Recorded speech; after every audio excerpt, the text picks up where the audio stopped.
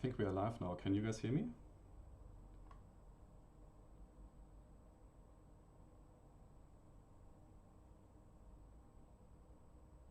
Can everybody see my desktop? You can write a quick confirmation in the live chat on the website to tell me if it works.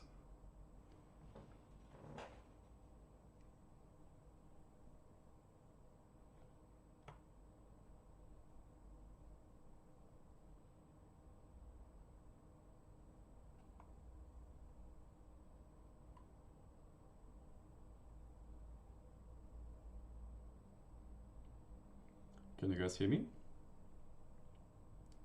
Volume is a bit low. Okay, let me fix it.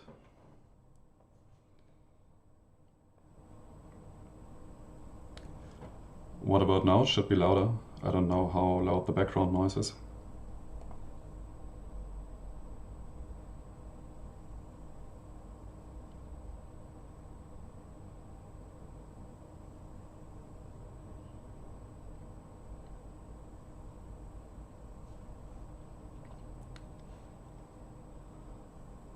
Yeah, let's see. Okay, so before we start, I would like to quickly introduce myself. My name is Victor Karp. I'm a professional 3D artist and game developer. And this course is going to be about Xonotic. Xonotic is free to play and open source first-person shooter. It's completely free, no strings attached. So it's not like any logins, any accounts or so. You just can play and install the game for free, and you can make levels for it. And this workshop is going to cover how to make levels for Xonotic, and also many other games that are similar to Xonotic, because the editor that we're going to use is not specific to Xonotic. It's a general editor that you can use for games like Quake and all other games that are based on the Quake engines. So here's a quick look on my website. If you want to contact me at any time, you can just go to the contact page. My website is victorkarp.com. Just go to the contact page and contact me via email or Discord if you have any questions during or after the live stream.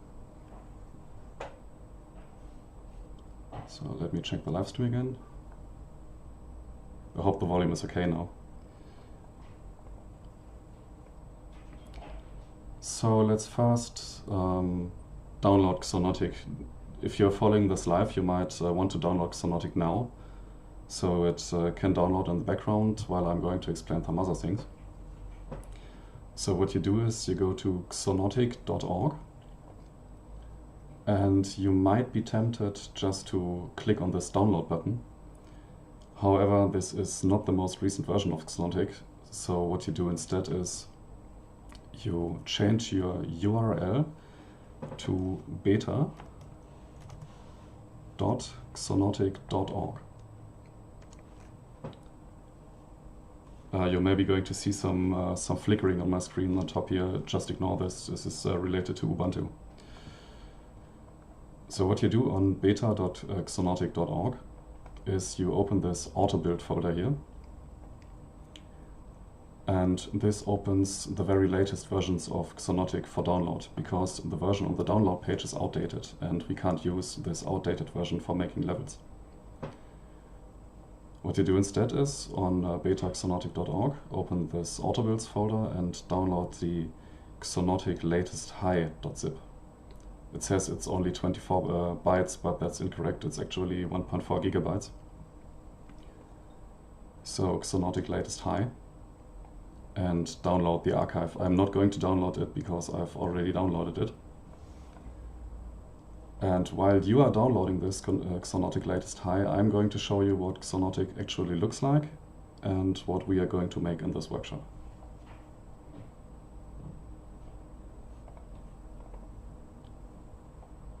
I have all the files extracted already. Don't worry, I'm going to show you how to do all this once you have downloaded it and I have shown what Xonotic actually is.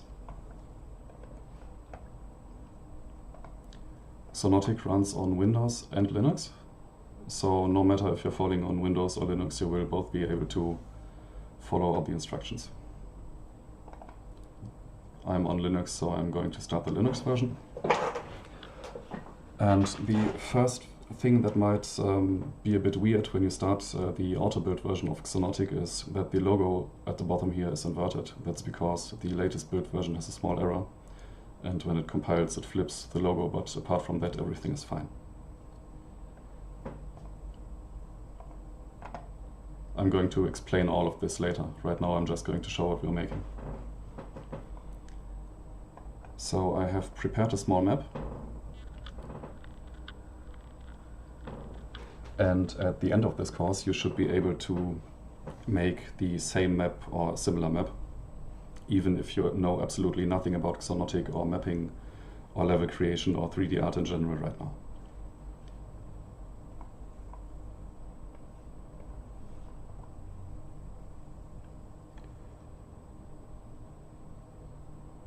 Okay, Alfie says the volume is perfect now, that's okay.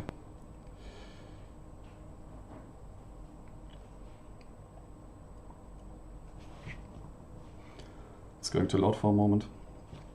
Once you have loaded a map and then load another map, it's a bit faster. The first loading is always slightly slower.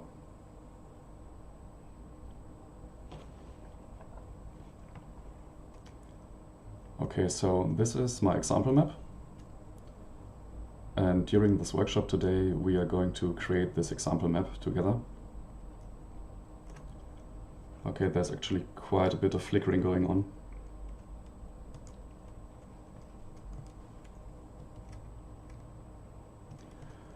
This example map is fairly simple.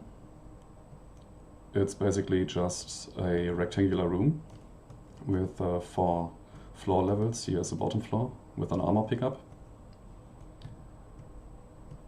And you can then counterclockwise go up these ramps, pick up some weapons. And when you arrive at the top, you've got a health pickup and armor pickups, and then can reach all the other levels. We've also got an elevator and some jump pads.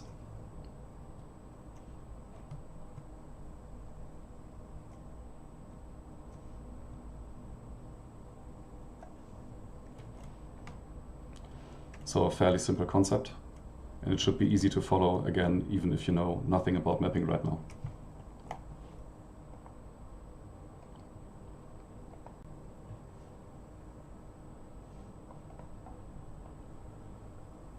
Okay, I think by now you should have finished downloading. And for making levels we actually need another application, which is the editor. The editor is called NetRadiant. And the NetRadiant is not just for Xonotic, it's, as I said, a generic editor, and it's based on the Radiant editor family. The Radiant editor family exists since Quake 2, I think, which came out in 1997. And the NetRadiant is based on the GTK Radiant, which in turn is based on the Q3 Radiant, which is based on the QE Radiant. So a fairly long heritage line of editors. And all these editors are similar, support multiple games, and are similarly usable. So that means if you know how to use all the other Radiants, you will be able to use NetRadiant and vice versa. To download the NetRadiant, you visit NetRadiant. Let me show it on my screen. netradiant.gitlab.io. And on this NetRadiant page, you can, when you click on the download button on the top here, the green download button, you can download the NetRadiant version for your operating system. There's one for Linux and one for Windows. The Windows installation is straightforward, just like you would install any other Windows tool. The Linux version is a bit more complicated, and I'm going to cover that right now. So depending on what operating system you're on, just download either Windows or Linux. If you are on Windows, just unpack it and install it. And for Linux, I'm going to show these steps now. I think the most popular Linux distribution is probably Ubuntu. I'm on Mint right now, which is an Ubuntu derivative, so I'm going to show the steps for Ubuntu. If you are not on Ubuntu, like for example on Fedora or Arch, you can find on this download page right here instructions how to install the NetRadiant for other distributions. So first you download it. I have already downloaded it and put it here in my Xonotic workshop folder, which gives you this really long named folder called NetRadiant 150. I'm going to delete this here, my old NetRadiant folder, and just unpack it. Then for easier use, I'm also going to rename it and cut off this long name at the end here, so it's just called NetRadiant. And also one extra step I'm going to perform. You can't perform this because you don't have NetRadiant config files. I'm going to delete all my configs, just so I can have a fresh start. The NetRadiant configs are stored on Linux in your config folder in your home directory. And I just called NetRadiant. I'm going to delete these now. Okay. So some distributions, some Linux distributions allow you to start the NetRadiant simply by double-clicking the NetRadiant file. That's unfortunately not the case on Mint. So what you have to do on Mint or some other distributions instead is to open a terminal and then drag and drop the NetRadiant file into your terminal. You might have to install additional dependencies. So if I start this now, this will work right away because I have installed all dependencies. But you won't have these dependencies. So what you do instead, if you are on Ubuntu, you type sudo apt install lib gtk glext1. And if you don't want to remember this, you can go to the download page again and you will find all these commands here. So for Ubuntu it's libgtk glext1. And if I'm going to try to install this now, it will say that it's already installed, so I can skip this. And when you've done this, you can again just drag and drop the NetRadiant into your terminal and run it. Actually, before we run the NetRadiant, we should probably extract the game files, so otherwise the NetRadiant will not be able to interact with our game files. Let me close all this for now.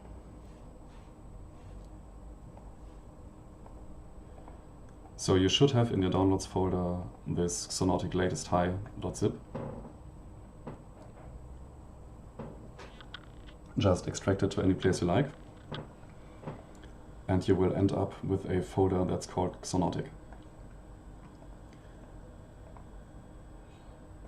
In this folder you will find the Xonotic exe, which you will run if you're on Windows, or the Xonotic Linux 64 glx executable file. So for starting the Radiant, again I'm going to open my terminal. Let me check on the live chat again.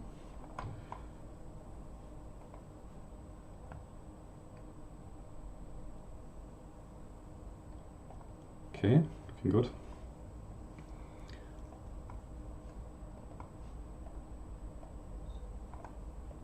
Alright, so let's start NetRadiant, drag and drop NetRadiant into the terminal. And now that we have Xonotic extracted, we can configure NetRadiant. The first thing you want to do is to select the correct game. By default, at least in my case, NetRadiant wants to create maps for Return to Castle Wolfenstein. And instead we open this list by clicking on it and then select at the very bottom Xonotic. If you want to create maps for other games as well, so not just Xonotic, you can leave this flag here, Show Global Preferences enabled. What this does is, whenever NetRadiant starts, it's going to ask you which game you want to map for. Because I'm only using it for Xonotic, I can disable this, so I'm not going to see this dialog again. And next you are asked where Xonotic is installed. you can click these three buttons here, or three dots, and point it to the extracted Xonotic folder. I've got this on my desktop in my Xonotic workshop folder, and just point it at the main directory, so just the main Xonotic folder, not any subdirectory. And then click on Open. You can leave all these boxes and all these paths unchecked, you don't need this. And then just click on OK.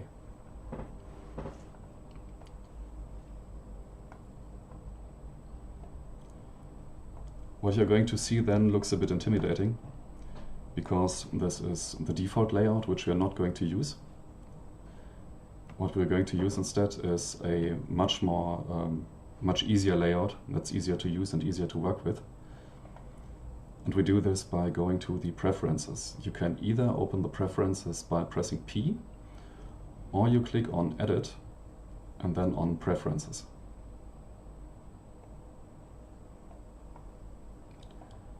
Then you'll see the Preferences menu, and on the left side in the Interface category you will find Layout. And under Layout you just select the third window, this one here.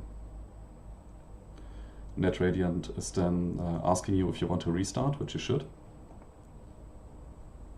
Maybe this, depending on your distribution, NetRadiant will actually not restart automatically. So you have to restart yourself again by using the terminal. Or if you're on Windows, just by starting the exe. Once you have restarted, your view should look like this. You should see 3 white windows with grid lines in the background and 1 gray window. And these windows represent your level in 3 different views: from the top, from the side, and from the front. On the top left here, you'll see your level in 3D.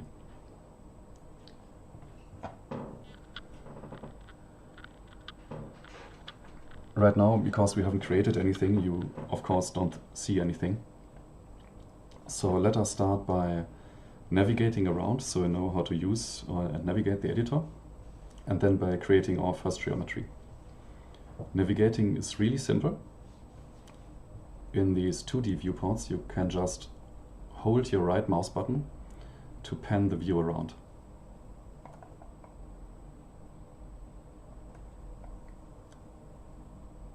And you can scroll your mouse wheel to zoom.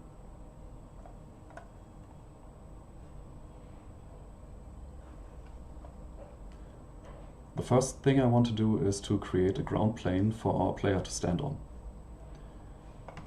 You can see these grid lines here in the background. Everything we create in NetRadiant is going to snap to these grid lines.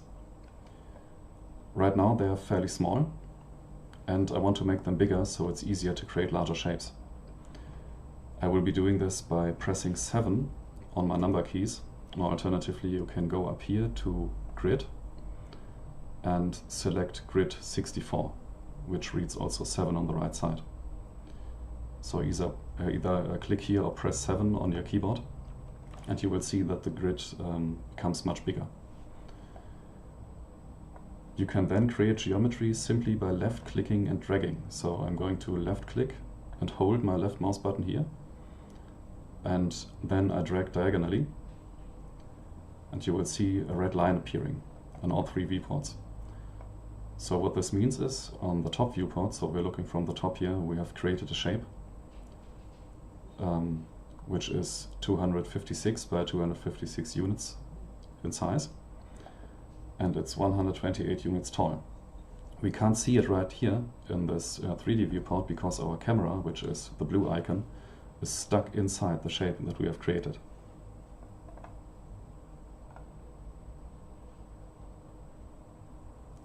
Let me check the live chat again. So Anonymous12 is asking, after you're done, do you mind very quickly reviewing what we need to do in order to have everything set up with Xonotic?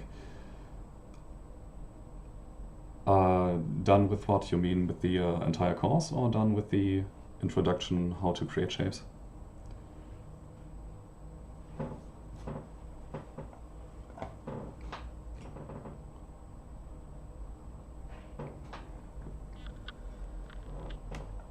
I'm waiting for answer, and I'm going to continue in the meantime. So once you have created shape, you can left click on the shape and move it around. And you will see that as soon as I move it in front of my camera, the blue icon here, I can actually see what's happening in my 3D viewport.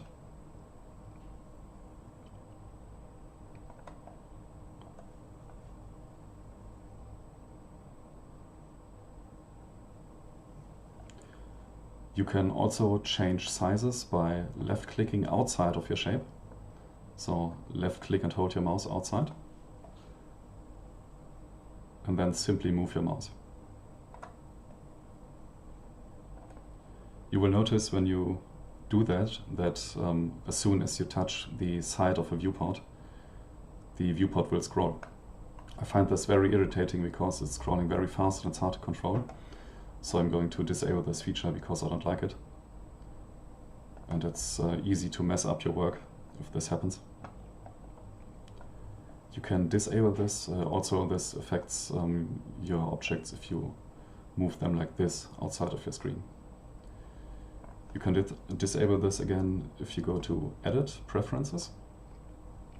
And it's going to ask me if I want to save, which is actually not a bad idea. I'm going to save now.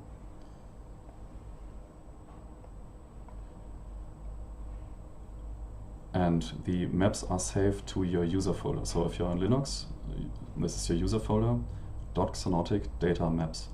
Maps are not saved in the Xonotic folder itself. You should never save your maps in the Xonotic folder because they could be overridden once you do an update. So Xonotic instead uses a different folder, the user folder inside your user directory. On Windows, I think it's My Saved Games in your Documents folder, but the structure should be the same. So My Saved Games, Xonotic Data Maps. And I'm going to call this Workshop Live.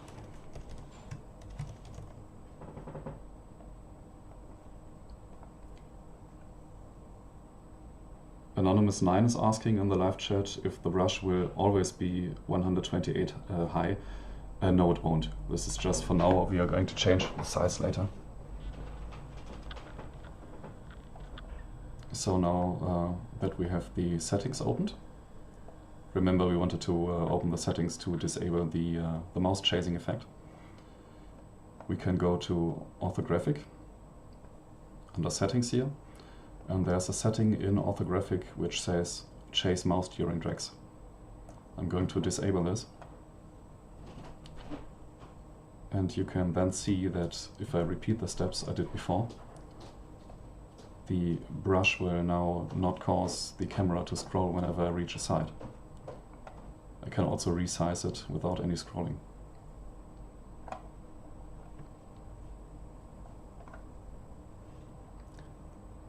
So let's now turn it into a real floor, because right now the sizes are incorrect. It's too small and it's too tall. So what we're going to do first is I'm going to center this brush here on the center line and change my size from 256 to 512 in both directions. So like this, and 512 like this. So just click and drag outside of your brush and move the mouse. And from the side here, I'm going to push it down on one grid line, like so. I'm also going to change my theme because I find it very hard to read. Maybe it's even worse on the stream. It's very hard to tell where the brush ends and where the background starts. So what I'm going to do is I will change my theme by going to MISC, Colors, Themes, and then I'm going to change it to Maya Max Lightwave Emulation. This gives you a gray background and a much better contrast.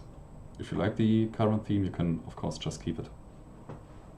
So again, MISC, Colors, Themes, Maya Max Lightwave Emulation.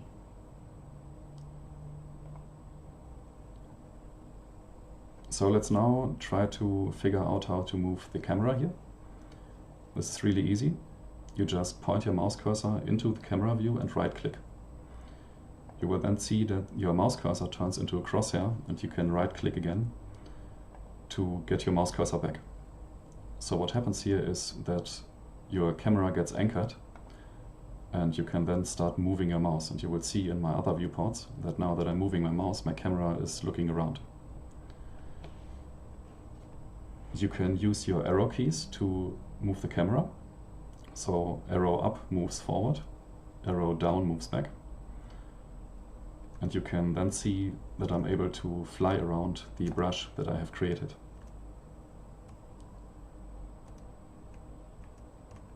And again, just right click to detach your camera so you can use your mouse again. So you can navigate this entire viewport just by right clicking and using your arrow keys. You can also scroll your mouse wheel, which can sometimes be a bit faster. So for example, when you fly backwards and also scroll your mouse wheel down, you will travel a bit faster. Or if you hold the arrow up key and scroll your mouse wheel up, you will travel faster in front. You will see that when you move a bit away from your brush, that the brush is starting to disappear.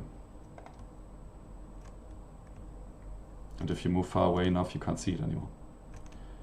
This is because this editor was originally used back in the 90s, and in the 90s computers were really slow. So developers had to find a way to improve performance. And they did this by removing everything the camera can see in a certain distance. This is not necessary today anymore, so you can disable this feature by clicking on this button up here, which says cubic clip the camera view.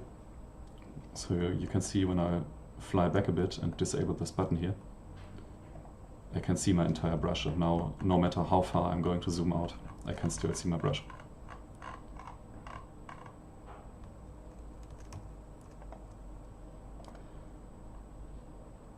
Let me quickly check if I maybe can fix the flickering, because it's really annoying in the live stream. I hope this doesn't affect the stream.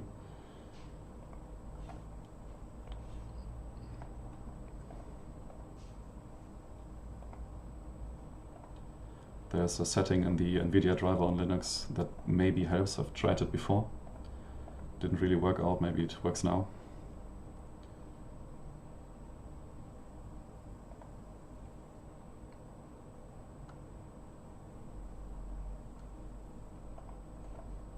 Okay, maybe that fixed it. Let's hope.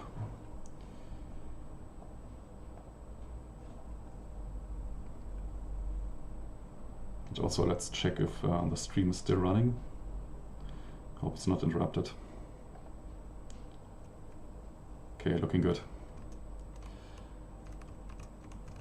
Next I want to apply a simple texture to my brush. You can select and deselect brushes by holding your Shift key. And ideally you will want to use the right Shift key, because the way I'm working with NetRadiant is I always have my left hand on the arrow keys because you need them all the time. So just get used to using the right Shift key using your pinky finger, and select and deselect your brush by Shift left clicking it. You can also click and drag. In my case here right now there's a strange bug that happens on some distributions of Linux, where you actually can't see the selection rectangle. So if you hold Shift and drag in any of these viewports and you can't see anything, the weird solution to this is to not maximize your window. So unmaximize it like so.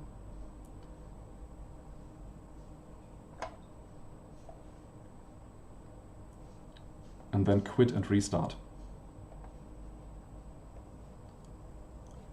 I don't know why this works. I've already written a support ticket in hopes that somebody knows what's happening here. But for some reason it works, so when you restart Radiant, you should then be able to hold Shift and left click to draw selection rectangles.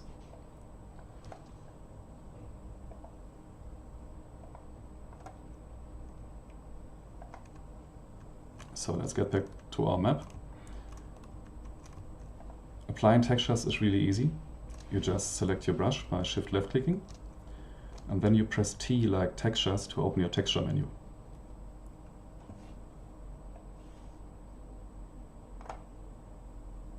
There's also a button up here that you can press, which opens or closes your texture browser.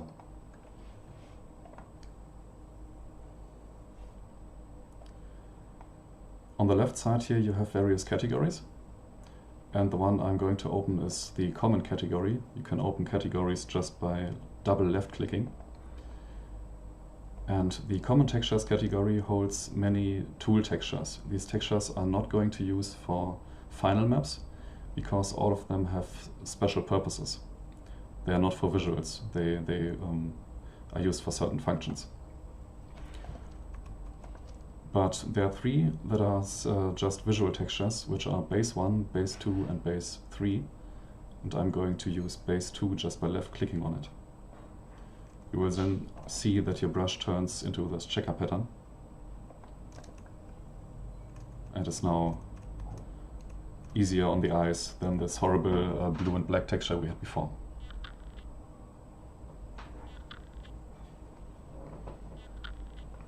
You can then close your texture browser again.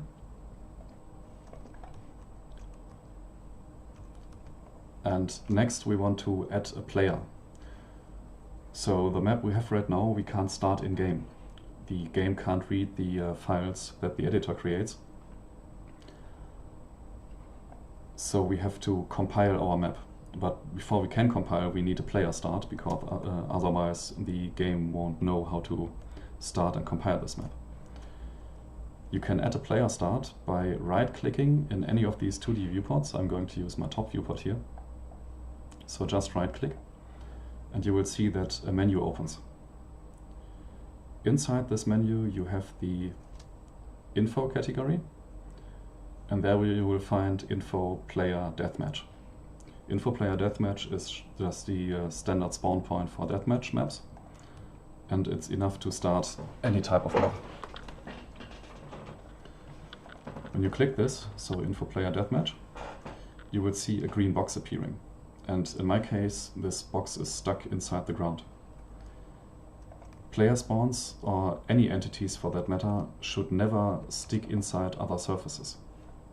So what we can do is decrease our grid size. I'm going to press 4 on my keyboard. Or alternatively, you can go up here to grid and select grid 8. And you will now see that the grid lines are much smaller. And I can then in one of the side viewports zoom in a bit and simply click and drag on my player spawn to push it up.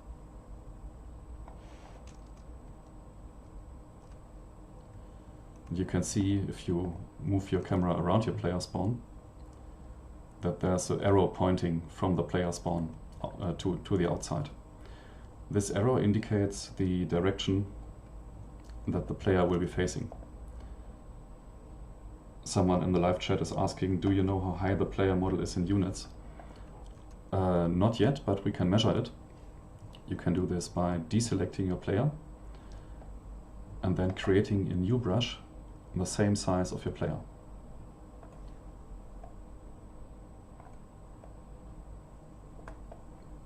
And here I can see that I even need a smaller grid because it's not accurate, so I'm going to press 1 and make this a bit more accurate.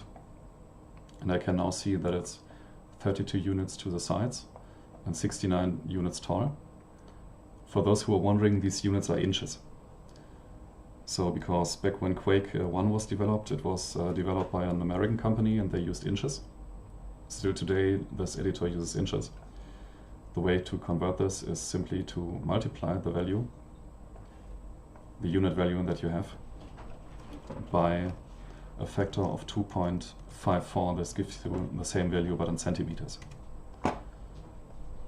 So in this case we can see that the player character is 1.75 meters tall, which is like a standard player standard human height.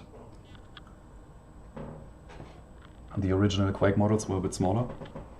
I think they were around 1.60 meters or so, which is why many Quake maps have weird proportions.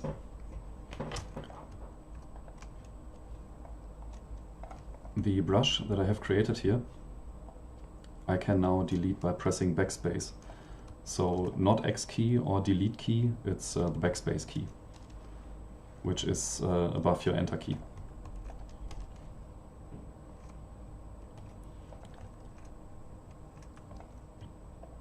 Okay, I also want my player spawn to be facing to the top. So not to the right like here, but to the top. You can rotate objects by pressing this Z button here. So in the top toolbar, you've got a couple of buttons to mirror and rotate selections. And this blue Z-axis button here, you can press, which will rotate your selection clockwise in 90-degree steps. So I press it a couple of times. And every time I press it, it will rotate 90 degrees clockwise. I press it until it's facing to the top. Then I'm going to save again. And now I want to view this first map that we have created inside the game. Again, you can't just load the game and start this map because it's the wrong file format. We first have to compile it. Compiling is really easy. You just go up here to the build menu and you will see a really long list of entries of compile options. But the only one that we need is at the very top, under customize, single BSP. BSP means that it's only going to compile the geometry, so no lighting, no performance optimization, only the physical structure of our map. I'm going to click this, and if you are on Windows, you will see a small box appearing, a console window that runs and compiles, and it will automatically close. On Linux you don't have this. What you have instead, if you have started the Radiant from a terminal, you can see the output inside the terminal, and you can also see it up here if you press O or this button here to open your console. So the compile log will appear in the console. I'm going to compile again so you can see how it compiles because it's already done here. Again, build BSP. You will now see that it started working. And it ends in a red warning and says map leaked. And it opens this small info window here. For now we're going to ignore this. I'm going to explain soon what it's about, what map leak means and how we fix it. For now just ignore it. And I'm now going to minimize my editor and start Xonotic instead. Again, on Windows you use the Xonotic exe, and on Linux you use Xonotic Linux 64 GLX.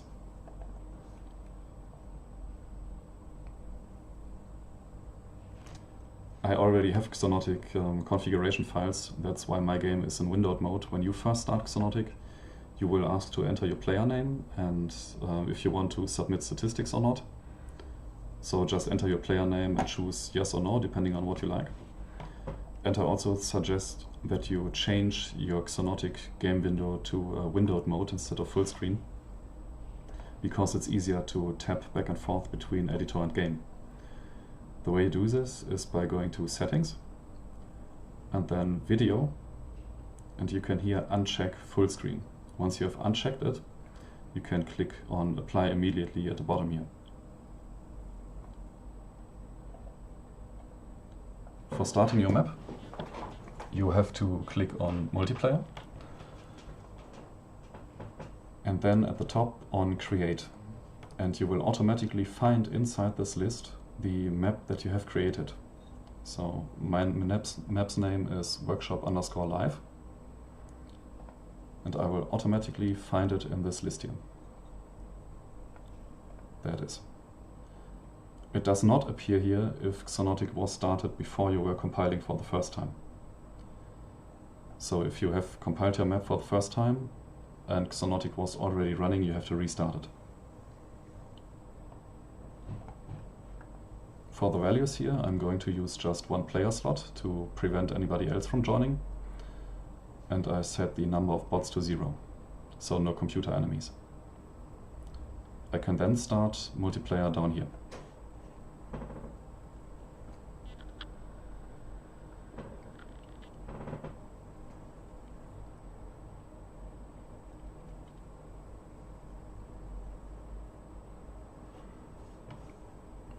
And once it has finished loading, we should be able to see our map with a simple player spawn and a square platform that we can run around on.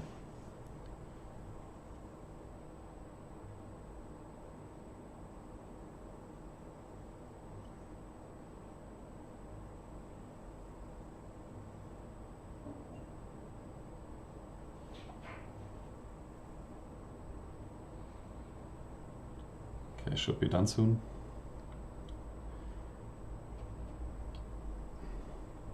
Alright, there it is. You can join the game by pressing space, and you will then be immediately able to run around on your platform. However, when you fall down from your platform, you will fall down into infinity, and there's no stop to this. You will continue falling forever.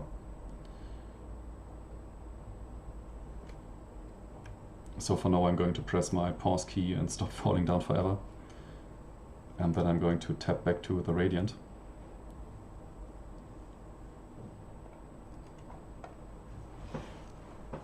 And we're going to make this map a bit more complex, and once we've done that, we're also going to find out later what this red line means and how to fix the leak error message.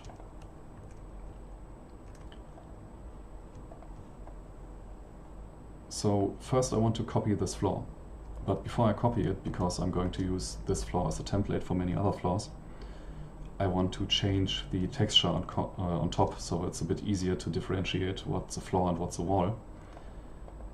And you do this by opening your texture menu again, by pressing either the T key or by pressing this button up here. Oh, by the way, I completely forgot to mention, you can deselect any brush by pressing the escape key. You select by holding shift and left click, and you deselect by pressing your escape key. To select the top side of your brush, you not only hold shift, you also hold the control key. So shift, control, left click at the top of your brush. Then I'm going to open the common textures again, and I'm going to apply base 3, which is a bit darker.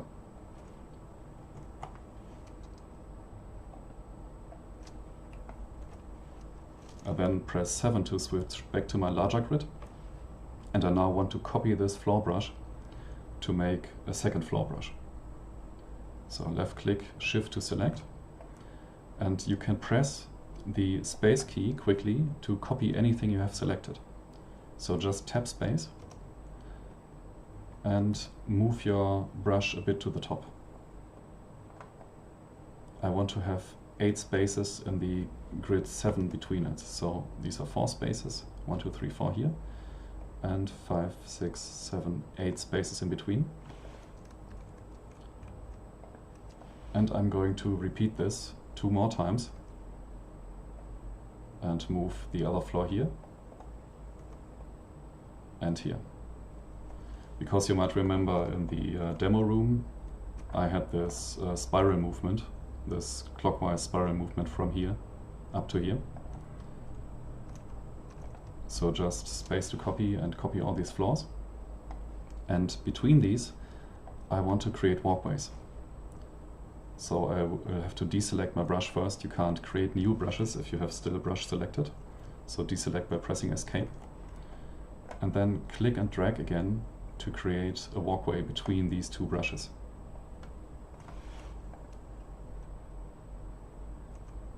You can also copy these. So if you don't want to click and drag, you can of course just copy one of these brushes and adjust the size here. I'm just going to do this once here.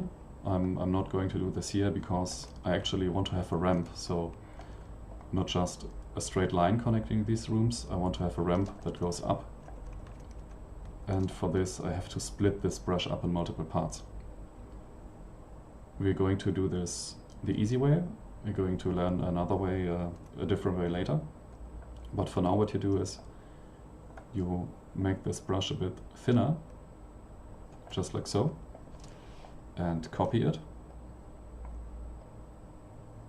Make it 6 blocks long and copy it again and make it 1 block long.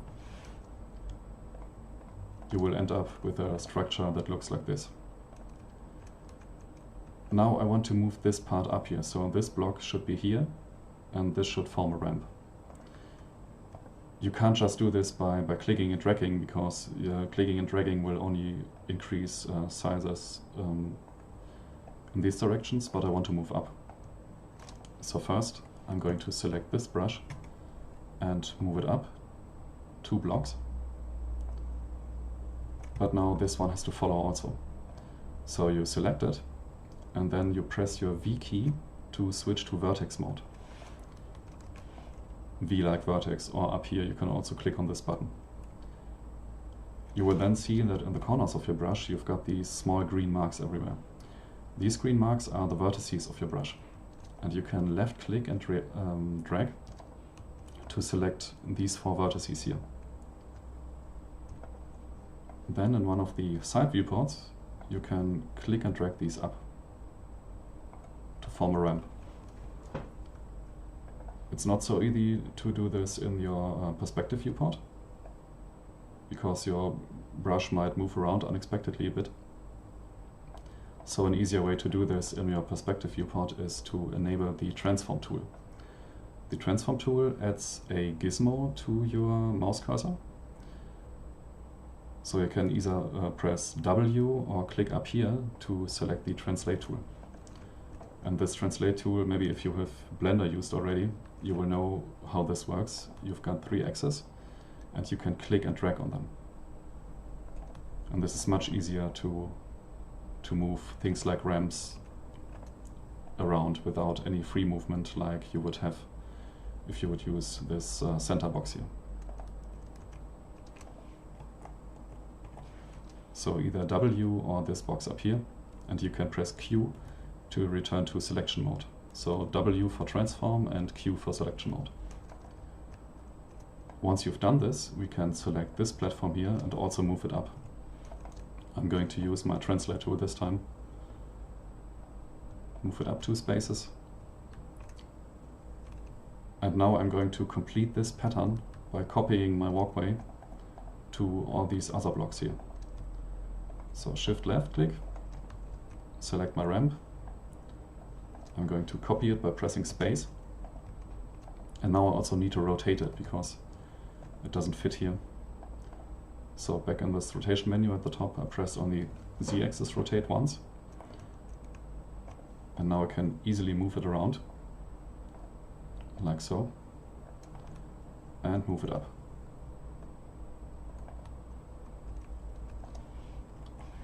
Then I have to move this platform up too, so the 2 heights match, and repeat the copy step again. So select my ramp, press space to copy, rotate up here, and move it around.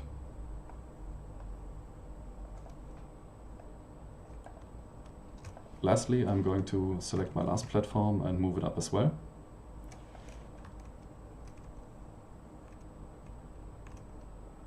And I'm going to add a last ramp here to connect the full circle. You can also click and drag on the 2D viewports, you don't have to do this here. So once again, space, rotate and move.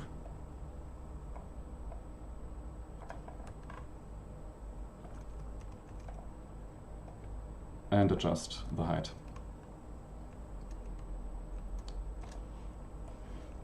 I'm going to compile this again and see what it looks like in-game. So up here, build, BSP, wait a short moment. We will get a warning again, which is okay for now. And then I'm going to hop back into Xonotic. And the way you restart your map is not just by restarting, because you will see that when I go back to the menu and select Workshop Live and start multiplayer again, Xonotic doesn't update my map. It still uses the old map file. You can do 2 things to fix this. Either you restart Xonotic, which takes a lot of time, or alternatively, you just load another map like Xoiland here. When you load another map, the map you have currently loaded is going to be flashed. And when you then return to your previous map and load it, all the changes you have made by compiling are now inside the game.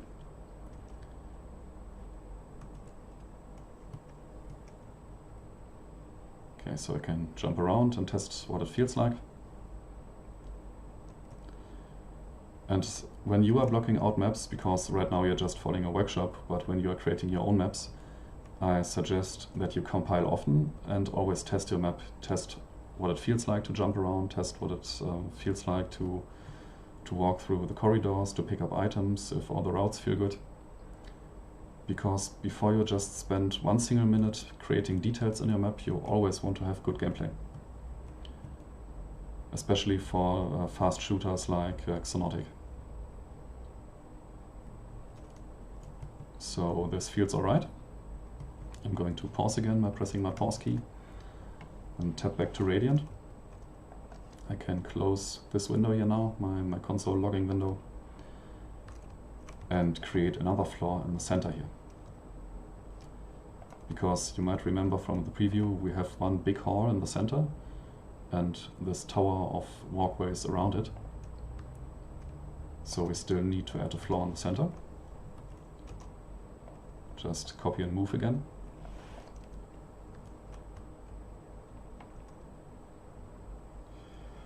Yeah, it is awful for testing, that's correct. I don't know why this is in Quake. In Quake it's easier, you can just use dev map and type your map name.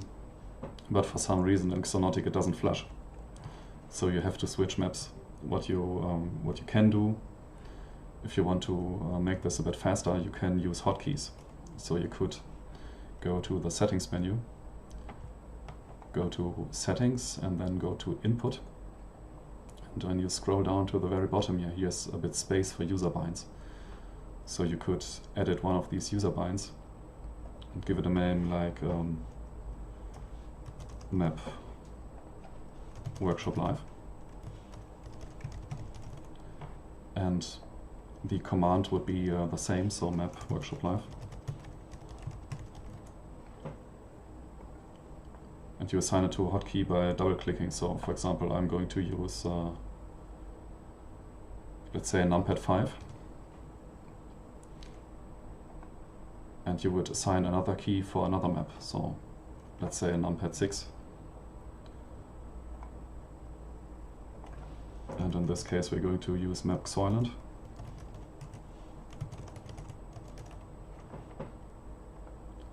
So now when I press my num keys, so I'm pressing numpad 6, it's loading the Xoiland map, and once it has loaded, I can press numpad 5 again and return to my own map.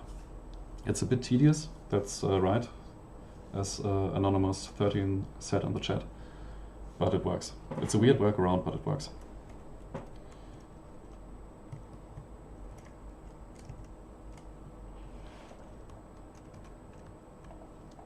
So I now want to connect all these floors so they are not just floating around. For this we're going to use a new tool, which is called the clipping tool, because right now you can only create rectangular shapes and there's not much creative freedom that you have by creating rectangular shapes, but you can cut off shapes. You do this by pressing X, or you can press this clipper button up here. And whenever you press X, you toggle between your selection mode and your clipper mode. What the clipper does is, yeah, as someone says in the chat, there's probably some FS command to flush. Maybe there is. Maybe somebody on forums.xonotic.org knows. And there's a discussion about it right now. Maybe somebody can chip in and share the wisdom, because I only know this workaround, and as you said, I bet it's easier by using some FS command. So the clipper works by defining 2 or 3 points. For this tutorial we're just going to use 2 points. And what you do is, once you have your clipper selected and your brush selected, you click the 2 points that you want to cut off. So you click here and here, and you will see this blue shape appearing and a line that's pointing away from this shape. This means that when I'm going to confirm this by pressing my enter key, this part of my brush is going to be cut off. So once I press enter, this part is removed. The direction is always left from the first mark to the second mark. So I click here and then here, it's going to remove the left side. If I do it the other way around, so if I click here first and then here, it's going to remove the entire brush and just leave the corner. So always have what you want to remove on the left side. I will move around this brush and remove all 4 corners. And once I've done that, I'm going to repeat this on these corners here. So for every flaw that I have,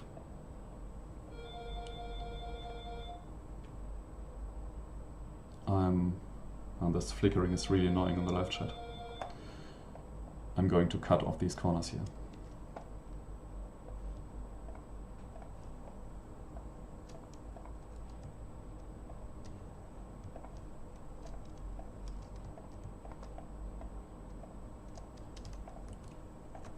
Okay, now once I've done that, I can create new walkways here to connect this ground floor to all these top floors. Let me see if I can do something against the flickering. It's really intensive now in the live stream.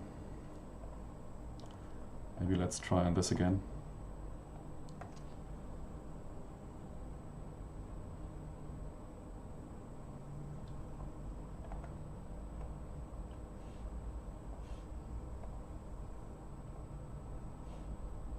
Weird, yeah, it's weird. Okay, let's connect these now. I'm going to connect this by first creating a new brush on the ground level. And then, just like before, I'm going to cut off all corners. So just clipping tool again, cutting off all corners. And then back to selection mode, because you can't move while you have the clipping tool selected. So press Q to go back to selection mode, or click up here to selection mode, and move this platform around after copying it by pressing space.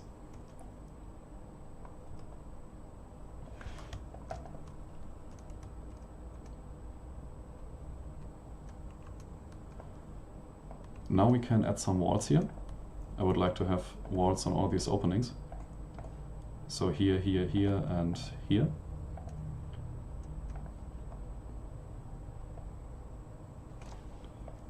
So I'm just going to click and drag, create new shapes, and I'm going to make them 4 blocks higher than my tallest block here. So they extend a bit, and then cut off these parts on the sides here.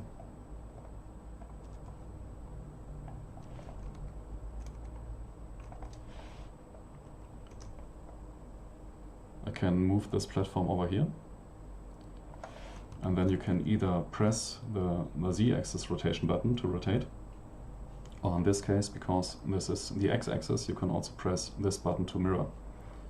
So once I press this button, you're going to see that this brush flips around.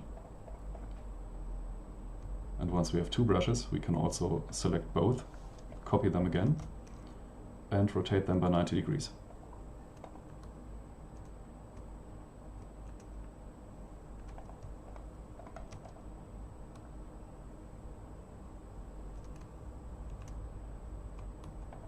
Actually, I made them too high, I just noticed. I want them to align with this edge here. So I can switch back to vertex mode by pressing V, and then click and drag to select all the vertices on top. And using my translate gizmo on the W key, I can move all this down.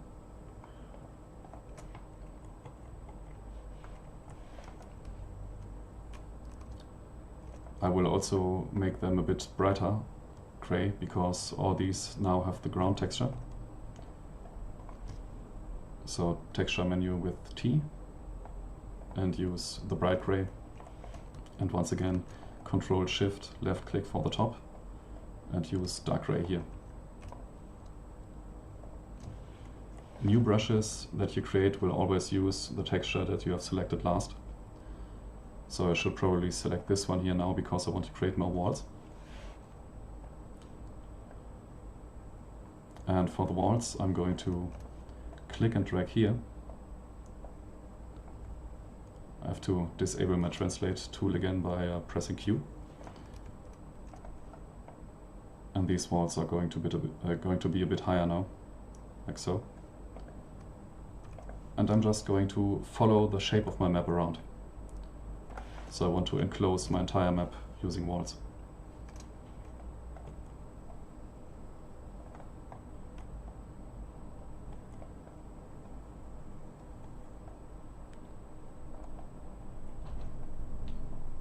You can of course also copy these, but I think it's easier and faster to just create new shapes by clicking and dragging.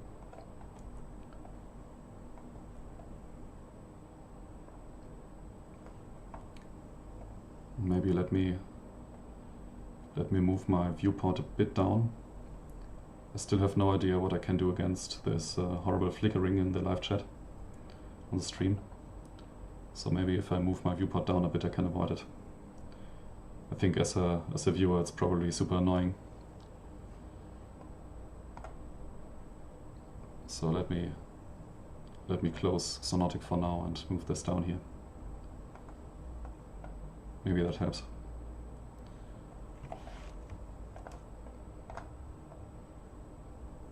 Okay, last one.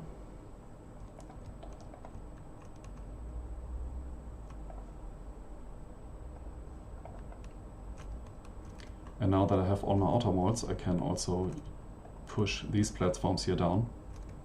So it's just select these and make them longer, like so. So these holes that I have here become covered.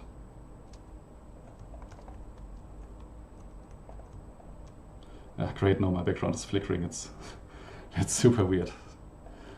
Let me try once again in the NVIDIA settings if I can somehow fix it.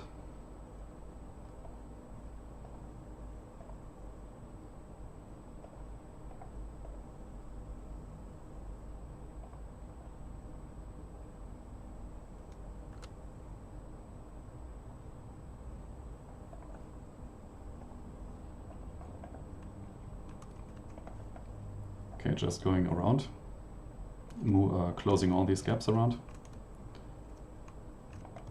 And for the last one, I'm going to extend this brush down here.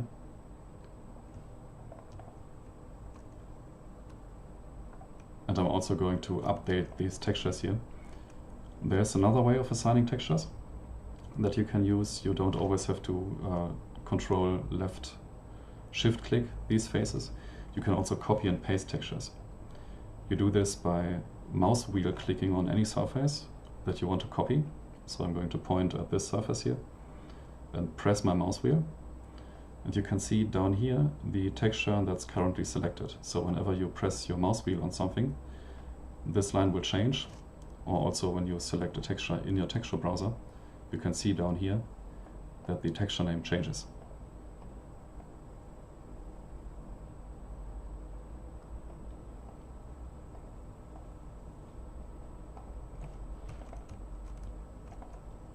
So I'm going to copy this from here, from this face, by clicking with my mouse wheel. And then I'm holding Shift and click my mouse wheel again to copy it on this face. So mouse wheel click to copy, Shift mouse wheel click to paste.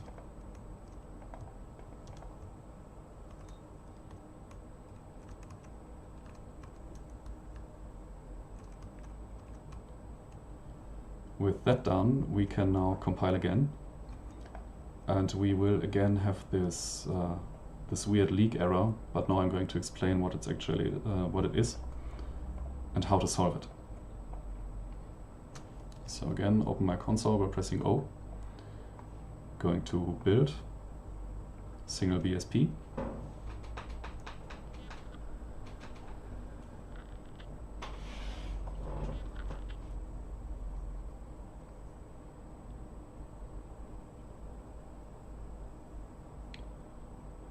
Oh nice, somebody in the chat wrote that he found a command for reloading a map. I'm going to test this next time.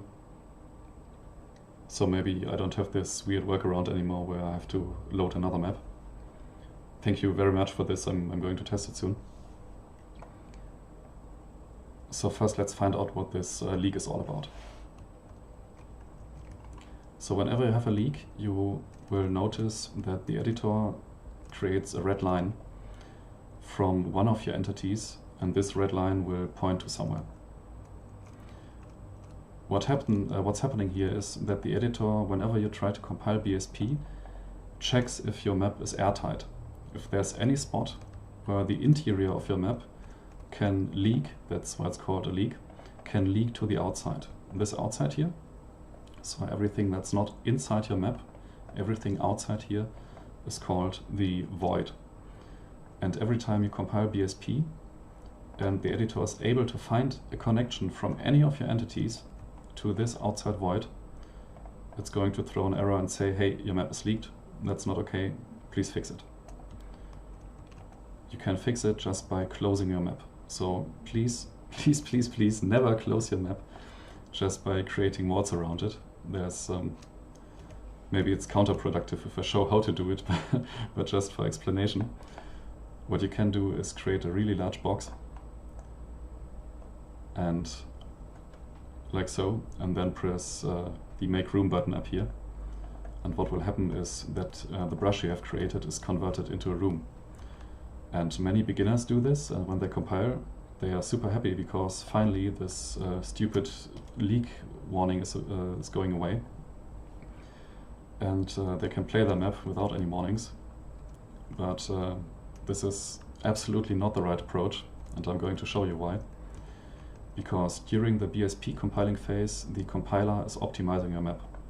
And it's going to delete any faces that aren't absolutely necessary. So everything that is only connected to the void and can't be seen from the inside of your map is going to be deleted by the compiler. But this only works if your map is correctly set up. So when you use a large box like this, the compiler doesn't know that the outside of this wall isn't meant to be seen. Because for the compiler, everything inside this box is now your map. So what this looks like, I'm going to start Xonotic again. And this time I'm going to test this CVAR you have posted. First I'm going to load the current version.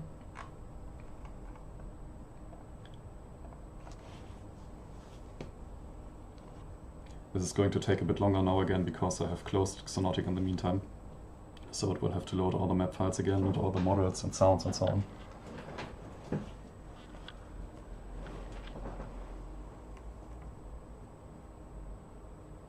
Also, if anyone of those watching either now or later in the recording knows how to fix this stupid flickering on Ubuntu in combination with OBS, please let me know. This is horrible and I would like to avoid it in the future.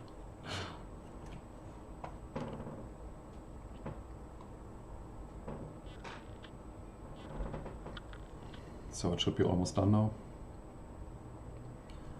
There we are. Okay, yeah, let's see what it looks like. So as you can see, we have a large ceiling here. All the recent changes are in the map. But I can no longer fall out of my map. But also I have this really large unnecessary room around my map now. So what we're going to do to fix it is to go back to the editor and delete this room that I've created here. And instead we are going to create a new plate on top of it, just to seal the map off.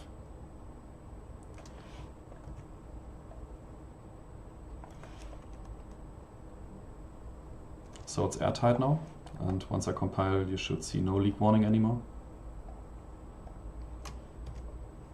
And the compiler should finish like it usually does when it doesn't give a warning. Yeah, it says disconnecting, connection closed, which means it's now done. Compiling has worked, no leak this time. And you will see the difference immediately when I restart my map, and I'm going to try the command that has been posted in the live chat. So let's try this fs_rescan. Okay. And let's restart my map. But it seems it doesn't work. Maybe I have to enable cheats first.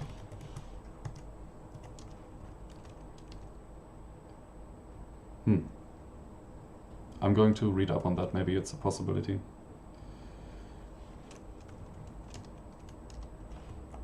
But it seems not to be working, unfortunately.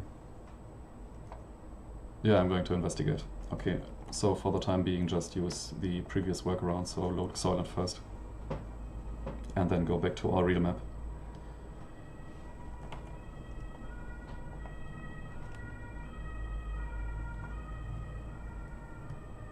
Okay, now when you are in spectator mode and you fly outside of your map, you will notice that everything has been deleted. So all the outside faces, all the outside... No, the flickering is on my side. In response to the live chat, the flickering is my problem. It's related to Ubuntu and OBS. Unfortunately, I have no idea how to fix it. I fixed it yesterday when I prepared this live stream, but for some reason I can't get it to work today anymore. It is, in some way, it is related to this NVIDIA settings panel and OBS and Ubuntu-based Linux distributions. So I'm trying back and forth all these settings here, but they seem to have no effect on the live stream. Maybe if somebody has already used OBS on Ubuntu-based distros and knows how to fix this, please let me know.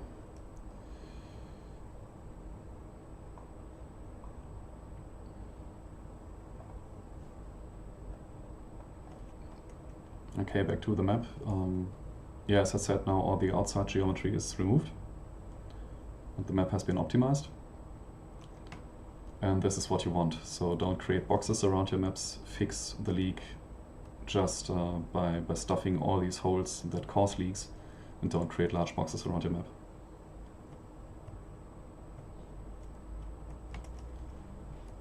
Okay, let's hop back into Radiant. And now let's add some gameplay. So I'm going to add more player spawns. I've got the first player spawn here. And I want to push it a bit into the corner, like so, and I also want to angle it. I want this player to be facing this direction when he spawns, but you can't do this just by pressing this Z-axis rotation button, because it always only rotates on 90-degree steps. What you can do is press the N key, which opens your entities menu. Let me bring this down here, it's still flickering on top.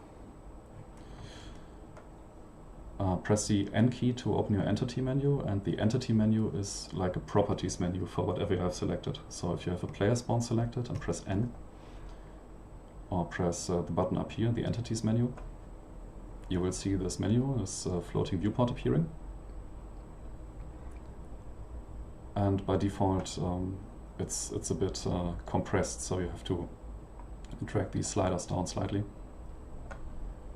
And on top you will see the entity that you have selected, which in my case is Info Player Deathmatch, followed by a description and all the options that you have, and then followed by some boxes where you can make adjustments. And what you want to change here is the angle. The angle right now is set to 90. So you click on the 90 on the angle or whatever value you have here, and it will automatically fill the values of this key and this value at the box here at the bottom. So I'm going to change this from 90 to 45, and now it's pointing in the correct direction. And if it wouldn't be pointing in the correct direction, like for example it would be so, pointing to this side, I could then use my Z-axis rotation.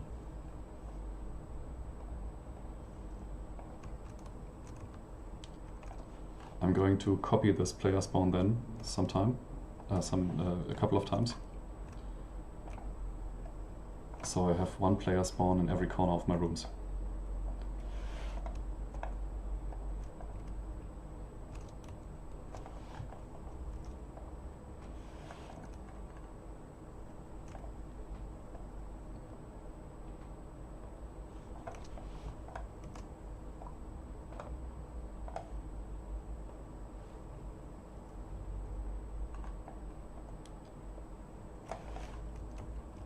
Okay, that's better. So now whenever a player spawns or is fragged, for the flickering, Anonymous 14 said in the live chat there's a setting in the NVIDIA menu that could help. The OpenGL tab, uncheck, allow flipping. Okay. Let's see if this helps. Maybe this could also be related. Sync to vblank. I always have to wait a short moment because the live. Oh, amazing! It works. The live stream is lagging behind a couple of seconds for me, so I'm always seeing myself in the past on my left monitor. This is amazing. Thank you so much for this. This is so much better. It's finally gone now. Awesome. Thank you. It's finally gone. Great. No flickering anymore. Let me quickly note this because I do absolutely not want to forget this.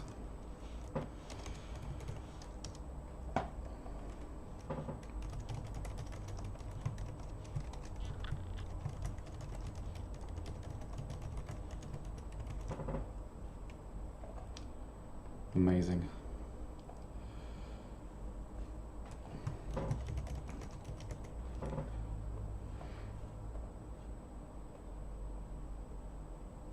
Yeah, thank you so much. Okay, finally. Now that we can work undistracted, let's continue.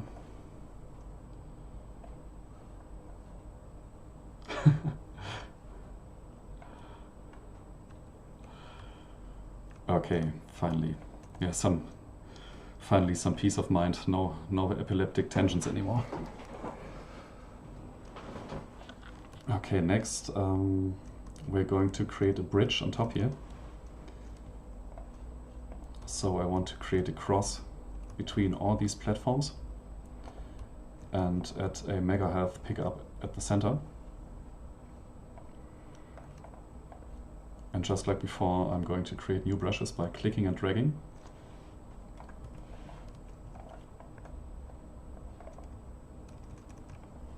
And I want this center platform to be a bit lower, so like so, but I'm going to use a smaller grid. I'm pressing 6 for a smaller grid and push this one square down. And now I'm going to create small ramps from the side. So just copy it, make it a bit thinner, like so. Copy it here, push it up a bit. And now I'm going to add a small ramp between these two brushes. And again, you can use the vertex tool by pressing V and then using the translate tool to move your selection.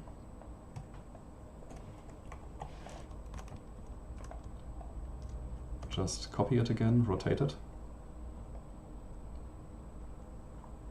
Oh, I forgot one. This one here. And once again, select and rotate. And with the same technique I've used here, I'm going to press on my mouse wheel, select this texture, and shift mouse wheel press on all these surfaces to assign the black texture to it.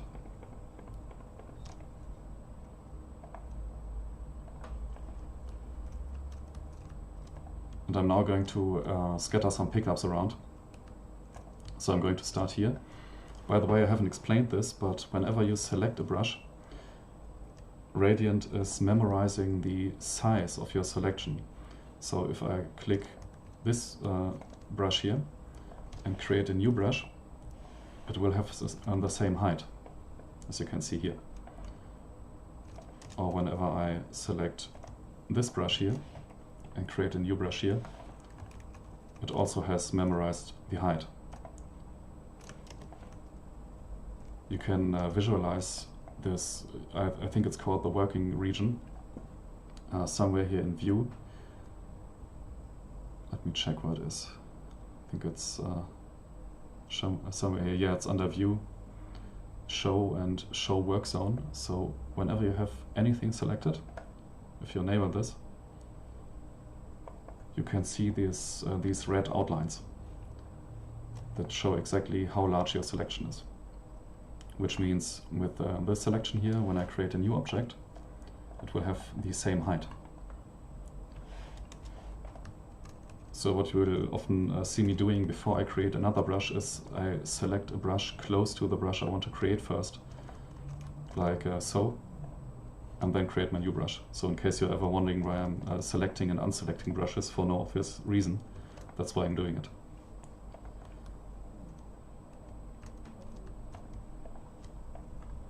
Okay, let's add a megahertz item here. So select this top brush, then right click, go to item and add item height big. It will be sticking inside the floor slightly. So in the side viewport here I can move it up. And I'm going to do the same for the bottom here, but this time I'm going to insert an armor pickup. So select my bottom first to update my working region. Right click, item, armor big. And again move it up slightly. I'm then going to scatter some items around here on these ramps and some on top of here. And lastly we're going to use 4 weapons in all these corners. So first I'm going to place some health on the sides. We're going to item health, where is it? I'm going to use medium, which is I think 25 HP. If you want to read descriptions about any entity because you're not sure what it does, you can just open the entity menu by pressing N. And you always have this description box here. In this case it says it's a medium health pickup and it defaults to 25 HP. So whenever you want to know about a function, we're going to look into some advanced things like jump pads and platforms later, and they also have these descriptions, so you don't need an external resource like tutorials or wikis, because you have a documentation inside the editor.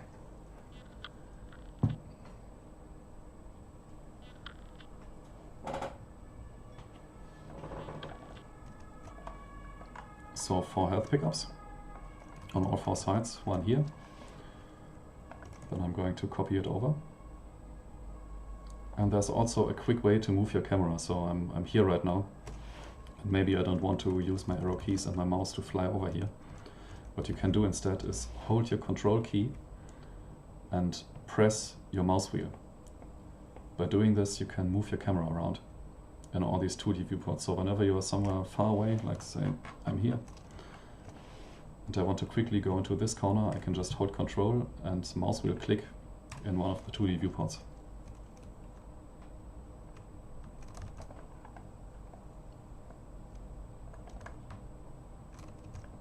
So adjust the height. And if I'm not mistaken, you don't have to be absolutely accurate about this, because these items will drop to the closest ground. So they should not be floating here, they will align themselves to the ground.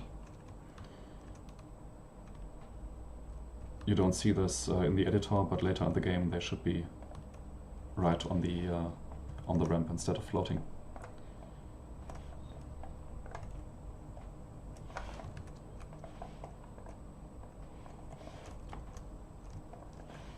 And a last one down here.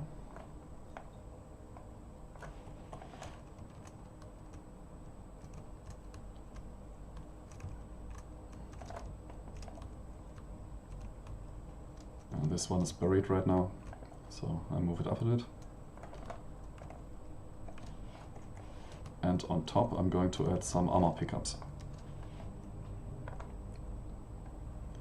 which you can find under item and armor. I'm going to use medium, which is also 25.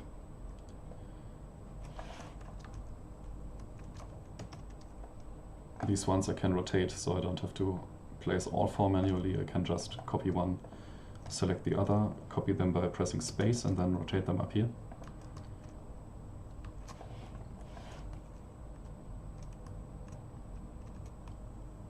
And lastly I'm going to place some weapons. So down here I'm going to use the electro weapon, which fires electro projectiles. The primary fire is a straight shot, and the secondary fire are up to 3 electrospheres that you can shoot again to cause chain link damage.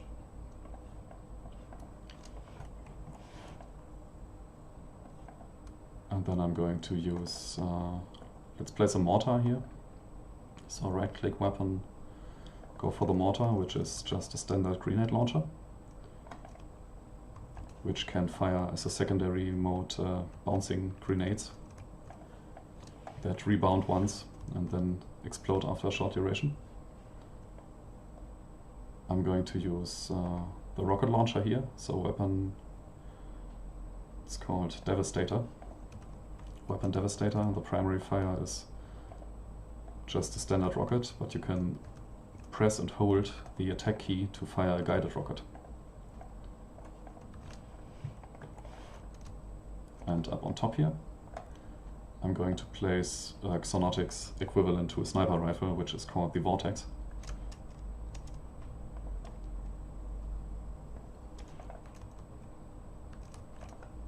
And let's place this up here.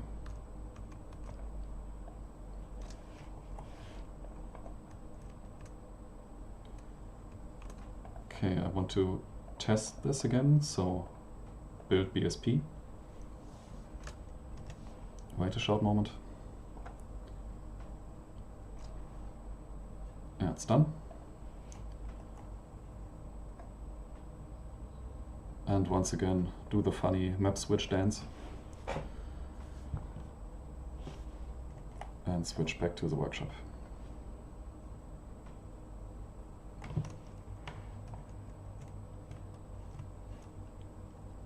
So it's now slowly starting to look like a game, with a couple of pickups, weapons, items.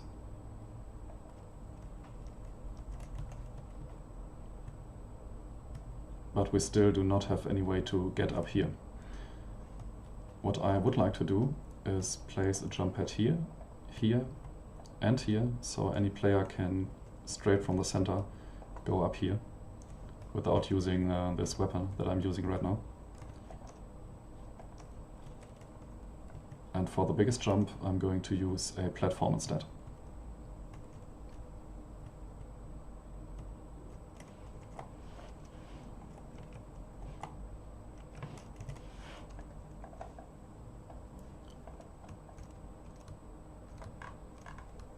Okay, creating jump pads is really easy. Everything you want to can become a jump pad. It's not like there's a single prefabricated jump pad object that you use. Instead, you create a brush and then tell the editor that this brush is now a jump pad. And you can then create a visual jump pad around it that doesn't really do anything except from telling players that this is jump pad, so they know that when they jump on top of it, they're going to be catapulted around. So the mechanical part about this is that you create a brush. I'm going to do this here in one of these corners. And I'm going to make it 32 by 32. And from the side I'm going to switch to grid 4 and make it only 8 units tall. And this is the base that we're going to use. So the player will see this and think, okay, that's a jump pad, I'm going to jump on top of that. But right now it doesn't look like a jump pad, so I'm going to use some textures. First I'm going to select my brush and then open my texture menu and load this EXX category. And you will see all these different textures here, but they are fairly small. It's even for me, it's hard to tell what the smaller textures look like, but fortunately you can make these previews bigger. You can do this in your preferences. So when you go to Edit, Preferences, down here is under the settings a texture browser entry, which gives you a texture thumbnail size, and I'm going to increase this to, let's say, 200. And these are much bigger now and easier to see. I want to use two different textures, one for the side, for all four sides here, and one for the top. For the sides I'm going to use one that is already aligned correctly. We're going to cover texture alignment later. For now I'm just going to apply textures. So I choose this one, this trim texture, but I don't want to use it on top. So I select my top by pressing Ctrl-Shift left click. And I think here under track 5 we will find light textures. Yeah, I'm going to use one of these light textures, and there are 3 different ones. You can't read this text here because it's intersecting another text, but the difference between these light textures is that this one is just a visual texture, and these two here actually produce light. So whenever you assign them to a texture, to a face, and compile your map, or better compile the lighting for your map, so not just BSP, but also light, which we're going to do later, you will see that these surfaces produce light. So for now this is just a simple lamp. This doesn't do anything, but we will create the jump pad on top of it. To do this, I'm going to copy my brush on top of it, make it a bit thicker, like so. And what you want to do then is to assign the common trigger texture to it. As I said in the beginning, here the common folder. These textures, except for the first 3 here, these base textures, are not textures that you apply for visual reasons. You only apply them for certain technical reasons. And one of these reasons is that you want to create a jump pad, which you do by assigning the trigger texture. So by itself, this doesn't do anything, but the editor is now primed to receive any input on this. The actual jump pad is created by selecting this trigger texture brush and then right-clicking it and going to trigger, and here's a really long list of triggers that this game supports, and one of them is called trigger push. So don't look for jump pad, it's called push. Once you do this, you will see that on the trigger brush that you have now created, there's a small line that says trigger push. Just like all the other entities that we have names, this brush is now no longer a simple brush, it's now a trigger. But it doesn't know where to catapult the player, so just by itself it will try to catapult the player to the map's origin. So when you run into this, it will catapult the player to this place here.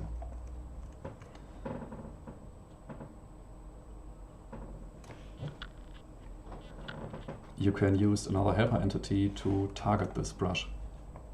So what you do is you right-click, and from this list you choose target and target position. It doesn't matter in which direction it's pointing. In this case, I think there are cases where it does matter, but in this case it doesn't. You just move this entity to wherever you want the player to be catapulted. So I'm going to move it here. And lastly, we have to connect these. So right now the jump pad doesn't know that this target position is related to it. So you have to connect them. You do this by first selecting a jump pad, then selecting a target. And once you've done that, the order is important. You have to select the jump pad first and then the target. You hold Control and press K. Yeah, K like connect, exactly. And then you will see this orange line between those. And you will also see when you open the entity menu for the jump pad by pressing your N key that it has a new entry, which says target is target position 1. And target position 1 is the name of this object here. I'm going to compile and test this in-game just to see if it works.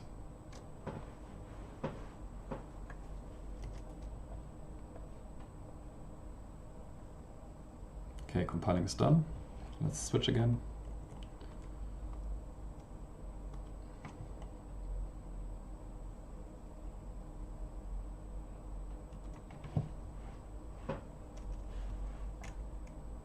And walk into it and see what happens.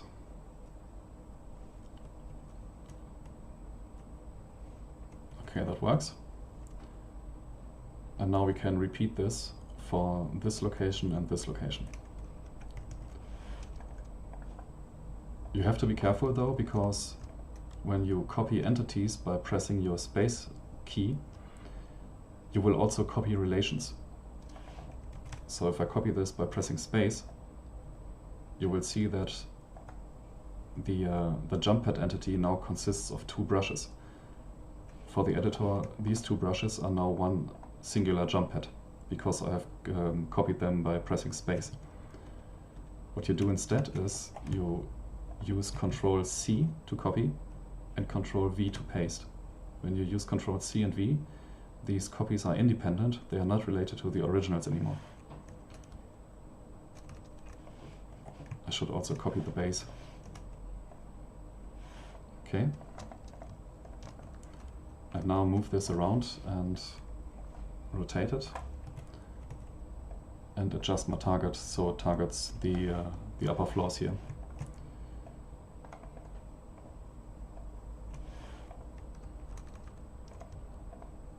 And one last time, copy using Ctrl C, paste with Ctrl V, and rotate again and move it around.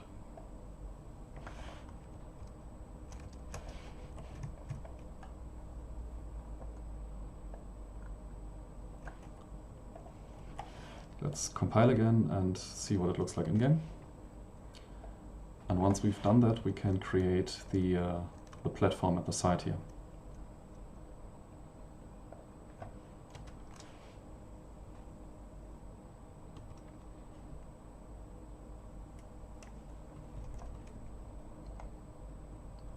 This was working. Yeah, that's looking good. And that's also looking good. Okay. So now for the platform. The platform is just like a jump pad, also a brush entity. So you start creating it by creating a brush in the shape that you want your platform to be, and then later turning it into a platform. The rule for platforms is that you create them in the raised position. And I just noticed that here's a bit of geometry missing, so I would like to have a bit more of a ledge here. So before I create my platform, I will create another brush here. So we have a bit more room to walk around on. And cut off one side. And again assign the dark texture on top. And now we can create a platform here.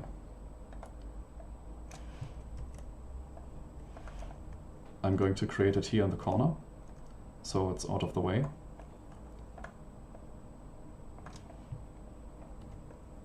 And again, it's just a regular brush. Well, I'm going to use this texture here, so it stands a bit out. And then I'm going to turn it into a platform. You do this by right-clicking, and then going to Func, and then Func Plat, like platform. You will then see that your brush is now called Func Plat.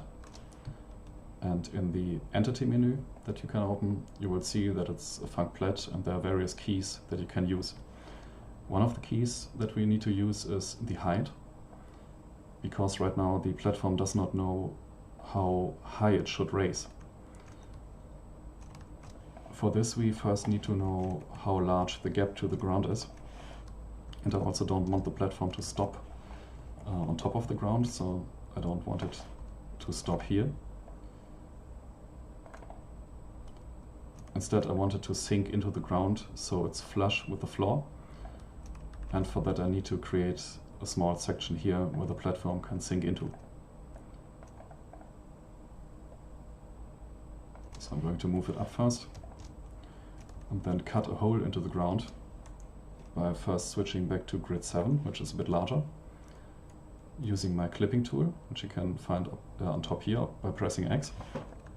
And in this case, I don't want to cut away anything from my brush, so I could of course make a line here and cut this one away but then I would have to recreate my ground, and I don't want to do this. So instead I can also use the clipping tool to slice brushes and not throw away the other side. So just make a line like so, and then instead of pressing enter, you hold shift and press enter, and this will split these two brushes. You can then do the same here, so X to define a line, and shift enter to split. And lastly, I can make an indentation here, so select this brush and move it down 1 square. You have to fill these gaps though, because you can see here that I now have created gaps in the ground. And when I would compile it like this, I would again get a leak. So I have to take care of this. I'm going to create new brushes here, just to fill the space. Like so. And cut away the upper part by using my clipping tool. And so, and assign the textures. And now I've got this nice foundation here that the platform can rest into, but the platform doesn't know that it has to go until it touches the floor down here, because it doesn't know how high it is. But you can add this value by first measuring how high this gap is. So just create a brush and make it fit the entire route that the platform would take. And read the measurements on the side. So this is 512 units, which I can then enter in the height field of my platform. So here's a variable called height. And down here you find a field called height. You can either enter the value here, or you can create a new key called height and then enter the value. It's exactly the same. There's no difference in doing it one way or the other. This is just faster because you don't have to type height first. You now have a new height entry here. And you can also, here's a flag called crush. You can also check this crush flag, which will then crush any player that is trapped below the platform when it goes down.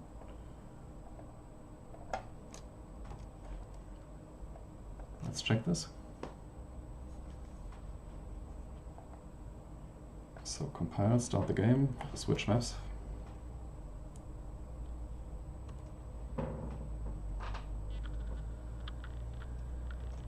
And we should now have a moving platform. As you can see here, it's now in the rest position. You have to place it in the editor in the elevated position. But when the game starts, it will then go down to the rest position. It works, but it's really slow, and it's far too slow for a fast game like Xonotic. So we can't have the player wait so long to get up there.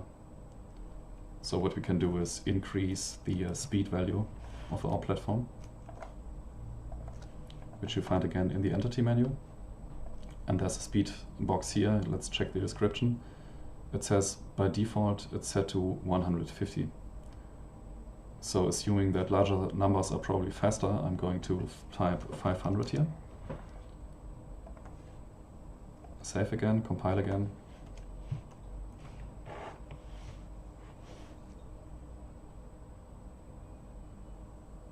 And restart my map.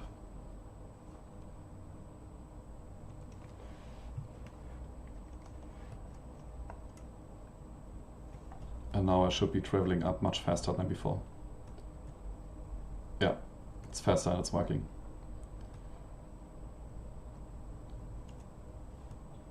Let me also check what it looks like up here, now that we have new geometry. And I think that's enough space to walk around. It should work.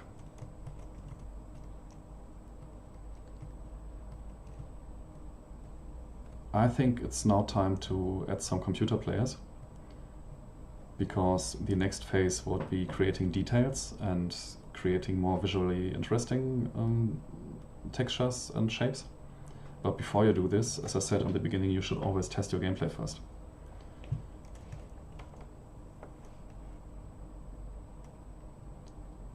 Okay, Anonymous14 said in the chat that the fs rescan command has to be combined with the map workshop live command. So I'm going to try this next time I start my map. Maybe this works.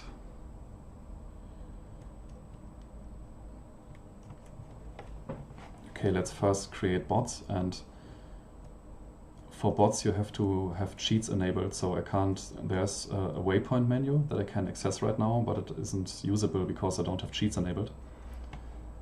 So what you do is open the console. By default it's Shift and Escape. Shift and Escape. I'm giggling at the live chat.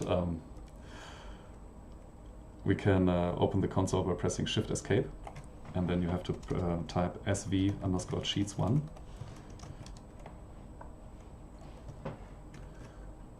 And now that cheats are enabled, you won't notice this immediately, but once you restart the map, you will have cheats enabled.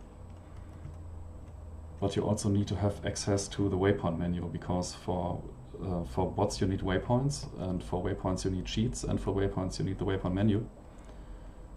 And I think by default there's no hotkey assigned to it.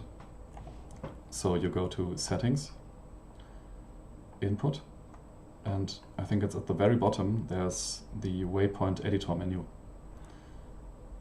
You can double click this and assign a hotkey. I'm using C because C is not assigned to anything, and it's close to my movement keys, which makes it easier. So Waypoint Editor menu assigned to C. And then I'm going to restart my map.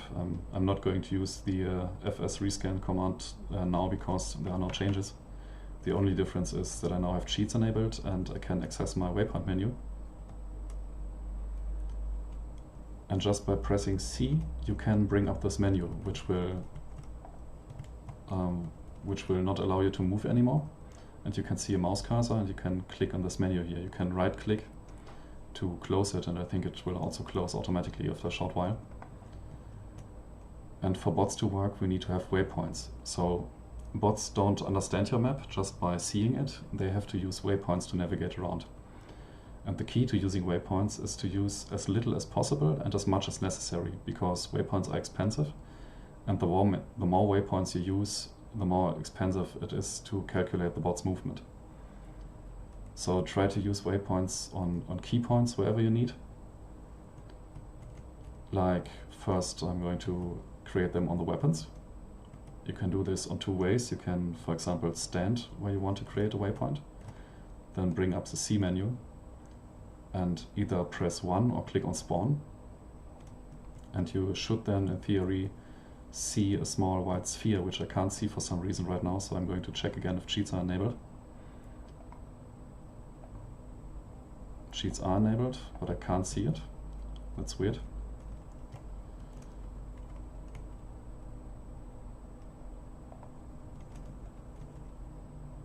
Okay, that's really strange. It never happened before.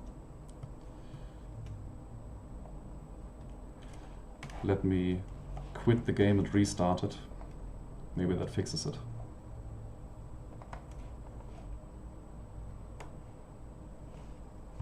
And enable cheats from the menu.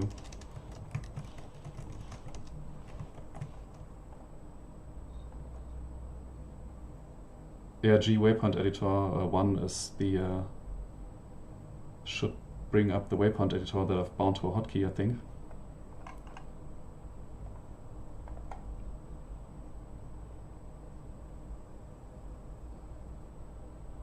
But maybe it's also necessary to activate editing in the first place. I'm not sure. I'm going to check.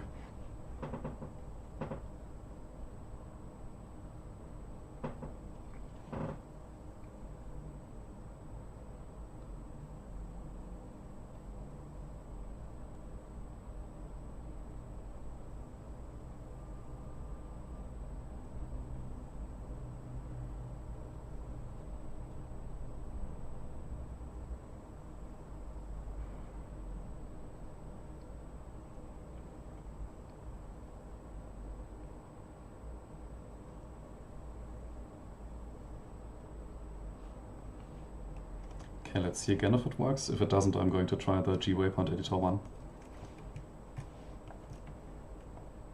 Okay, let's try this.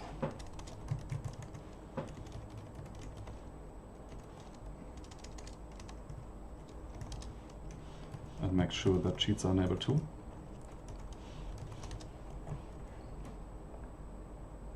And maybe try restarting the map. Yeah, now it works. Thank you so much. I forgot to enable it. Okay, with that enabled, you can bring up the menu by pressing C and then press 1 to spawn a waypoint. Or you can also spawn waypoints wherever you're looking at by going to select spawn at crosshair or pressing 4. And you will see when you are close to a waypoint that the waypoint tries to create a connection to yourself, and it also shows all connections to other waypoints. And some objects like jump pads automatically create waypoints, so when you're close to a jump pad you will see that it has a yellow sphere and a target point up here on this ledge. I'm now going to create waypoints for all the items. So this already has a waypoint. Let's add one here. So these are connected, and let's add one here. And just continue until we have reached the top. And always check that they're really connected, because sometimes when they are obstructed like so, they fail to make connections. So just double check that everything is connected.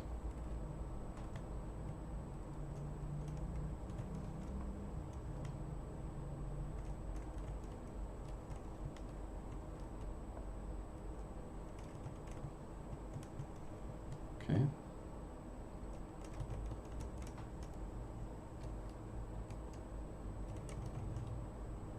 Almost done.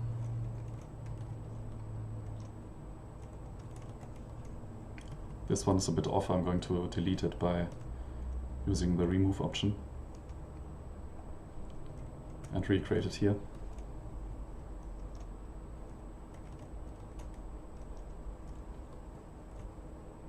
Okay, and that were all of them. Lastly, you always need to save.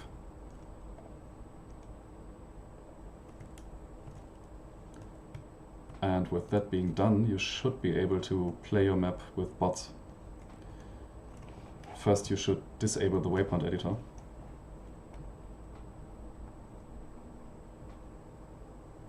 Which is here. Yeah, this is the option that I forgot to tick. I enabled cheats here, but I didn't tick the waypoint editor, so I had to enable it in the console by typing G waypoint editor 1. This is why it didn't work in the start. So when you disable it, you don't see the changes immediately. This is only enabled on map restart. So I've disabled it now. I'm going to go back to my map view here. I will add one bot and choose advanced skill. Or maybe let's add even two bots.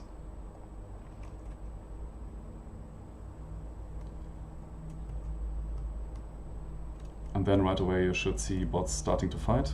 They will go for all the weapons, they will go for all the pickups. They understand how to use jump pads. And so far I haven't figured out how to make them use platforms. Maybe someone in the chat knows how to do that. I tried placing a waypoint node here on top of a platform, but whenever the platform rises, they try to jump off. So if somebody knows how to do that, please let me know.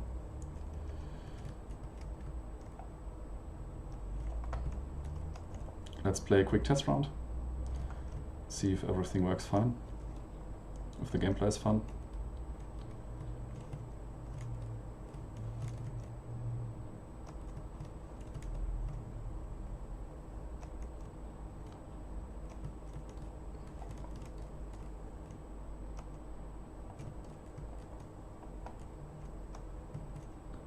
Okay, seems to be working really well. Bots are doing what they should be doing. So I'm going to pause the match here and switch back to the editor.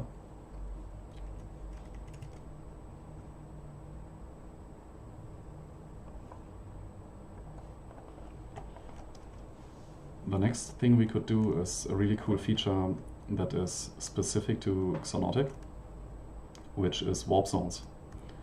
So Xonotic has this really interesting feature where you can make teleporters, but instead of just teleporting the player from one place to another place, you have seamless portals, like in the Portal game or in the old Prey game from 2005.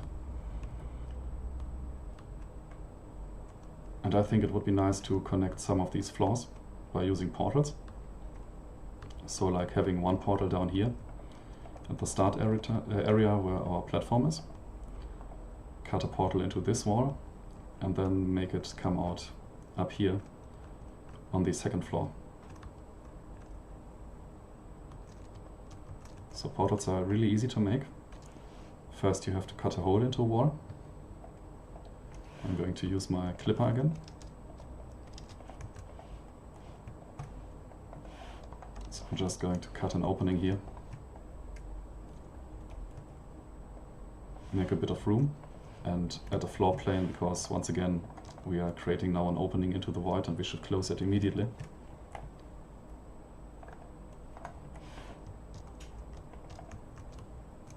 And into this opening you can fit another brush. And this brush is going to be our portal. Just make it fit the entire size of the opening. And then assign from the common textures the trigger texture to it, to the entire brush. Except for the front. On the front we are going to use warp zone.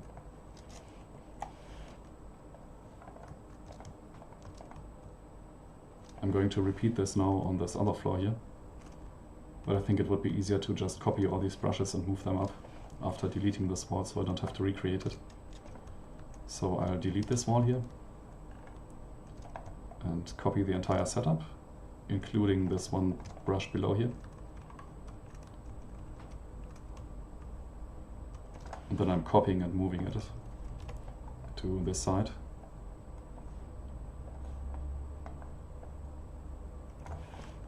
And by using my vertex tool I can pull it up from down below the ground to the top.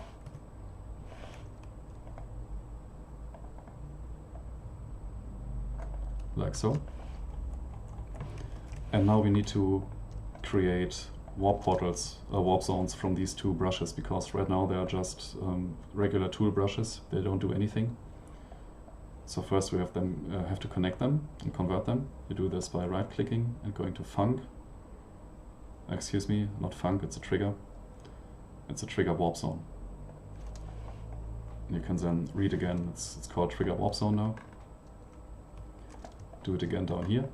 So right click, trigger warp zone. And now you select one of these, it doesn't matter which one you select. And also select the second one. And then press Ctrl and K to connect these. You will then see this pink line between these.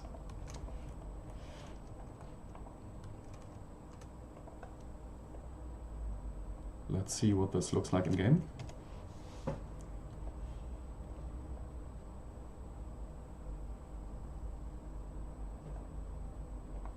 And this time I'm going to try the fs rescan command. So let me check in the live chat again how exactly that worked. Anonymous14 said I have to type fs_rescan and then map workshop live divided by a semicolon. So let's see if this works. fs rescan semicolon map workshop_live.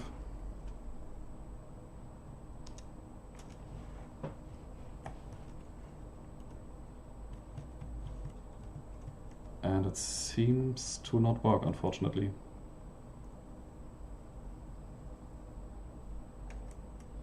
Maybe there's another way to do this. Or I got it wrong somehow.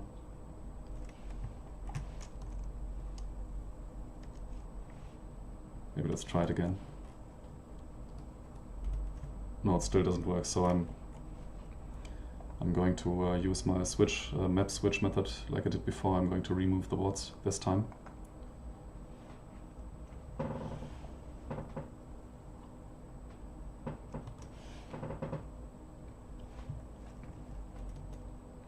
Okay, so now we should have working portals. And they do work, and you can walk through them. You will see the light flickering a bit, which is because we have not yet compiled lighting. We are only using the default BSP full bright lighting. But the problem is that this wall here has no thickness. So because this portal is at the very front of this opening, and it's also at the very front of this opening, there's no thickness between these.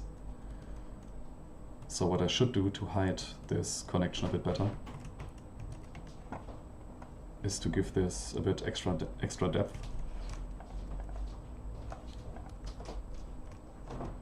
I can do this by just moving this construction a bit back. So push this wall in slightly and correct the floor. And I've just hidden this brush here by pressing H. You can hide any brush by pressing H and unhide everything by pressing Shift H. So if you don't want to move it out the way, you can just press H to hide it temporarily. So let's move it back and do the same down here. Move this one back a bit. Push this in and let this one follow.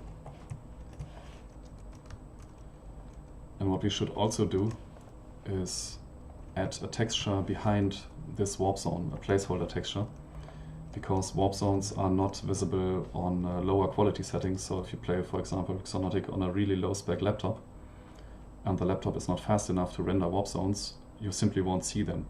And to indicate to a player that this is a warp zone, we can use a different texture. I think it's under effects warp zone, yeah, like this one here, which indicates that this surface is covered by a warp zone. The texture itself doesn't do anything.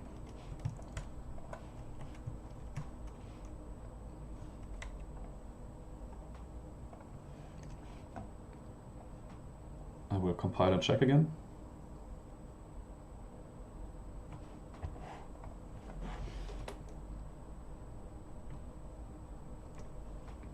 But now it should look much more natural and seamless. Yeah, that's better. And again, the seam, the sliding seam and the sliding flipping, you won't see this later when we have compiled the real lighting. Right now this is just full bright placeholder lighting, and this causes this weird effect when you walk through a portal.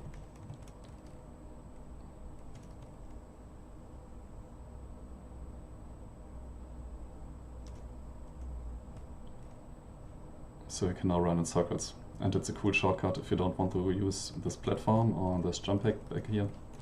You can just quickly go from the bottom closer to the top.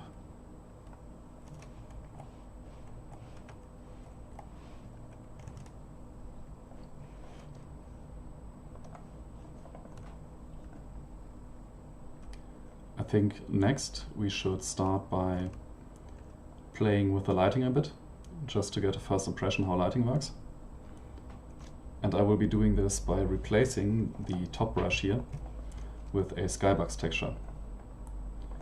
You can find skybox textures in the skybox texture folder, so T menu, and then skies. And there are some different skies that you can use. I will be using Exosystem, because Exosystem is fairly bright and it will be enough to illuminate the entire map.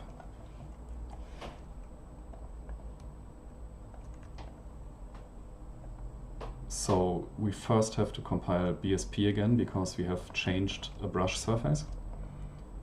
And when we've done that, we have to compile using light medium. So let's watch our compiler doing the BSP compiling. It says it's disconnecting, connection close, and we can now use the light medium flag here, which will take a bit longer.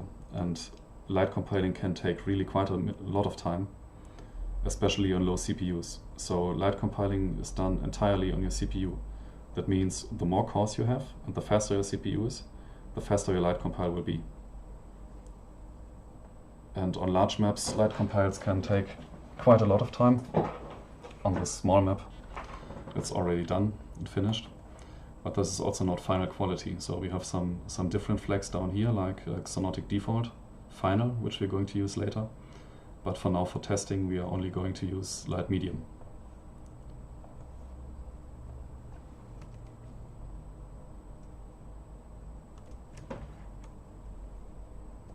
Okay, now when I start my map, you can see that I have real lighting, and it's super bright here.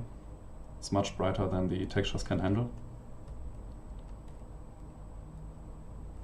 But at least now we don't have this strange flat default lighting anymore, and you can see that when I walk through a portal now, the flickering is gone. You can't see a transition anymore. The only indication that this is a portal is because there's a seam around the edge here, but the lighting itself is not stable.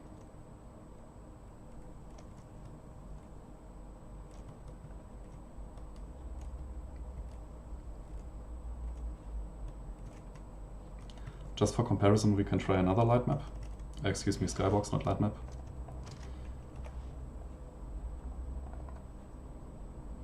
Let's use Calm C. And this time I'm not going to press BSP first and wait until it finishes and then use light medium. Instead I'm going to use this one that says test BSP vis light medium. Vis is for performance optimization. You won't see a great effect in this small map, but for larger maps it's important to optimize them for visibility. So this is going to take a few seconds longer because it's also going to calculate vis, but it avoids having to use these two entries one after another. So I'm just going to use BSP vis light medium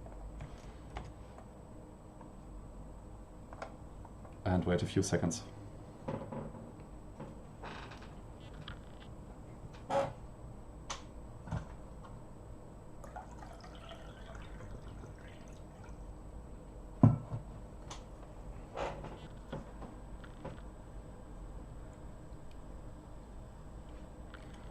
Looks like it's done now.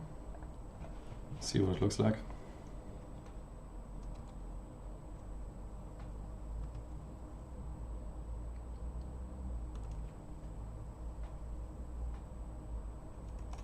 Okay, this one is a bit easier on the eyes. It's not so bright, but it's also a bit darker down here.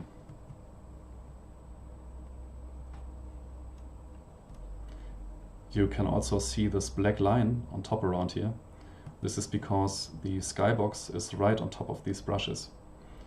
And this causes this black line to appear. So a better workflow would be to leave a bit of space and have a bit of breathing room on top here. We're going to do this later, but just in case you've seen this and wondered, this is because the skybox texture is directly touching these walls.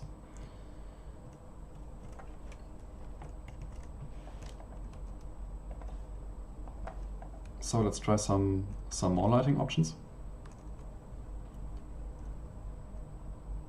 I think let's start by using a spotlight here. So at the bottom, I want to use lights that illuminate this place down here. And we have two options to do this. One is to use textures, so like on our jump pads here, which use light textures. Probably you haven't seen it in game. But these should glow. Yeah, you can see it here, and these are slightly glowing, so these jump pads are illuminating the area around them by having this lamp texture. And just like we did this here, we can add lamp textures up here to illuminate this area. And later, when I'm going to close the ceiling, we are also going to add lamps up here and down here in the corners. So first I'm going to add lamp textures here. I will select only the bottom face and then go to, I think it's track 5. There should be some lamp textures. Yeah, the red one. I would like to use this one here. But it's tiling too much.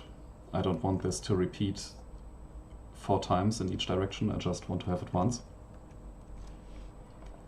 And for this we're going to use the texture surface editor or surface inspector. You can bring up the surface inspector by pressing S, and this will open this small window here, which gives you options to align your textures. And the option I want to use is called fit. Fit aligns the texture you have selected on the brush face to the entire brush and makes it fit the entire brush face. Axial sets it back to the default value. So whenever you have misaligned textures, you can just press axial. And when you want to fit a texture to a face, you can press fit.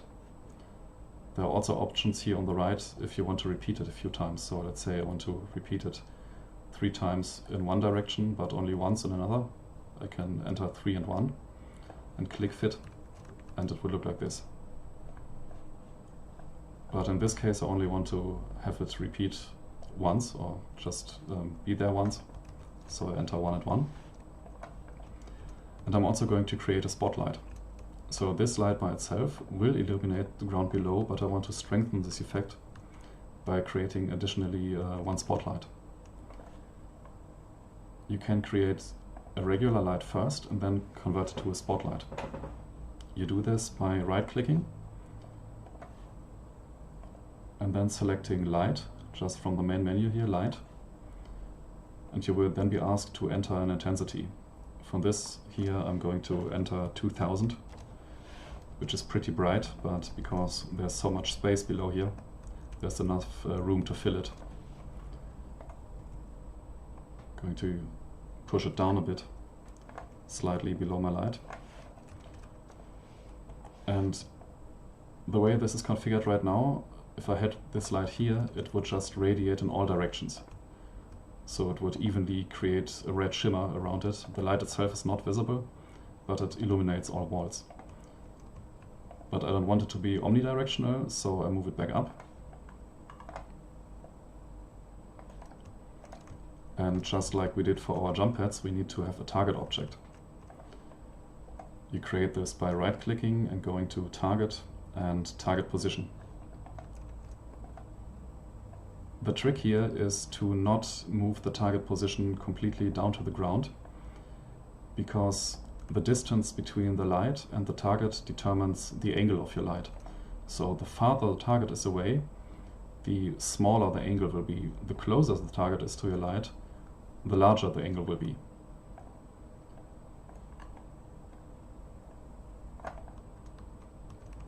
I will place it somewhere around here. And then once again connect these two by first selecting my light and then selecting the target and pressing Ctrl K. And the next time we compile light, we will see that we have a red shimmer down here. But before we compile light, I would like to add some more lights, so we don't compile for every little change. I want to have a skylight on top, so I don't want to use the skybox texture for my entire ceiling. I just want to have a hole in the center here where the skies can be seen through, and then use lights on the sides. I want to mirror the shape that I have on the bottom here. So this cutout here, I'm going to copy and move it up. And this is going to be our plate on top with the skybox texture.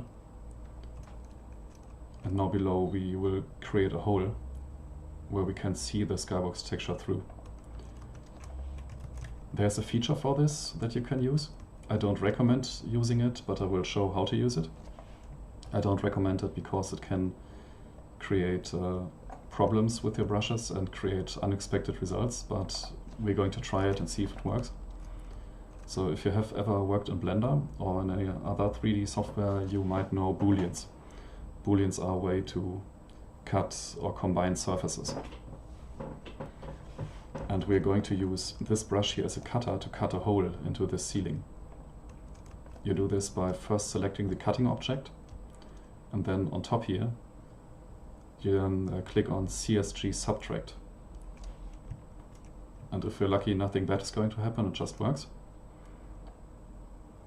Let's see, I'm going to hide it by pressing H. And indeed it has cut a hole into the ceiling. It's just that the way this is set up can sometimes not be like you would expect. So you can end up having strange shapes in some cases. But in this case it looks okay. I will then assign my standard placeholder texture, base 2 again. And move this brush up.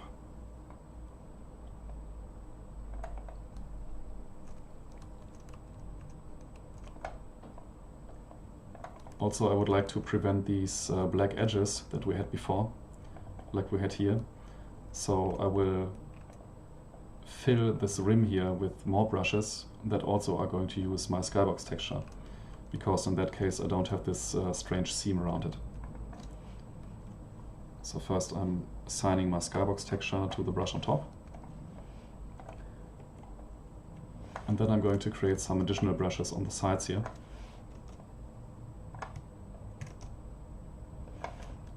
And by using my clipping tool, I can create diagonal brushes here.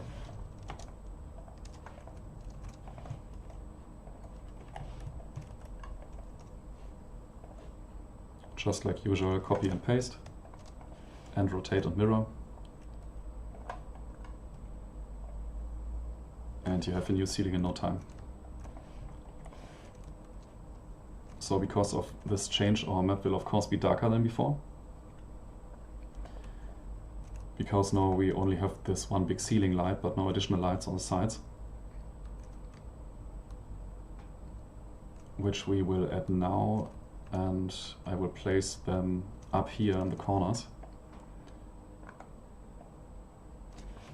right above my player spawns.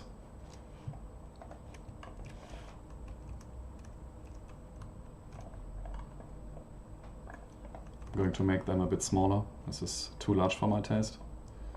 So let's go down to like 64 by 64. And just like we did here with the jump pads, I'm going to use the trim texture for the sides. So let's check in EXX, in the EXX folder, if we find a trim texture that fits. Maybe this one again, or we could use this one too. And for the bottom, I'm again going to track 5. And to make this map a bit more colorful, I'm going to use this purple one here. I will also open my surface editor with S again and press Fit to fit it to my brush.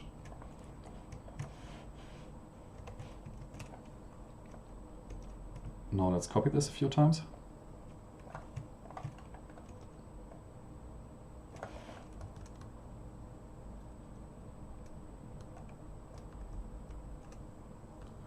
And let's create more copies above these items here.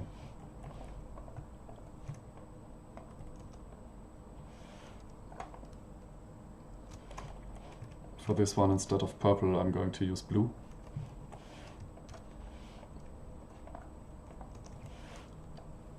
And move it over here.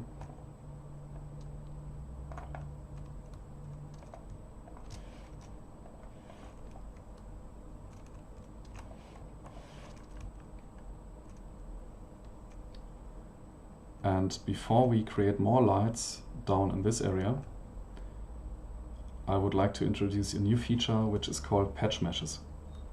Because so far we only have used brushes to construct geometry, but there's another super important tool which is called patches.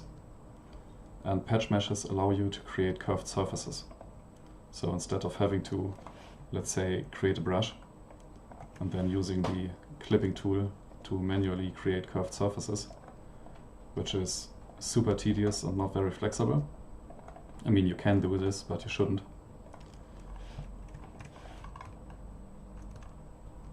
We will use patches instead, because patches are made exactly for shapes like these, and they are flexible and non-destructive.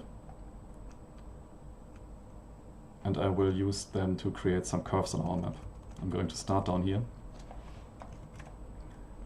And first I will create a brush that has the size of the patch mesh that I want to use, just for measuring, and then I'm going to replace it with the patch. So this is the space I want to use, and I want to have this curve here that bends inwards, like a rounded wall. Now with my brush selected, I can go up here to curve and choose cylinder. excuse me, not cylinder, bevel.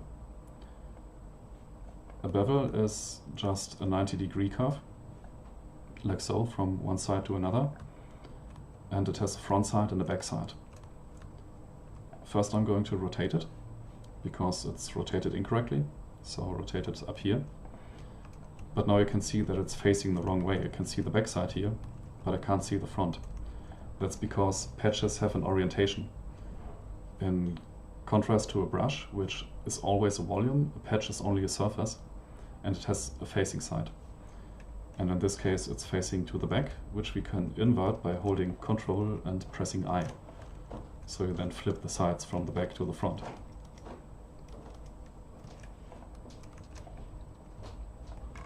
Let me use my standard placeholder texture again.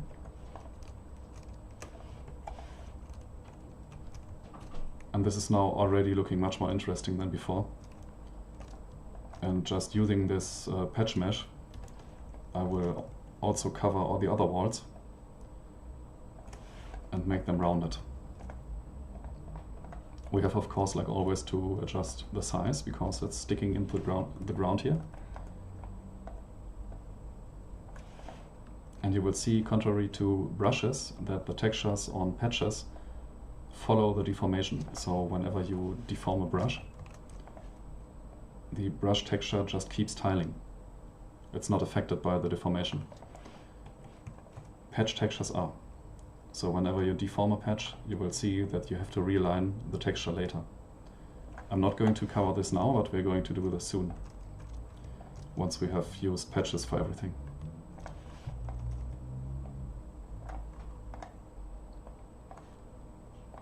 Once again, move, rotate and adjust it here, and one last time in this corner.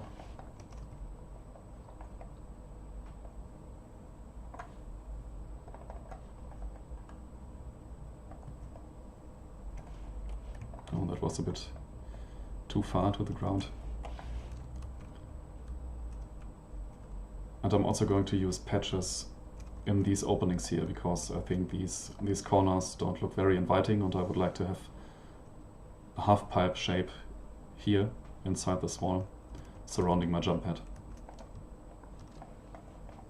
So first I will select my floor just to reset my work zone again to the floor, and then I copy this floor, make it this size here, and go to curve and end cap. So just for you to know, you don't have to create a brush first. It's just a way to get the size right. So you can, anytime without selecting or creating a brush first, go to curve and select an end cap. It's just that when you have selected a brush and then select a curve, it replaces automatically the brush that you have selected. It's the wrong way around again, so I have to invert it. But you will also notice that no matter how I rotate it, it doesn't fit. So it doesn't fit this way, and it also doesn't fit this way, because it has to be rotated 45 degrees, but we can't do that just with this tool here. But what we can do is use our vertex tool. So when you use our the vertex tool, we're pressing V on a patch. You've got two types of corner points, green corner points and pink corner points. The green corner points are the major points. They define the shape. So when you move one of them, you will see that the other points are following. This is similar to what you would have when you use Bezier curves. These points in between here are used for modifying the shape and adjusting it slightly between the two control points. But the control points will always be, the patch mesh will always touch these. And contrary to these, where the patch mesh will always try to go towards it, but it won't touch it necessarily.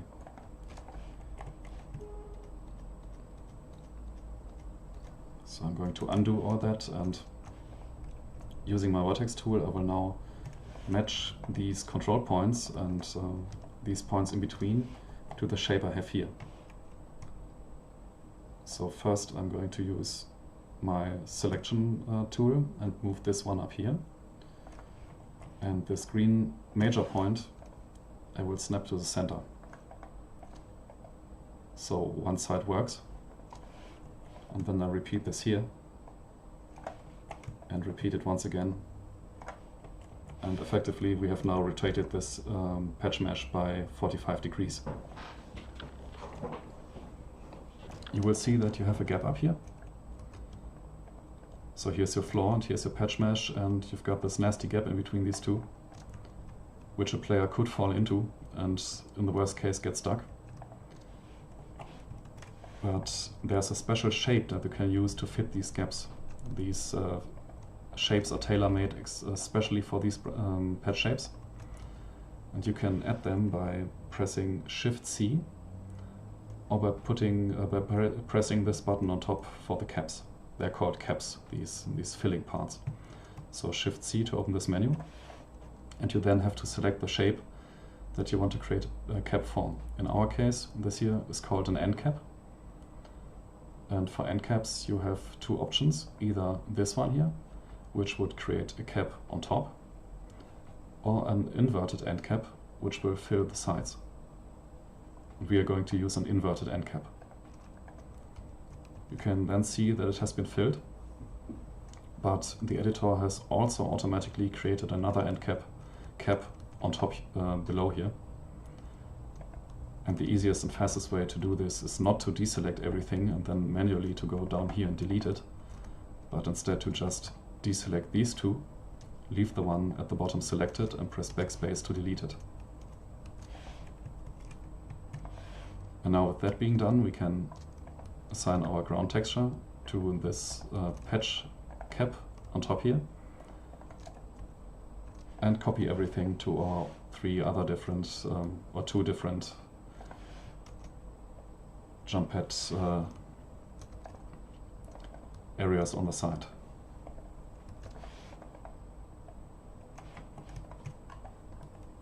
Of course, we also have to adjust the height again.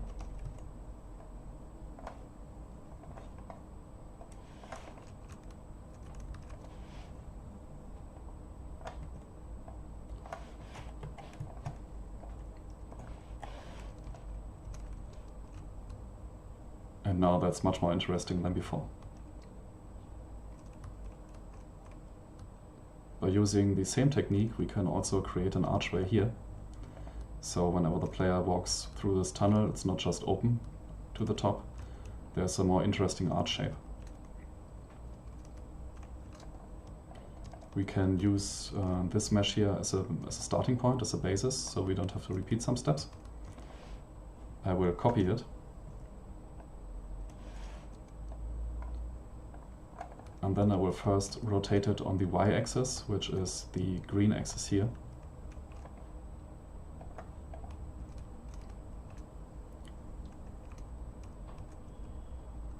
Okay, it's 45 degrees off, so it's probably easier to repeat this step by creating a new end cap and then adjusting this one 45 degrees too, because I would now have to counter this rotation also, and this would be more trouble than recreating one from start. So instead I'm going to use curve, end cap, first invert it because I want to have this side here, this archway, and then rotate it on the x-axis a few times.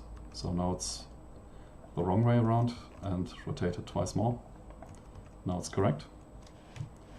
But just like I did here, I now have to adjust the 45 degree angle because I can't do this here. So again, I will be using my vertex tool and will try to fit this shape into this tunnel here. So we can see that this line here is already lining up. So this part is okay. But this part here should go to this place and touch another wall. So I'm moving it over. Now it's starting to curve. I will use this point here and move it back also. I need to use a smaller grid for this. And now we're already halfway there.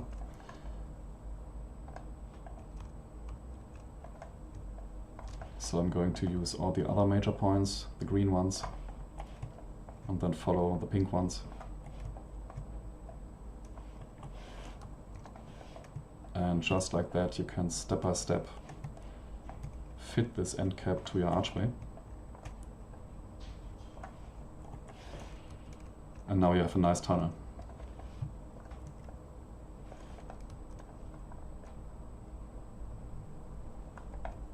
I think that looks okay. Seems nice to me. And again, we can use these end cap pieces here to fill the gaps. So again, Shift C for the cap menu and choose inverted end cap. And I'm then going to assign my wall texture to this.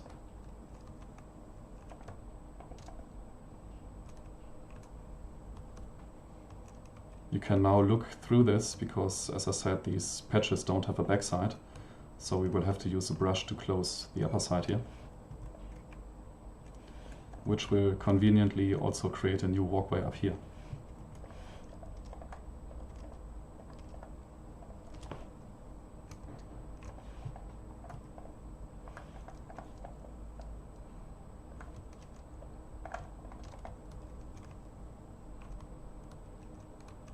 And that's now much more interesting than it was before.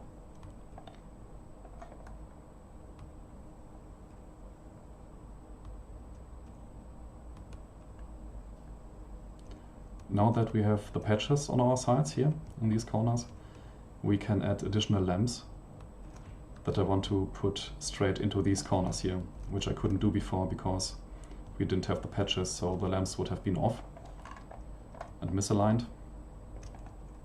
But now that we have these patch walls, we can add some lamps here. And I will use a smaller grid. I'm going to choose grid 4. Create a new shape here in this corner.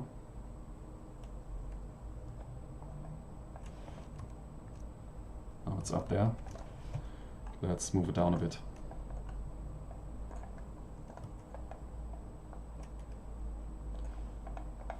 That was too far. I'm also going to cut off the upper part, like so. And I would like to have another face here that I could place a lamp texture on. So using my clipping tool, I will cut here, so I get a surface. And on this surface, I can now put a lamp texture. I think there are lamp textures here in this EXX folder. Exactly this one here I would like to use, and it's slightly off, it doesn't fit correctly, so I'm going to use my surface inspector and press fit to fit it to this face. And before I'm going to copy this light to all the other corners, I'm also applying a different texture to the sides here, so I don't have to redo this for all 4 lights in total. Let's just use the base rust texture, so it blends nicely.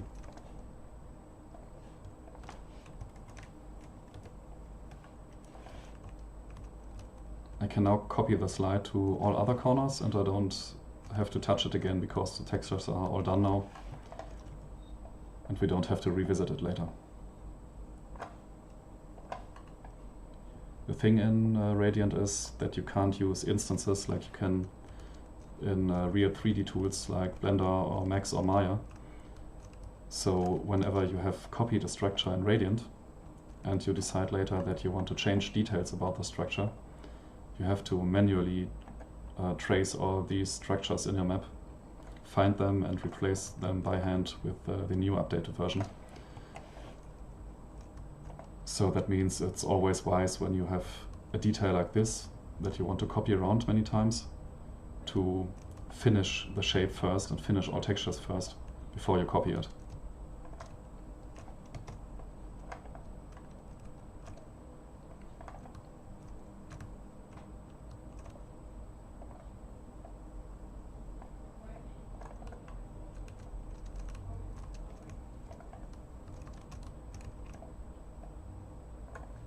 Okay, that should be the last one.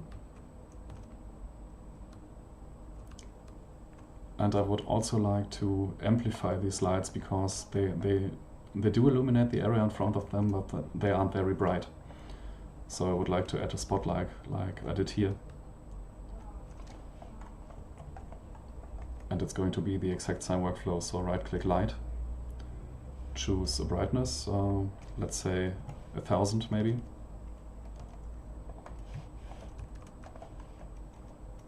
And select a target. So target position.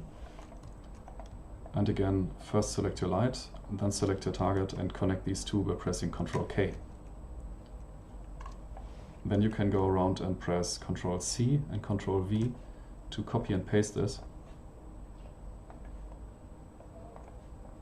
And use it for all the other lights. And as you might have noticed, I should have done this earlier, because just like I said, when you change details or structures like this one, where I want to have a light and a wall light combined, and now I have to go to every single wall light and manually update this construction that I have put in front of it.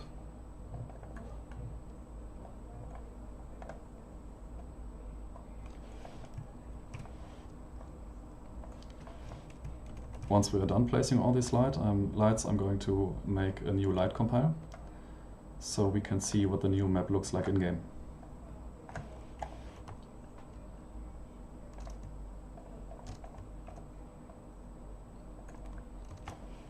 Okay, let's chat this. Again, BSP with light medium, and press O to open my console and check when it's done.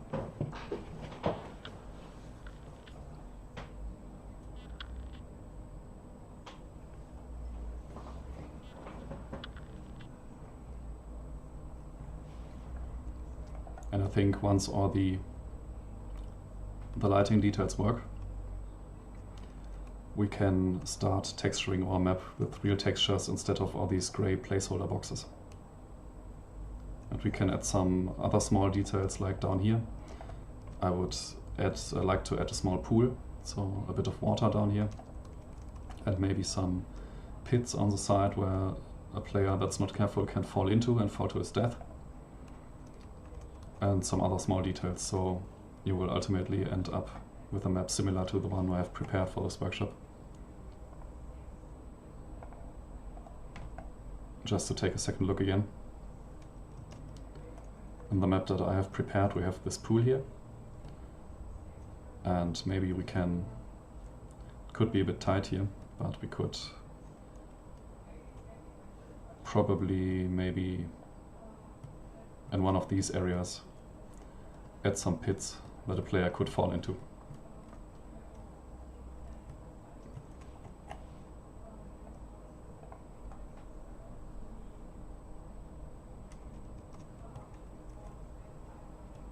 Okay, here's our new lighting. And I think that's looking really nice.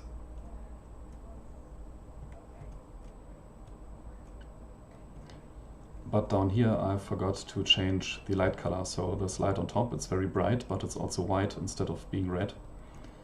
You can see a red shimmer here from this top light, but the spotlight entity itself doesn't have a color, so it's white. I'm going to change this.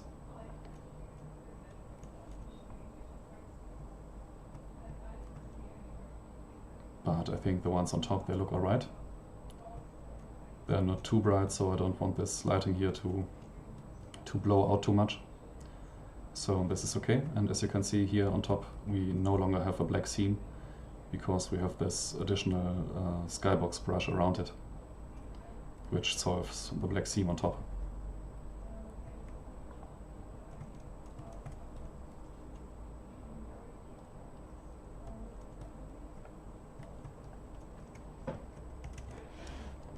Okay, so with that being done, first I'm going to fix this one bug here, where I have forgotten to change the light color. You can change colors of any lights by selecting a light and pressing K, and this brings up the Choose Color menu, where you can use this color wheel in the setter here to select a color. I will use a similar tone like this light, so maybe like so. You will then see that the light object itself changes its color also.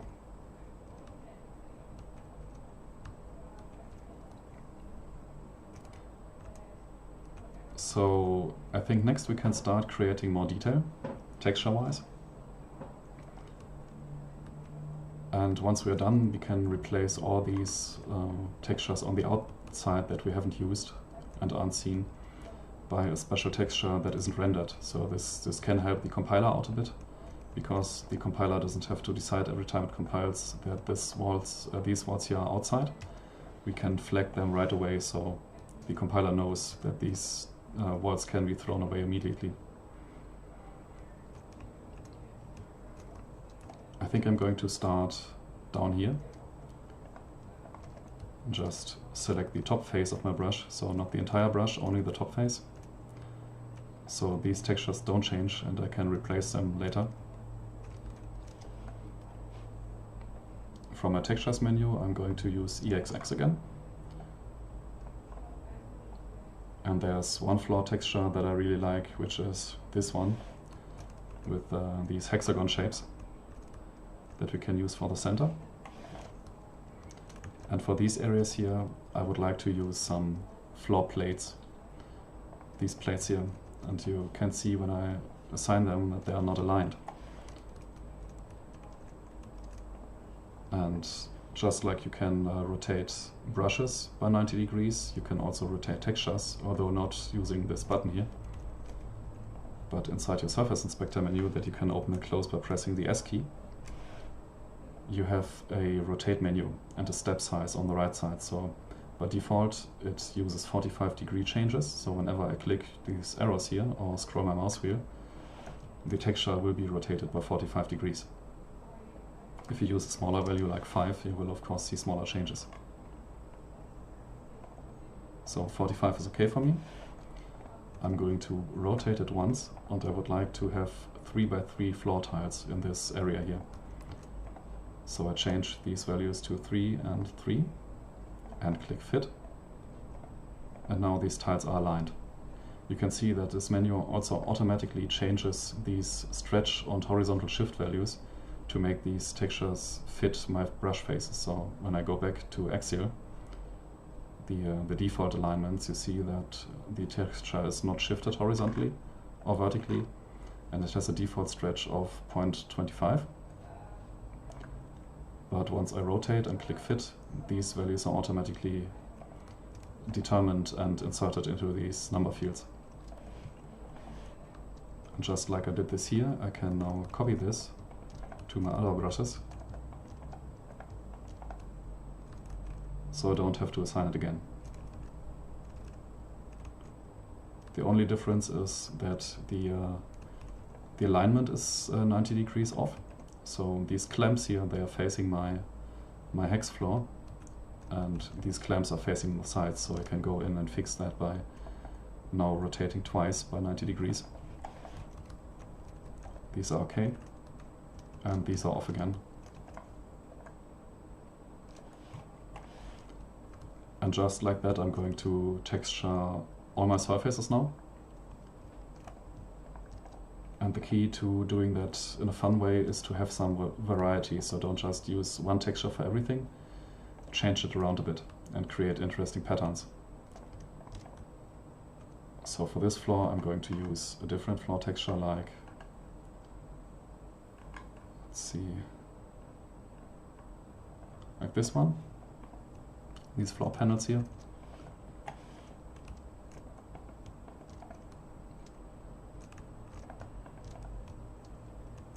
And I'm also going to cut up this ramp in 3 parts. So instead of just assigning my floor texture to this ramp, I'm going to cut it into pieces, into 3 pieces. So I have 2 trims on the side and 1 main ramp area in the center. So using my clipping tool again by pressing X, I can define 2 points here and then press Shift Enter to split my brush. And now assign a different texture to the outside. This one looks nice. And maybe I can find a texture for the center that looks more like a stair or a step. Maybe this one could work.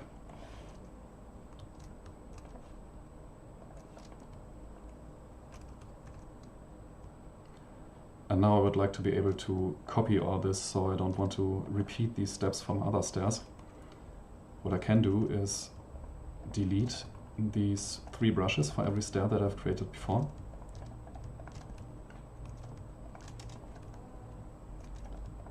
And when I've done that, I can create a group out of these brushes. So there's no way to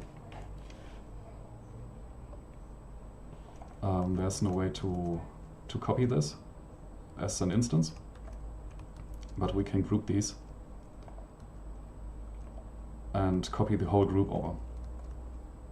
Somebody in the live chat is asking for a short break. I think we can do a short break, maybe let's say 15 minutes until 13:30 where I am, and then I'm going to continue in 15 minutes from now.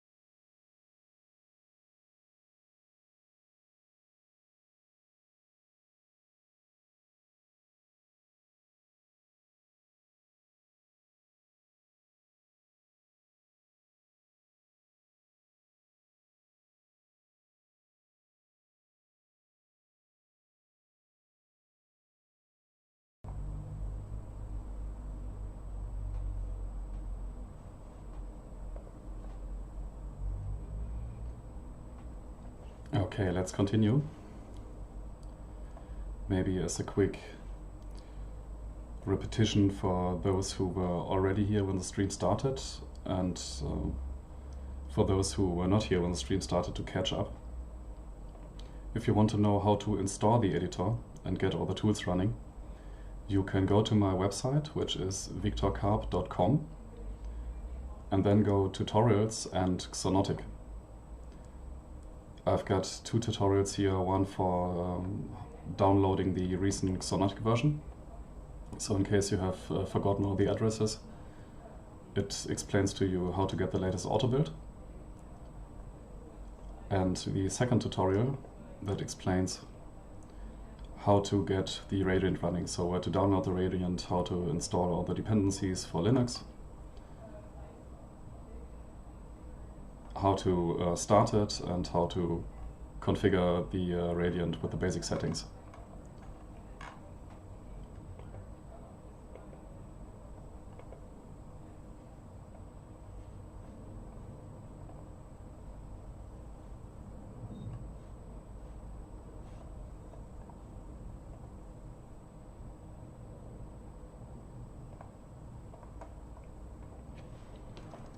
Okay, so to finish this, what we started before the break, I wanted to group these stairs here and copy them over to all the other places. And for this, there's a special entity called func group. And func group, again, is unfortunately not a way to create instances, so still these won't update when you change anything about them. But it's easier for selection. What I mean by that is when you select your stair and the entire construction here and make a right click and go to func and then func group, you get the func group name. And now when you deselect, you can reselect the entire construction by pressing Ctrl-Alt-E. You can remember E like entity, so Ctrl-Alt-E, which will select the entire construction. You just need to remember that when you copy this, you copy it using Ctrl-C and paste the control by using Ctrl-V and not by using space. Because again, when you copy it using space, whenever you copy an entity using space, the new copy will be part of the old entity.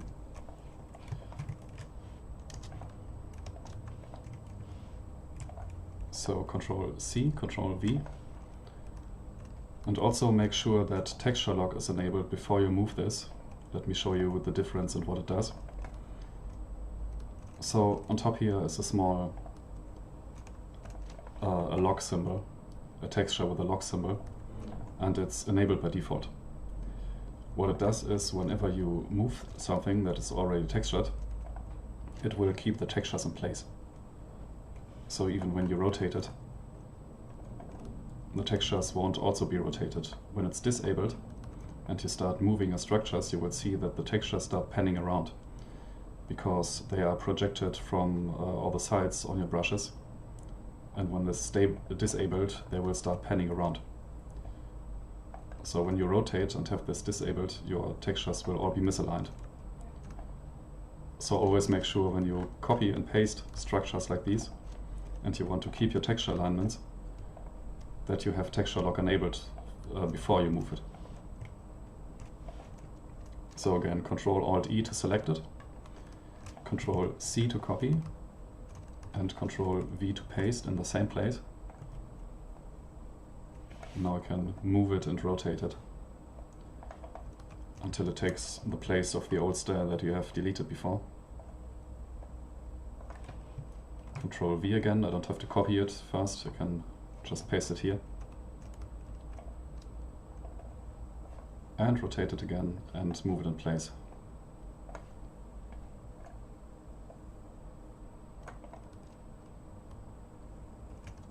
One last time here at the bottom.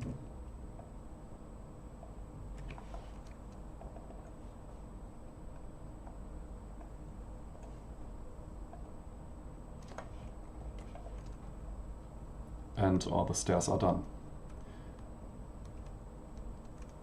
I will use a trim texture here and a different floor texture down here. So Control-Shift left click on these sides. And from the EXX menu, let's look for a nice one. Maybe this again. It doesn't fit completely, so maybe let's take this one, this trim step top 01, because it has this really cool warning stripe on it. And when I rotate it by 90 degrees, I've got this warning stripe on top, and it's fitting because there's a moving platform, so you should probably warn people about it. So S menu, surface inspector here by pressing S, and rotate it a few times until it fits. For the ground here, I'm going to use a different texture. Maybe this one. It's also a warning stripe, it's also very fitting.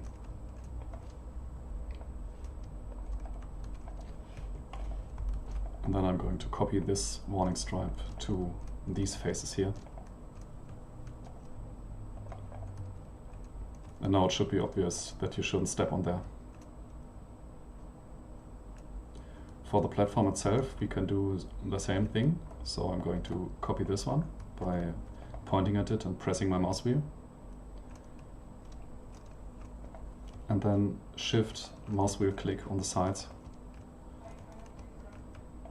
And again, this one for the top.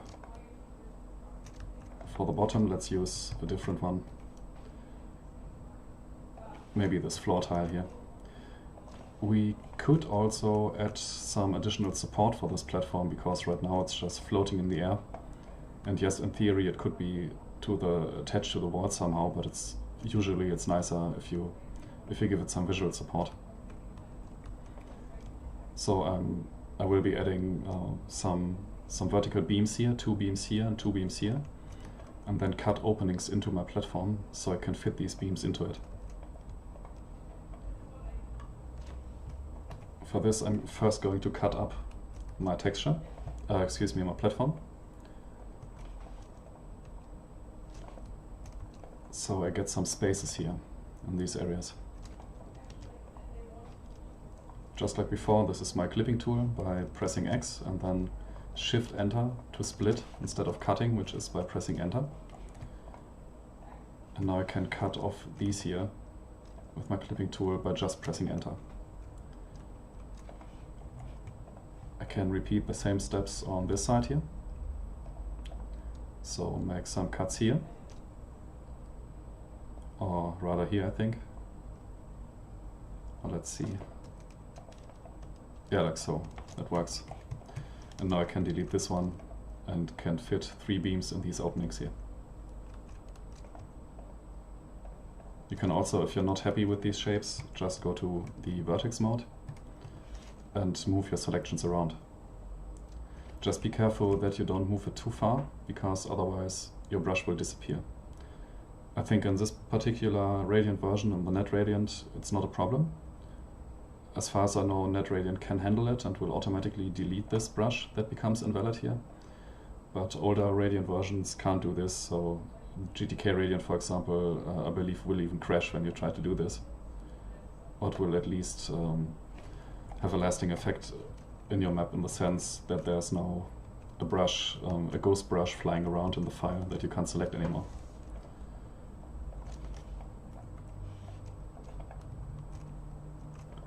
So let's add some beams here.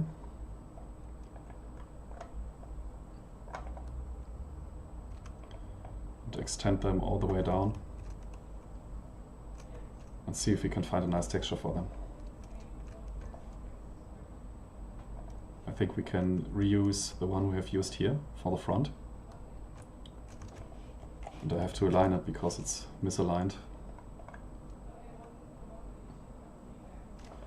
And for the sides, I can use another one we have already used, which I don't want to look for here, because I know that it's somewhere here, but I don't want to search for it. And what I can do is filter for textures that I have already used. So instead of opening all these menus and searching for a texture that I have loaded, I can go to View and click on Show All, or you can press Ctrl and A.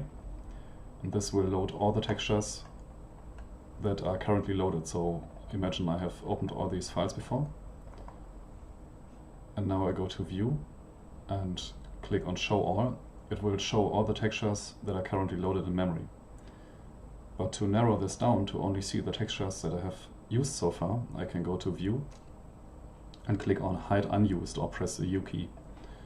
And now all the textures that are not used will be hidden, and only the ones that I have used are shown here.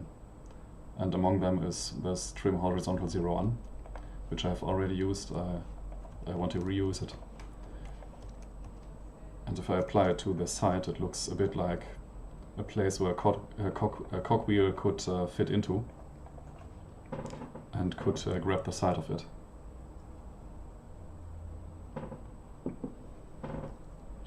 So let me just copy that on the other side.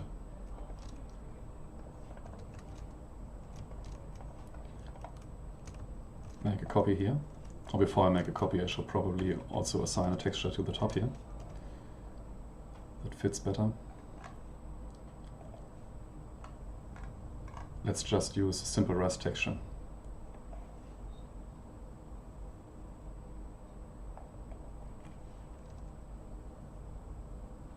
Somebody in the comments writes that NetRadiant Custom prevents drags to 0 configuration, can invert brushes and many more. Could you please post a link to the NetRadiant Custom? I would like to check that out. I don't know right now from off the top of my head where to find it. Is that by chance the NetRadiant version that has all these fancy texture alignment features? I think it's developed by a Russian guy who is still using Windows XP to develop it, if I'm not mistaken.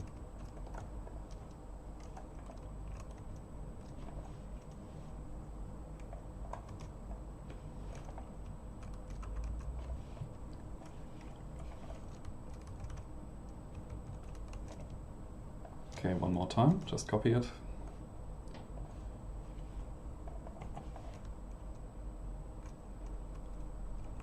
And there we go.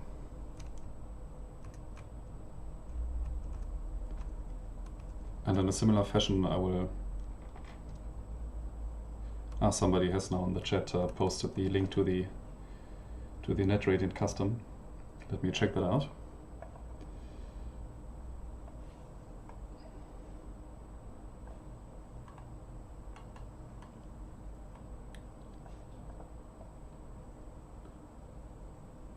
It's quite a long list. So for those who are interested in the live chat, somebody posted a link to a custom NetRadiant build, which is called NetRadiant Custom by a GitHub user named Garux.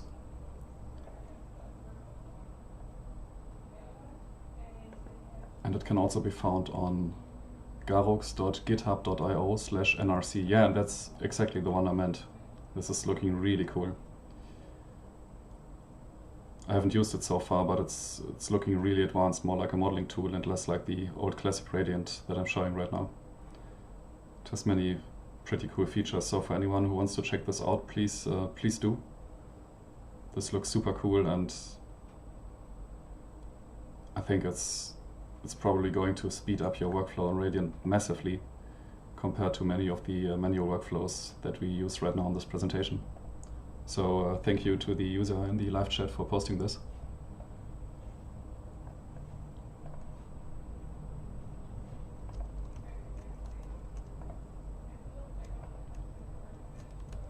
Okay, so we have all these stairs covered. I'm now going to copy my floor texture to all the other floors that I have here.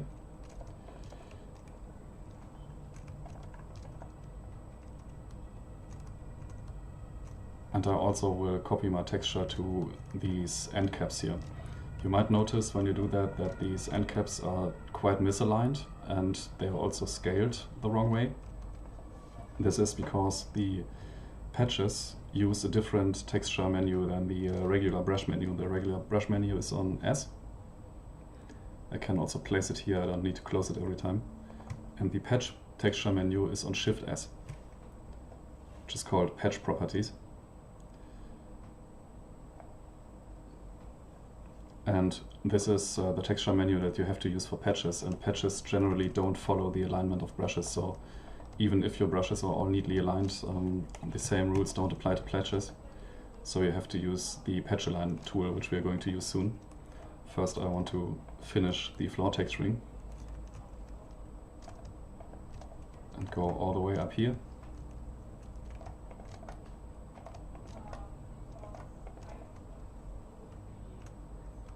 And for this one I would like to use the same pattern that I used at the bottom here.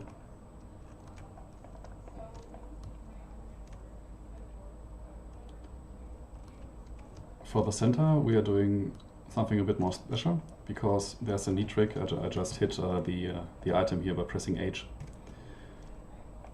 There's a neat trick to recycle textures in a way that makes them more interesting instead of you using more textures and unique textures. And you simply do this by cutting and rotating them. So I could, in theory, just apply one texture to this floor, whichever one I think looks interesting. But what's much cooler is to just split this brush in 4 triangles using my clipping tool. And then I'm going to delete all these except for one. And on this triangle I'm going to use a different texture that could be rotated to form a different pattern. So let me check an EXX here if I find something that looks interesting. I think there's a wall texture that we could use. Yeah, this one here. And if I just apply it like this, it looks really weird and boring. But once I start moving it around, you will see what I have in mind with it. So I want to... There's a yellow stripe in this texture, this one here. And I want to align this yellow stripe with the border here, so as it looks right now, I think I have to rotate it first. And now I can align it with this border and also center this lip piece here. So now with texture lock enabled, when I select and copy this brush, you will suddenly see a pattern forming. And this is now much more interesting than before what we could have achieved if I just had put the texture on it and pressed Axial. And this way you can create patterns and try out interesting shapes without having to create new unique textures. And in this case it's even fitting because it's a plus sign and we have a health item on top of it.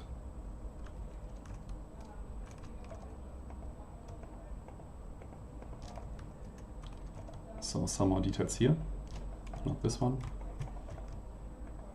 And for these angled places here, I will also use this corrugated metal.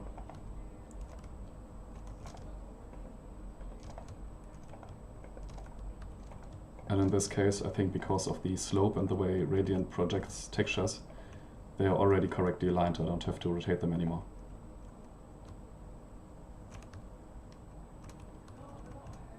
I think I would like to add an arch here with a nice texture.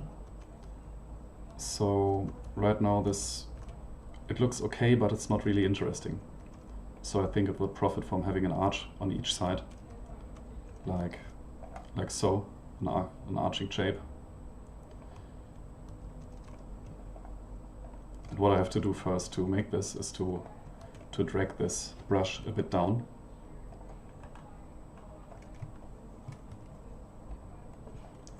And then below it I will add a regular bevel, so a 90-degree bevel, which I find under curve and then bevel.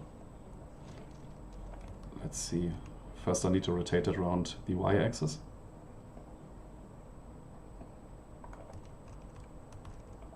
And now I can mirror it vertically and rotate it 2 times. And now I still have to invert it by pressing Ctrl and I. Okay, now I'm getting in the right direction. So I think I'm going to pull this out a bit, so I can create another brush here. and add a bit more interesting geometry. Before I do that, I want to add the patch caps on the sides. Remember, you can open this menu by pressing Shift-C or clicking up here. And because this is a bevel and it's inverted, I have to choose inverted bevel from this menu, which gives me the two caps on the sides.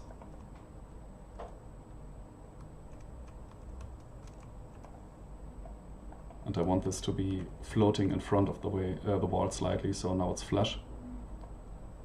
And now I've got a small space. And in this small space I can create a new brush that goes down to the bottom.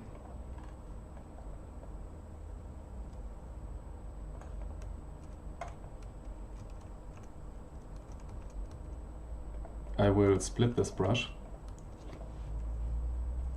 and I will split it in a way that the face of this upper half of the brush behind this bevel can later be can have the cork texture applied to it, which is a special texture which is not being rendered.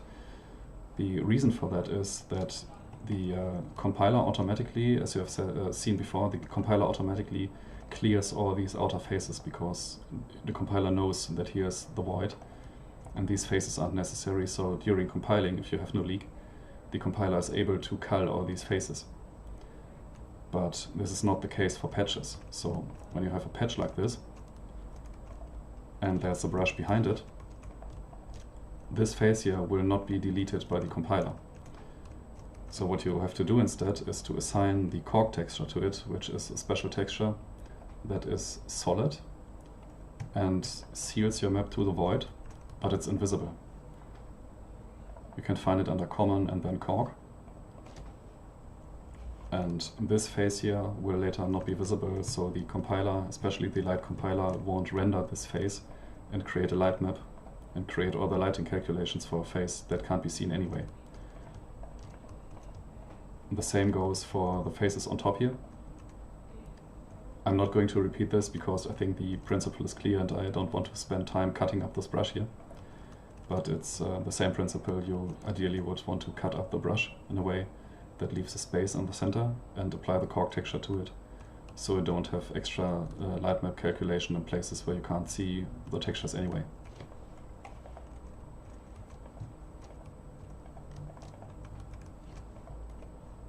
So let's find another more interesting texture. I think this one is not very fitting for a column like this. So maybe let's take this one and also apply it to the sides. I'm holding Shift and pressing my mouse wheel here to copy it.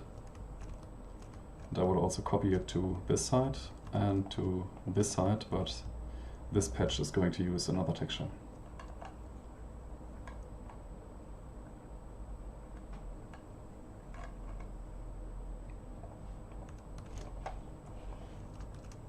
Yeah, I think the wall B plate 06 looks interesting, but it's misaligned. So I can bring up my patch properties menu by pressing Shift S. You can see that the texture here exits the patch area, and I want to fit it exactly on this patch. So let's first try going to Set, or better, let's first try Fit. And you now see that the entire texture is stretched to fit the entire patch. Instead I want to tile it 2 or 3 times, so it isn't stretched out as much, which you can do by clicking on Set and then entering 2 values, one for the horizontal stretch and one for the vertical stretch. I don't know how this is rotated, so my first guess would be that I have to enter 1 here and 2 here. And it seems to be the wrong way around, so 2 here and 1 here. And this now works better.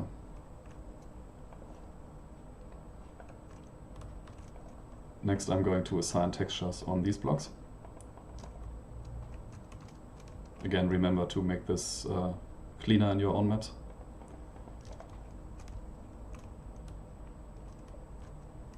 And because I don't want to repeat all these steps, just like I did before with the staircase, I will delete these brushes.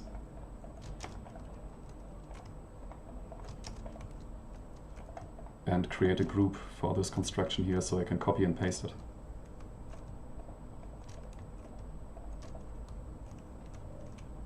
Which is under the right-click menu, Func, and then Func Group.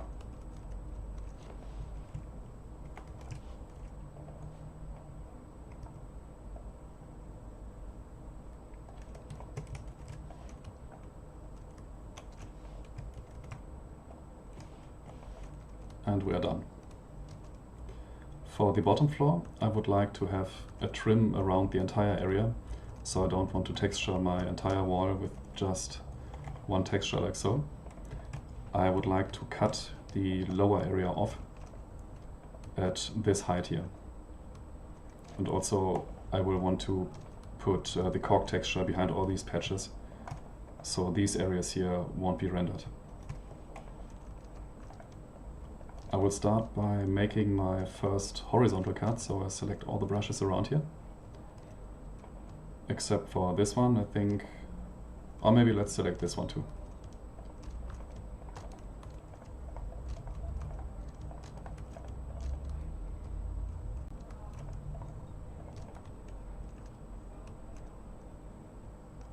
You can unfortunately not cut patches the way you can cut brushes. So we'll have to readjust the patches later. But for now we are just going to select all the brushes. And in my 7 grid I will go up 2 blocks from the bottom, create a horizontal cut line, and slice all these brushes by pressing Shift and Enter. And now I can go in and assign this there's the wall texture at the very bottom here, or almost at the bottom, this wall metal 01 texture, which is really nice for trims like these. And I will just copy and paste it to the entire ground floor.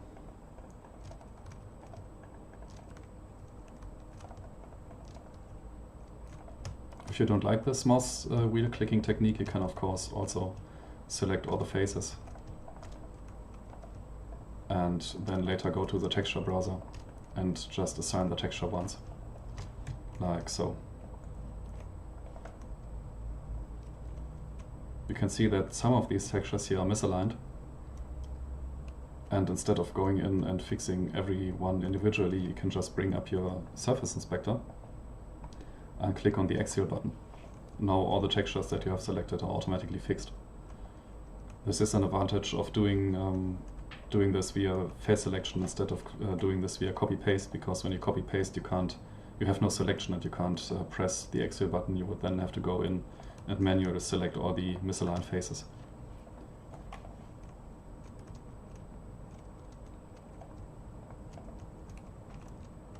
So here in this area we have the same problem that we had up here, where we don't want this face to be rendered. So I will cut these brushes along this line, just like so. And now I can hide this patch area here, select all these faces and assign cork to them. I will filter for cork again by pressing Ctrl A to show all the loaded textures, and then press U to hide everything except for the textures that I have already used. And then I select cork.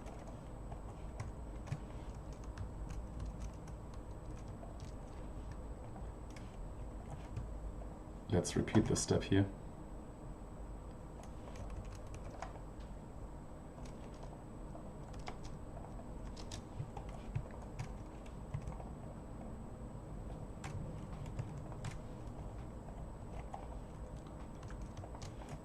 And repeat it one last time here in this area.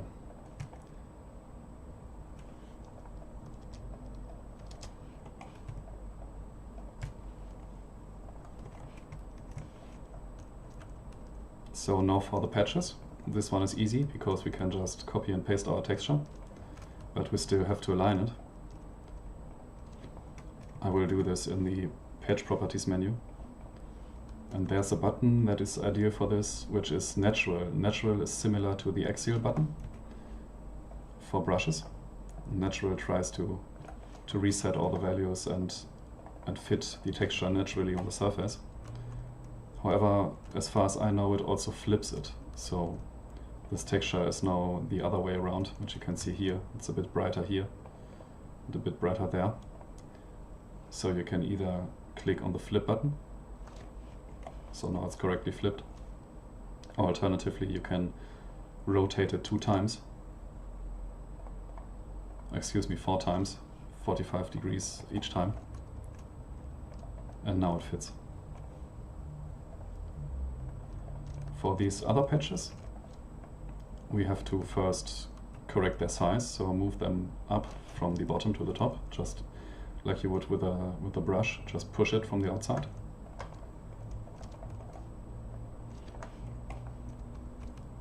And then copy and paste the first patch that we have created.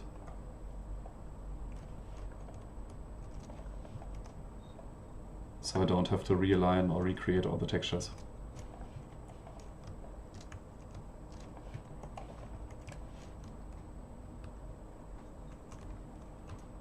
Similarly to what I did at the bottom, I would like to add a border on top here. But instead of going around now and selecting all these brushes manually, I'm simply going to click and drag here, make a selection, and then cut horizontally. And as you can see, the patches are not affected by it. They simply ignore the clipping tool. So I have to correct that manually again. I'm going to push them down a bit.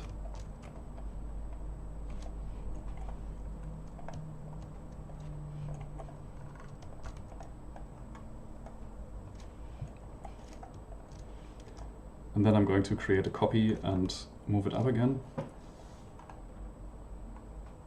And I think just for consistency, I'm going to use the same texture that I used at the bottom. This time I'm going to use it at the top.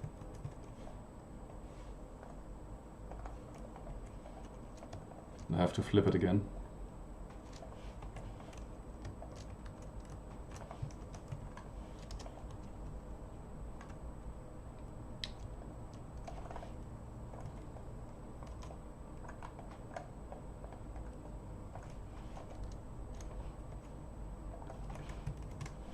And now this is just a bit boring manual work, where you have to go around and copy paste all these patches.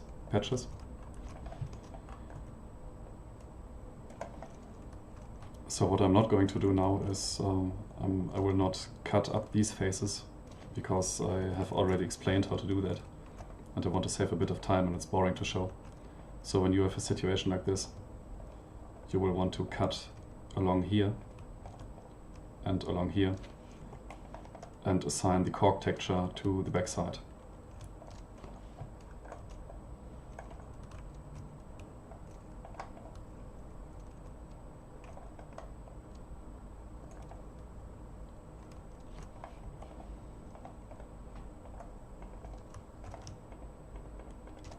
Now just a quick copy and paste assignment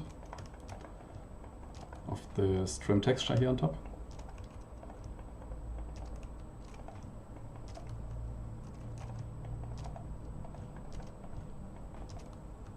And then we are already almost done, because the only large faces that are remaining are these walls here on the in and outside.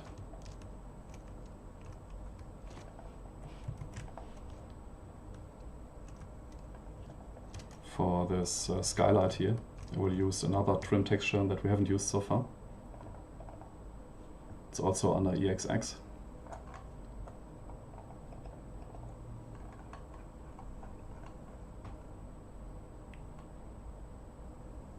This one, it's called Trim Baseboard, which has this really cool tooth pattern on one side.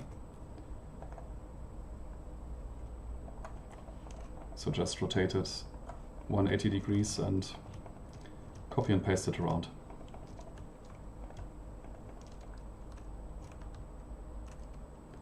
For the ceiling, I'm going to use a simple plain rust texture, nothing too extraordinary. I don't want to put too much visual noise on the ceiling. This is one important rule that you follow. Try to find a balance between detail and large faces. This map will of course not be the prettiest map ever made, because we don't have time to fully detail an entire map during this workshop. But in general, it's a good practice to have a balance between detail and surfaces, because as a new level creator, you might be tempted to put detail everywhere and show off with your detail creation skills. But this doesn't really help the visuals of your map. It's better to have some hotspots with interesting details that are really fleshed out and well thought out, instead of trying to add detail in every single floor and corner and wall, because your players will just be visually overwhelmed. And in the end, you are doing more harm than you're doing good. And you're also wasting time creating details that are more annoying than helpful.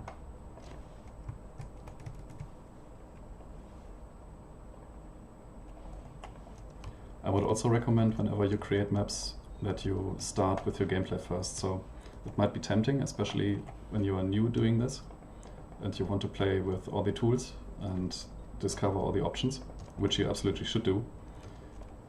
But you should always start with your gameplay block out.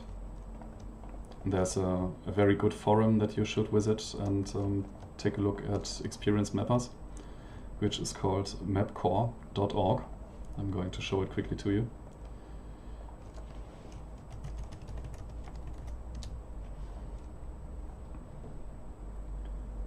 So Mapcore is a site for professionals and beginning artists, and it's a really great place to get feedback, be it gameplay feedback or visual feedback. You will find a lot of very talented people there and excellent feedback, so I highly recommend, when you're starting out and you slowly start getting a grip of what you're doing and know your way around the editor a bit more, just create an account at mapcore.org and ask for feedback. This is much more efficient than trying to figure out everything on your own, and as far as I know, this community is really helpful and really friendly, so I can highly recommend it.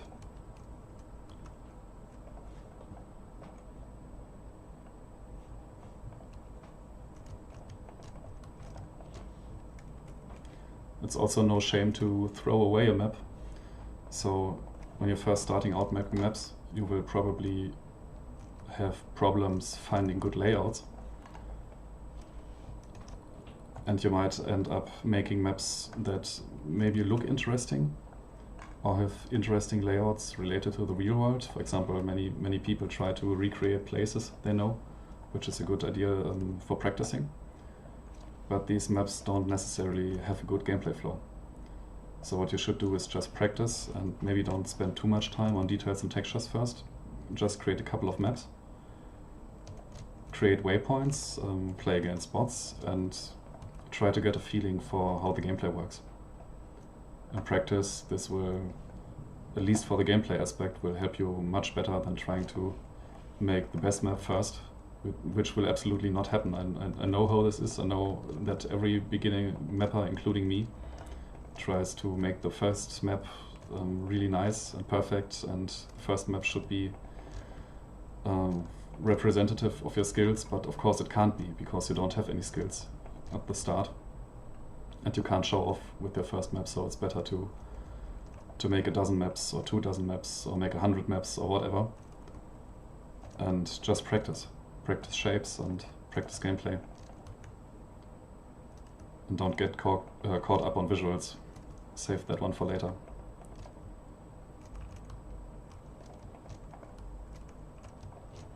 It's also always a good idea, if you have friends who are playing the same games,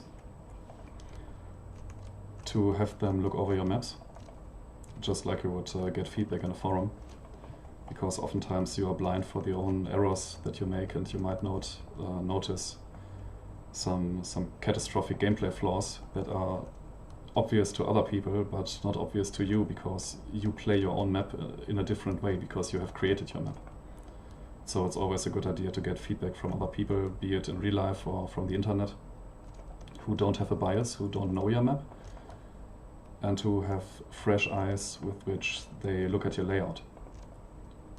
And more often than not, you will notice that your layouts may feel right to you. This, at least to me, this happens over and over again, that my layouts feel right to me, but once I have a friend look over them, oftentimes we notice that they have really big, let's call it plot holes in them, or choke points, where the gameplay just doesn't work, but I didn't notice it because I'm too focused on it. And I have this creator's tunnel vision, so to speak.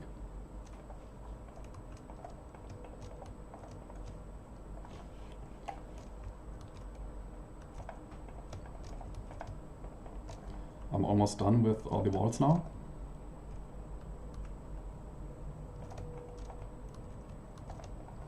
One part I haven't touched yet are these small end caps.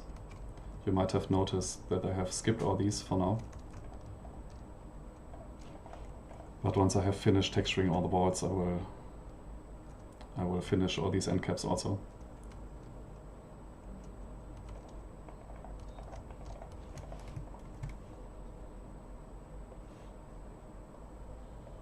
For some reason this patch properties menu, whenever I close it, it disappears.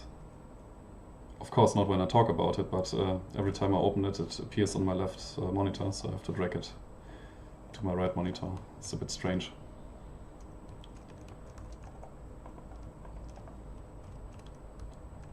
Okay, I think I'm done with all the walls now, so we can talk about these end caps. And what you will often find is when you assign textures to end caps that they look stretched like this. And this is because end caps require a different button to align the textures on them. You can't use your standard surface inspector. Again, this is just for brushes. And you can't also use the patch properties natural, because this works on these faces here, but it doesn't work on end caps. So when I press natural here, you will see that the texture is weirdly distorted. And it doesn't look at all like you would expect. It's not comparable to axial. So what you do instead is you use this cap button, or this should read auto cap, but for some reason the P is cut off. So either you click cap a couple of times until it fits. Sometimes you have to click it up to 3 times depending on which direction your end cap is rotated.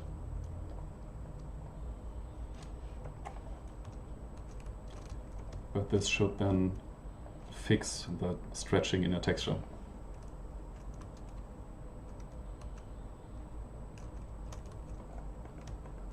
And you will then also notice, at least if your floor faces are aligned with using axial, that these end caps will match the pattern of your floor faces. So once I click auto cap here, they are now, I think they aren't totally seamless because it's still a bit rotated, but you can see that this line here is now continued.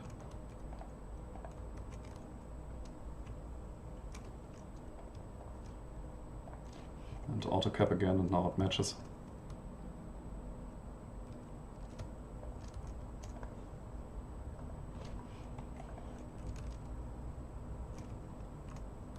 Okay, let's see if we have some more of these. I think these were all the end caps we have, but let's check. No, that looks good. Okay, maybe we should now compile our map and check back in game what it looks like, because we have made quite a lot of changes.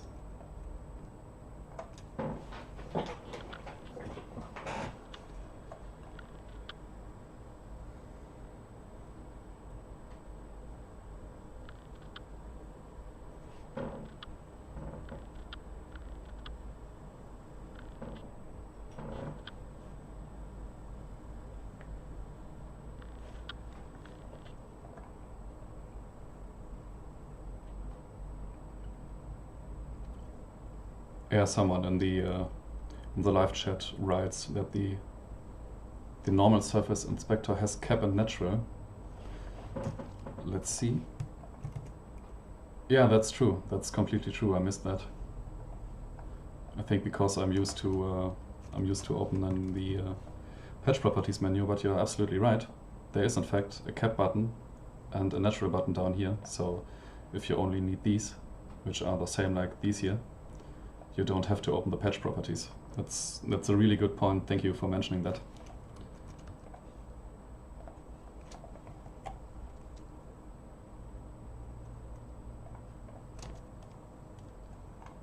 Okay, I think our map compilation is done. Let's check in game what it looks like.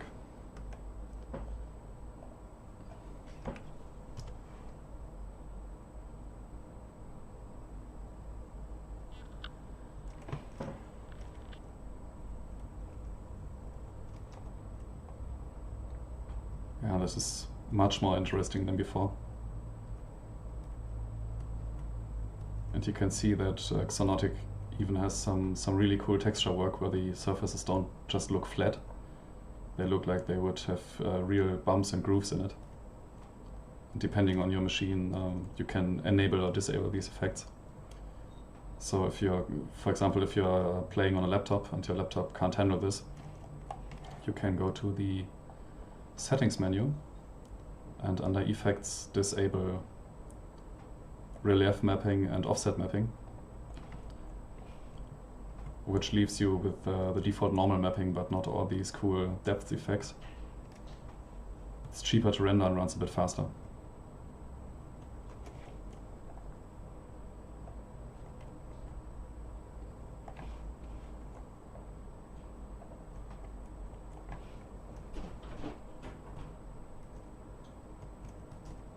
Yeah, I missed the surface here in the portal, and also the seam is very obvious now. It doesn't look nice. Maybe we should use some different textures here and create a trim or a border around this portal.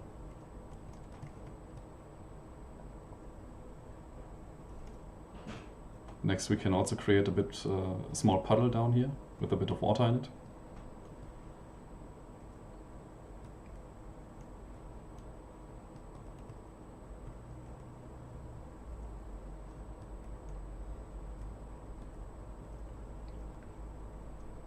And maybe add a bit more light here. The skybox works, or just change the skybox because it works, but it's very dark up here and it should be much brighter.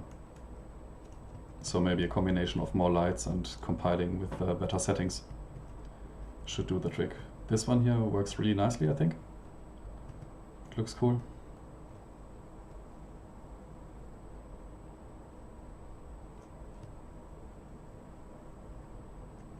And we still maybe can find a place somewhere where we can create these death pits that the player can fall into.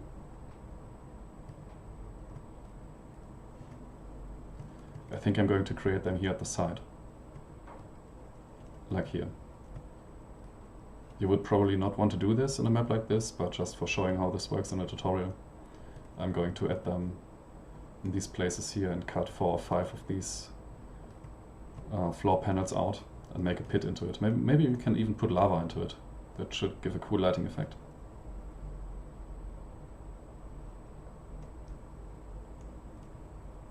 It's also a good idea whenever you are playtesting your map, just to take the time and run around like I'm doing now, and to get inspired by your own work. It can be after a while when you're just in Radiant and you don't play the map from a player's perspective.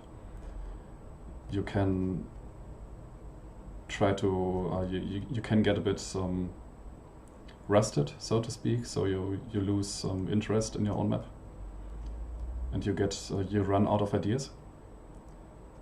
But when you start to boot up your map again, just run around and look at the shapes, you oftentimes, me at least, I get inspired by the own shapes that I've created and get inspired to create new ones. So maybe we can even cut some more holes in the ceiling here to let more light in. Let's first do the water in the middle. For this I'm going to hide this entity here so it doesn't block my view.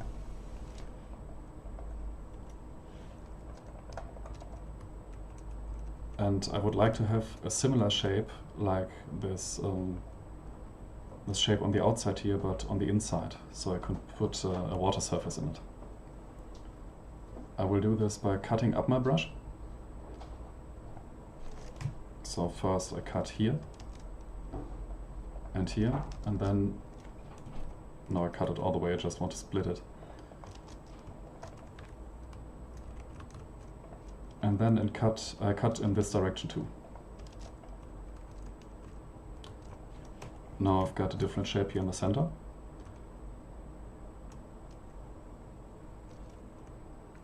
And I could, let me think about how to use this. We could just grab these points here and pull them down, so we automatically get a pool in the center.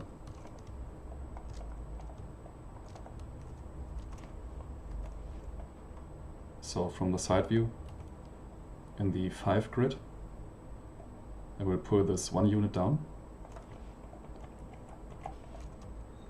And now we have this indentation here, the sloped area, that we can put water in. For the water I'm going to create a new brush. So I copy my floor brush. And I will match the floor shape. So let's see how big this has to be. I think it has to fill the entire room. Yeah, makes sense, okay. So I cut off these parts here.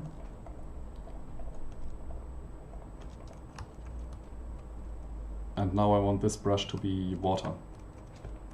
For water, it's a good practice to only put water on the top surface and use a special invisible texture that behaves like water but doesn't have a water surface on all the other places. So you do this by going to Common, and there's a texture called Water No Draw. So first cover your entire brush in Water No Draw, which looks like this. So all these bottom faces are now Water No Draw. But on top you put the actual water texture. You can find water here under liquids and then liquids water. I will choose the first one here, Water 0. It doesn't look that interesting in the editor, but once we have compiled it, you will see that it's reflecting and it has ripples, and overall it looks really cool. So this is just the plain and boring editor preview. Then for the lava pits on the sides,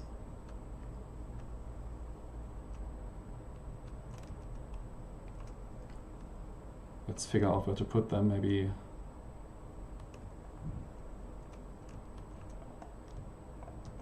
let's put them here.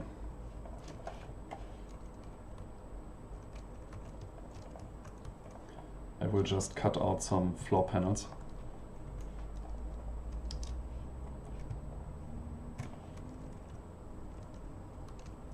Yeah, maybe like so they can surround the warp portal.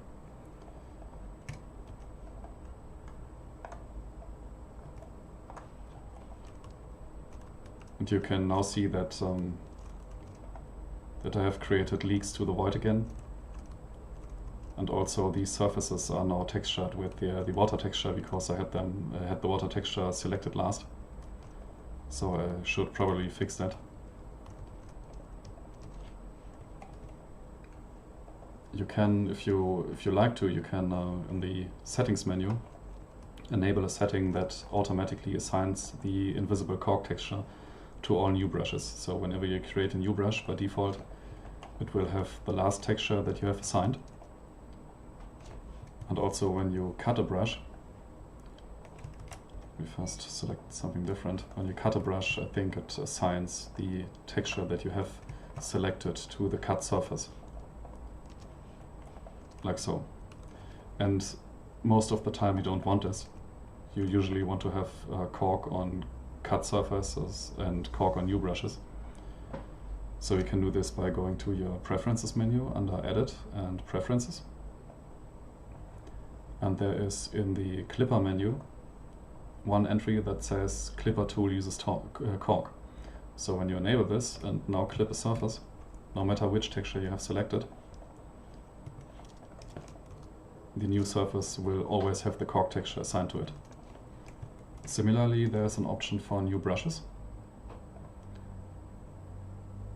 which is under settings and then brush, and is named always use cork for new brushes. So when you enable this and create a new brush, no matter which texture you have selected, this brush will always use the cork texture.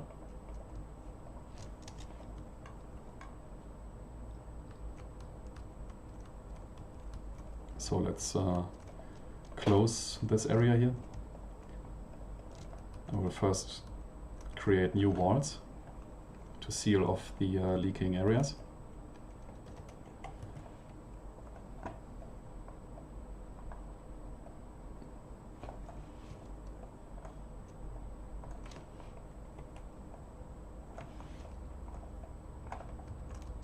And then I will assign a trim texture to all these sides here. I think we already have one that works for this. Yeah, let's use maybe this one again, but I have to scale it this time because it doesn't match.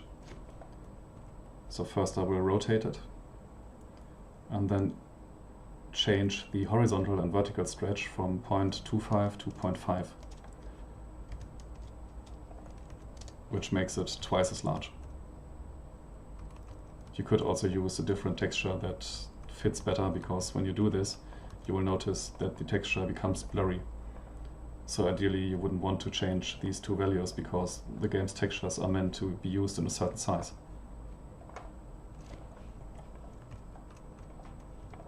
For the bottom here, I will use my warning texture again.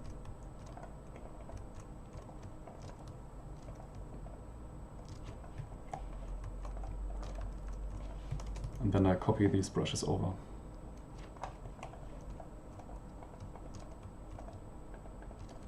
Lava works similarly to water. There's a special lava node raw texture, if I remember correctly. So under the common textures you would look for lava node raw and apply this to all surfaces first, and then only go to the top surface and select from liquids and lava one of the lava textures. There are two flowing ones which are moving in one direction, and one static one which is just moving around a bit in place. I will use the static one.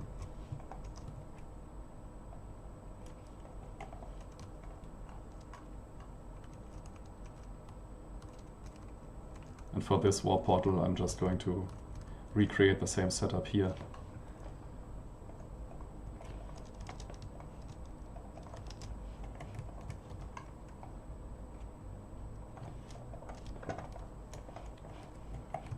It's just the same steps, nothing special. So first assign the warning texture to the ground. And then I have to cut up this brush here, because otherwise I can't put the warning texture on this side.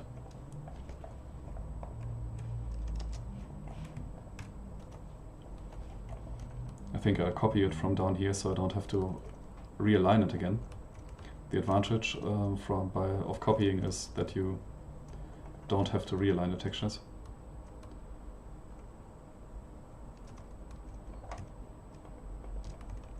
Because the stretchings are transferred.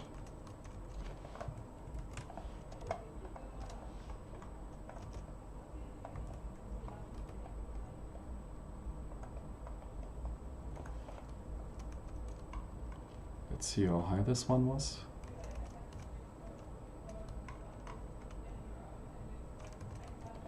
Yeah, we'll make it a bit higher, like so.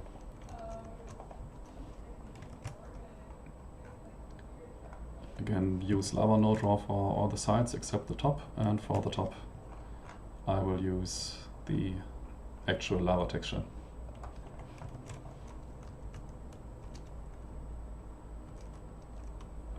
For this area here I will now create these pitfalls. So instead of using lava again, I will cut out two areas here and here, and create a pitfall with a death trigger at the bottom. So whenever a player falls down there, he will take 1000 damage, which will kill him instantly no matter how much HP he has.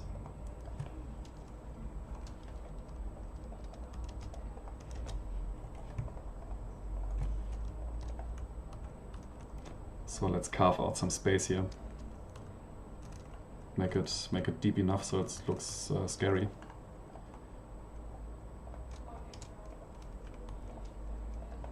Maybe like so.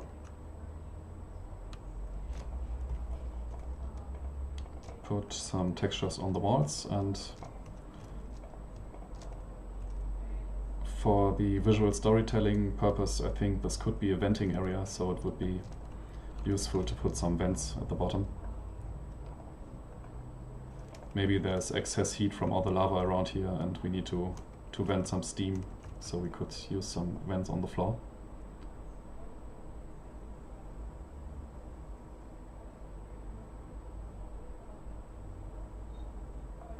I'm not sure about these ones. Maybe these black areas are transparent. I can't remember right now. So we'll just try this one, and if we can see the void through this, I will add another layer below it.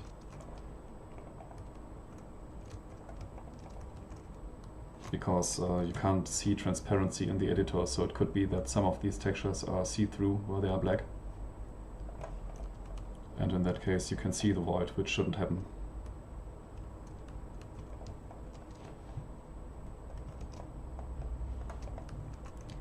For the damage zone at the bottom, we use a trigger. So just a regular brush using a trigger texture.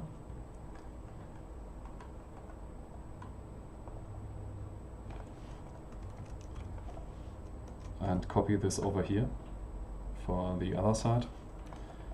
And I will create just one trigger from these two brushes. So this will be one trigger entity made up of two brushes. We don't need two separate triggers. And you just do a right click, go to trigger, and then choose trigger hard. You don't have to do anything else. You can, if you want to double check, you can open the entity menu.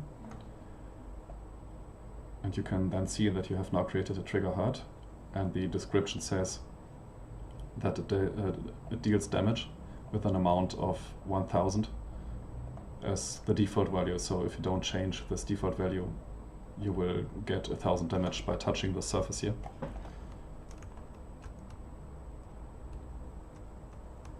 So we've got some lava here, some water over there, nothing going on here yet, some lava here.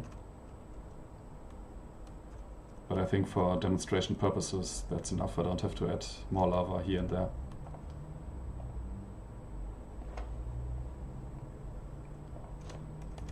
So it's time to compile again.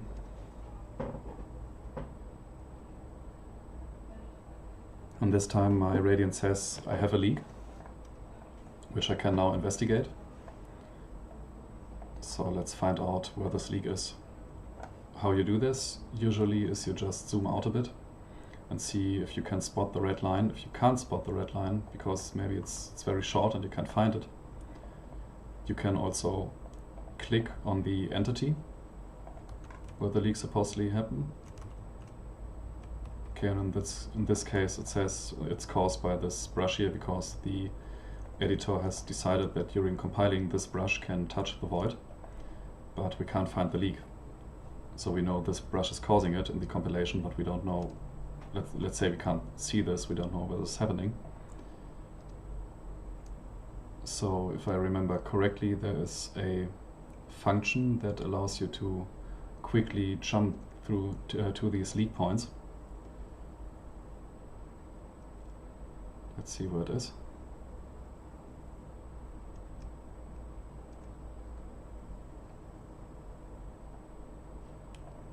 Maybe let's look into the hotkeys. Here at the top is a help entry with a shortcuts list. And you can configure all these shortcuts, and you can also look them up. So let's find where it says leak. Maybe it's called find leak or next leak. Next leak spot. Shift, Control and K. So when I press now Shift, Control and K, my viewport should switch to my next leak spot. Let's see if that works. So Shift, Control K. And it does. All my viewports are centered now and my camera is focused on the leak spot.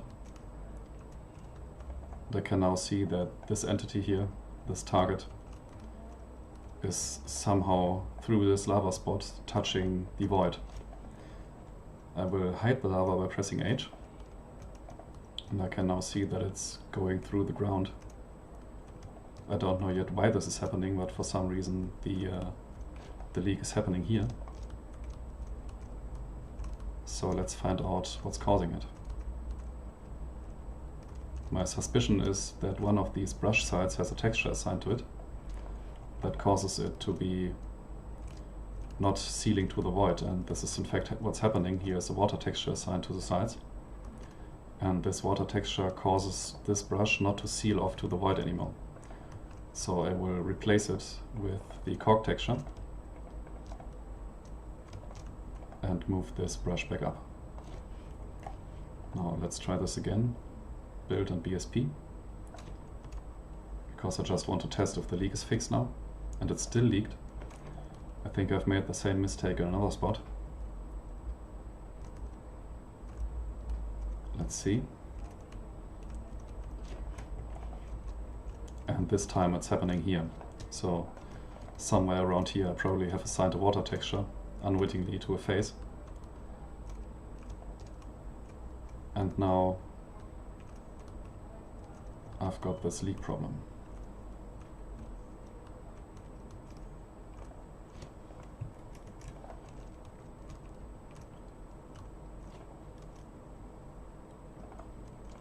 What I'm first going to try is to assign the cork texture to the entire brush.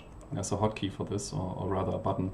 So if you don't want to always go to the texture menu, you can also press this button on top here, which will automatically apply the cork texture to all your selected brushes.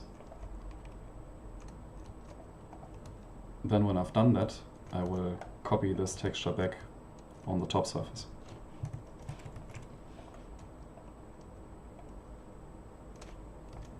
See again. It's still leaked. So maybe some of the other surfaces close to it have some wrong textures assigned to it.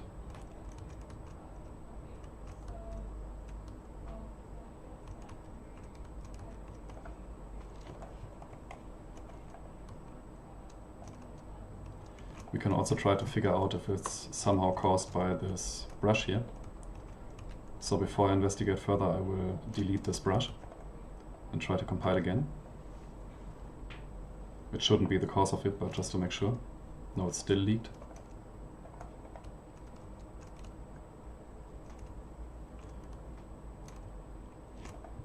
Then the reason will be that it's not caused by this brush and it's not caused by any water texture. Yeah, as someone says in the chat right now, the grade is likely transparent, and what happens for transparent textures is that they don't seal off to the void. So my suspicion that this grade is transparent is hereby confirmed. It is transparent, and because of its transparency, it's causing a leak. So we either need to use a different texture that isn't transparent, or put a second floor below this. I think I will use a second floor, so I will assign my regular floor texture to this grade here.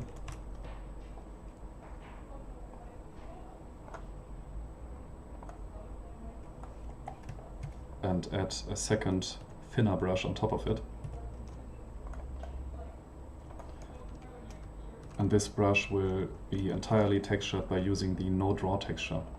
The no draw texture is invisible, but it doesn't seal off to the void. The advantage to doing that is that I can absolutely be sure that no faces around here will be automatically cleaned up by the compiler. I just want to have invisible faces. So I use no draw non-solid, or regular no draw. I think it doesn't make a difference in this case, but just to make sure I'm using no draw non-solid. And for the surface I will use my grade texture again.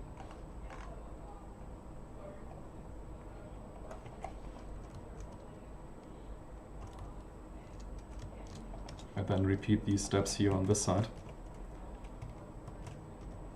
So assign my grave texture.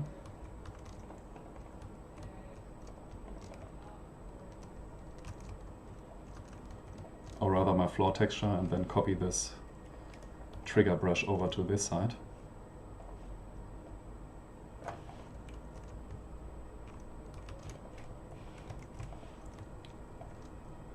And when I compile now, the leak should hopefully be fixed. It is fixed, but I still got another leak in a different place. So let's check. Ctrl-Shift-K. Once again, one of these lava spots, and I think this is probably again caused by my water texture.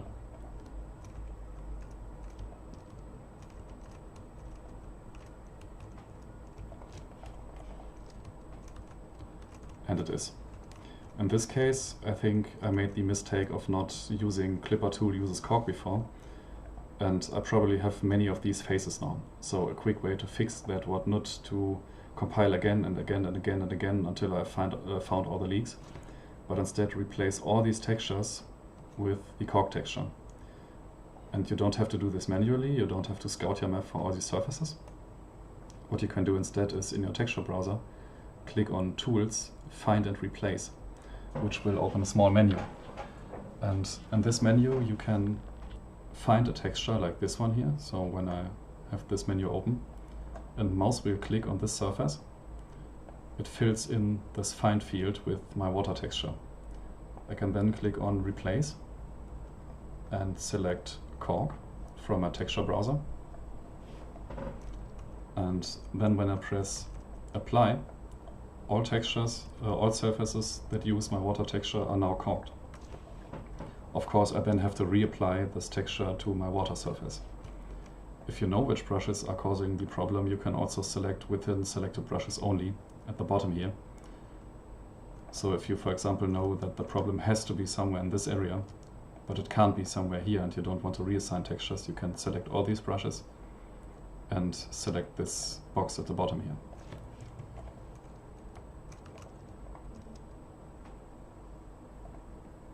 Let's reapply the water.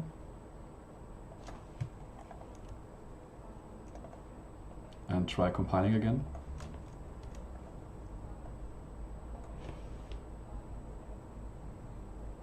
And this looks better this time. Yeah, it works now, no more leaks.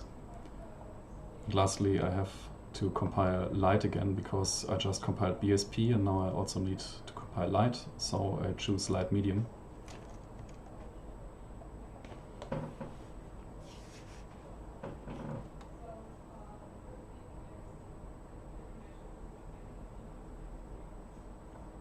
Connection closed, so compilation should be done.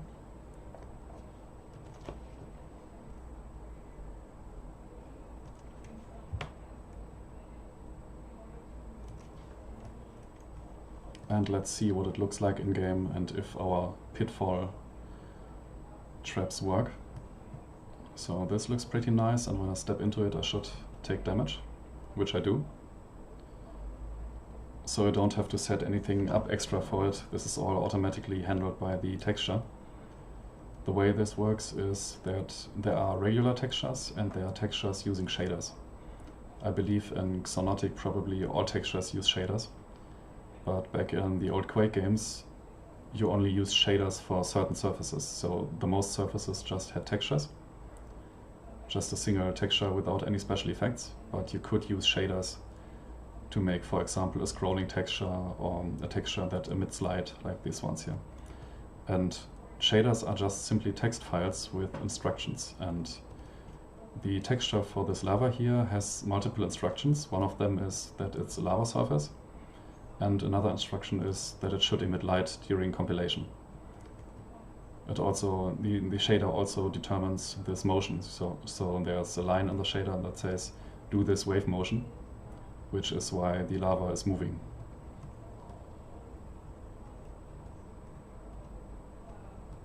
So the lava pits work. And let's now find the death pit. I think I made it at the top. And when I jump down here, I should instantly die. which I do.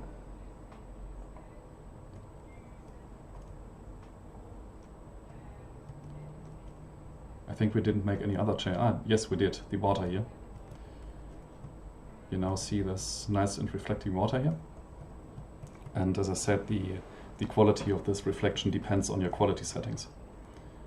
So when you go to your menu and crank down this reflections value, right now it's set to sharp, which is the best quality. So under settings, effects, I can move it down to good, which is still okay, but it's a bit blurrier.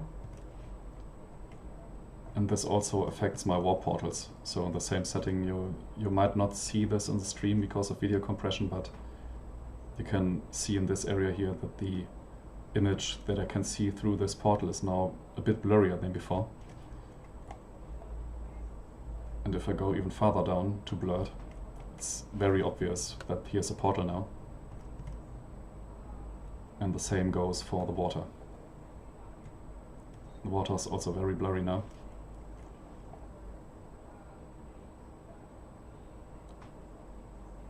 And depending on your presets, you won't even have reflections at all. So if I set it to low, you will see that I just have a very simple water texture like in the editor. It's scrolling and it's a bit transparent, but it's much simpler than what we have seen before. And also the portals are disabled. You can't look through portals, you can still shoot through them. So if I shoot a grenade into here, this grenade will come out over there and I can still walk through it, but I can no longer look through it. So if you ever encounter a surface like this during a game, your quality settings are set to a too low setting. I think as soon as you go to normal, you should see portals again. Or maybe high. Yeah, it's high.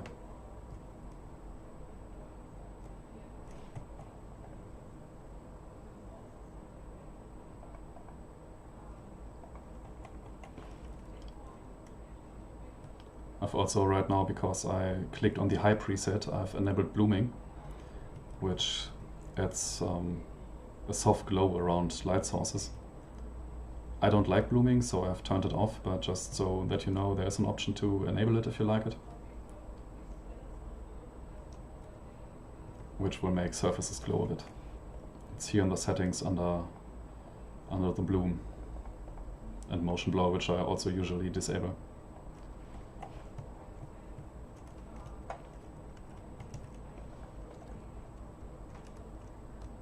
So with that, I think this concludes our workshop. Let me check my notes, maybe I've forgot something.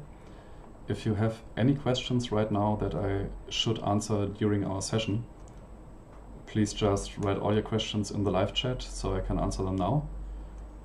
If you don't have any questions or have a more complex question, or in 2 hours you notice, oh, there's something I really wanted to know, you can of course write a mail to me anytime. So just go to my website, which again is victorkarp.com. Go to contact and write me a mail to victorkarp@protonmail.com, or you can also add me on Discord and contact me there if you like.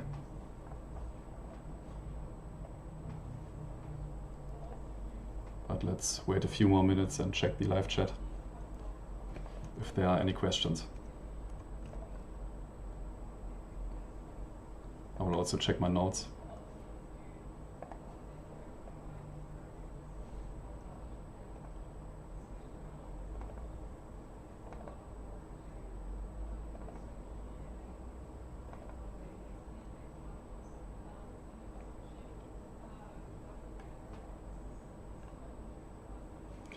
There's indeed one topic I haven't covered yet, which I will cover, because it's important for your basic understanding of how this engine works.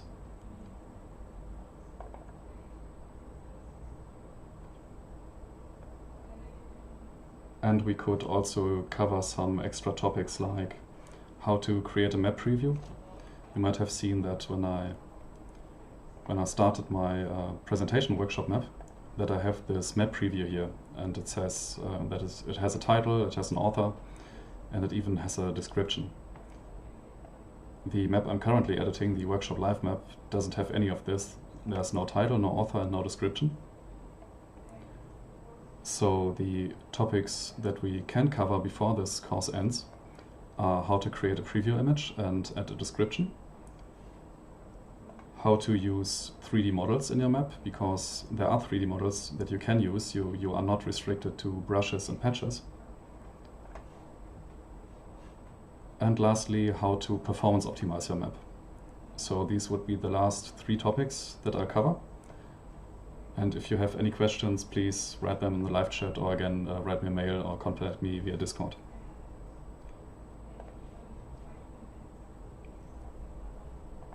So first, I think I'm going to cover the map preview. For the map preview, the official Xonotic documentation recommends that you use either a desktop resolution with a what's it called? The ratio, the image ratio of 4:3, so 4 wide and 3 high, or you can crop the image later in an image editor. So my desktop window here, because I'm running it running windowed, already has a resolution that has a ratio of 4:3, so I don't have to change anything. But what I do have to change is I don't want to see my heads-up display. I now want to make a map screenshot so that when I select my map in this list here, I don't want to see my gun and or the UI elements and so on. And I do this by pressing F5 and switching to spectator. So I can now fly around, but I still have the heads-up display. I have some notifications down left and some feedback in the top right. So first I want to disable this, and you can do this by opening the console, again by pressing Shift and Escape, and typing in r_letterbox -1. This will remove all the heads-up display elements. So again, just write r_letterbox -1. And once you're done taking your screenshots, you can set it to 0 again, which we'll do in just a second. So first I'm going to look for a nice spot that is representative of my map. I think this one here is quite cool. So I place my camera the way I would like the shot to look like, and then I press F12. You will notice a small hitch, and after the hitch a screenshot has been taken. And the screenshot is then placed in your Xonotic user directory. So on Linux this would be your home directory, and then the .xonotic folder. On Windows it will be your saved games directory. Let's see if we can find it. We should have a new screenshot now.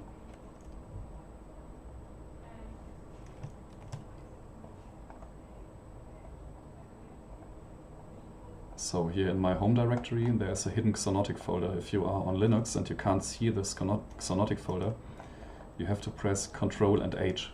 This will, I think, in all popular file managers allow you to see hidden files. And there's this Xonotic folder. And inside it is a data folder, which contains another data folder. Excuse me, I'm getting ahead of myself. Xonotic data screenshots is the one you're looking for. And there you will find new screenshots. This is the one I've taken yesterday for the workshop preparation. This is the previous screenshot of the previous map, and this is the recent one I've taken right now. And I will rescale this in an image editor. So the image editor I use is Krita. Krita is a free-to-use open source image editor. You can download it from krita.org. So if you don't have any tool to modify images, I can highly recommend Krita because it's open source and it's fantastic. It's a great Photoshop alternative. So I will open Krita and then just drag and drop the screenshot into Krita.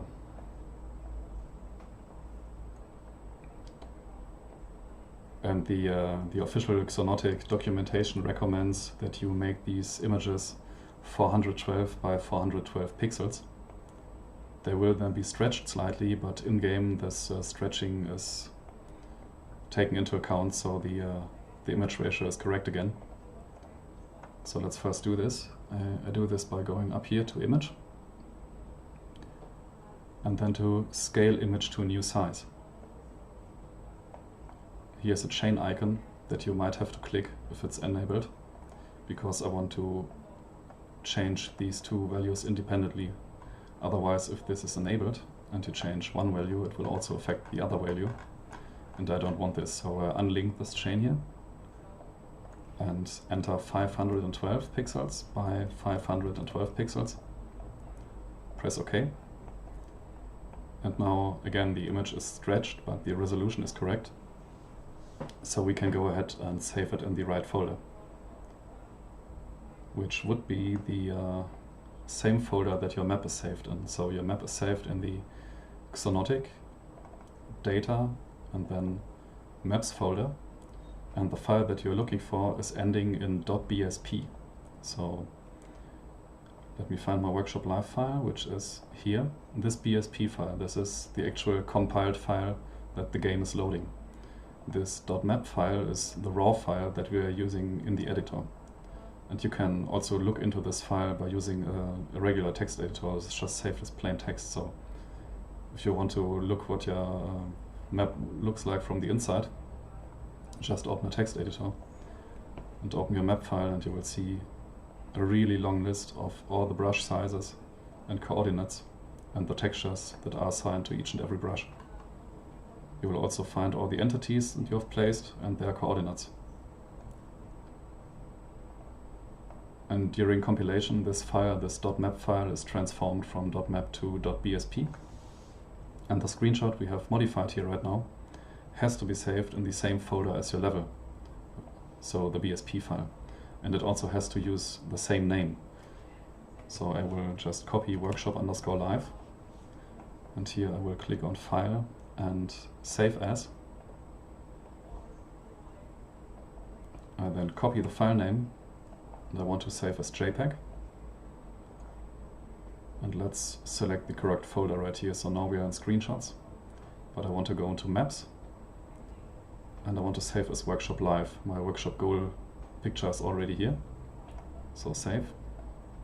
And for the image compression quality, I'm going to leave it at 100%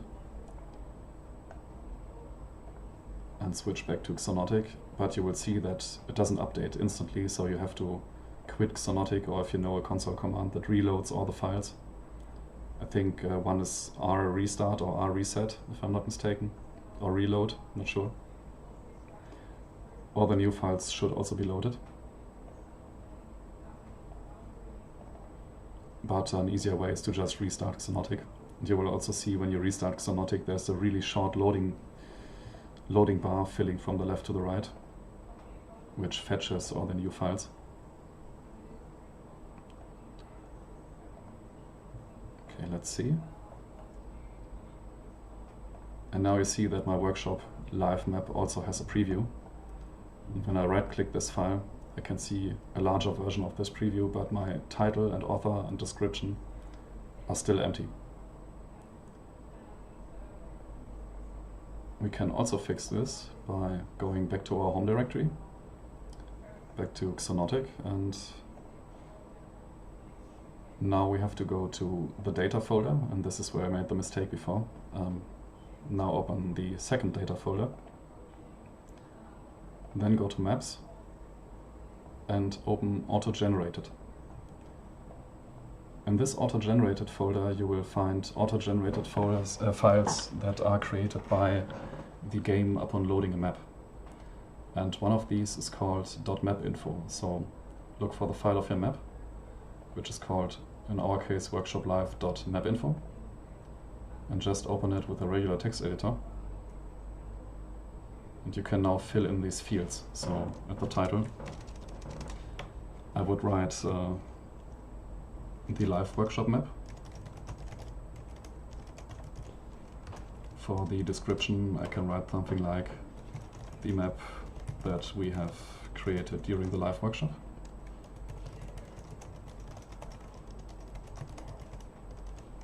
and under author I would put my own name.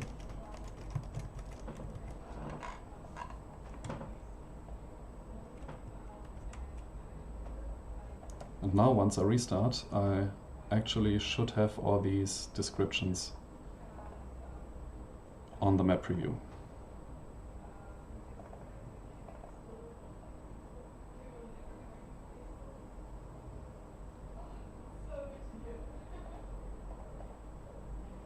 Let's see if it works.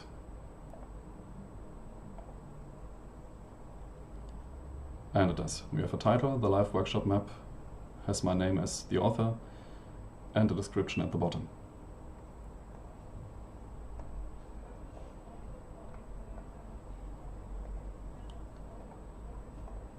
So next up we have the models that we can place inside our map. And I believe there was one last point, the performance optimization. So let's cover models first. In theory, you can place models by right-clicking and going to MISC and then model. But the problem is that you can't find any actual model files, because these model files are put into a so-called PK3 file. And PK3 is nothing else than just a zip archive that is used by Quake engine games. So I can't select any models, no matter how hard I look, I will never find any models. So I have to unpack them first.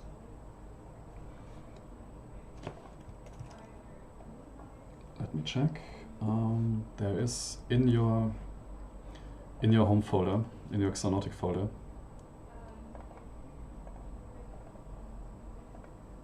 you can place additional models. However, the actual models that the game already supplies are in the game folder.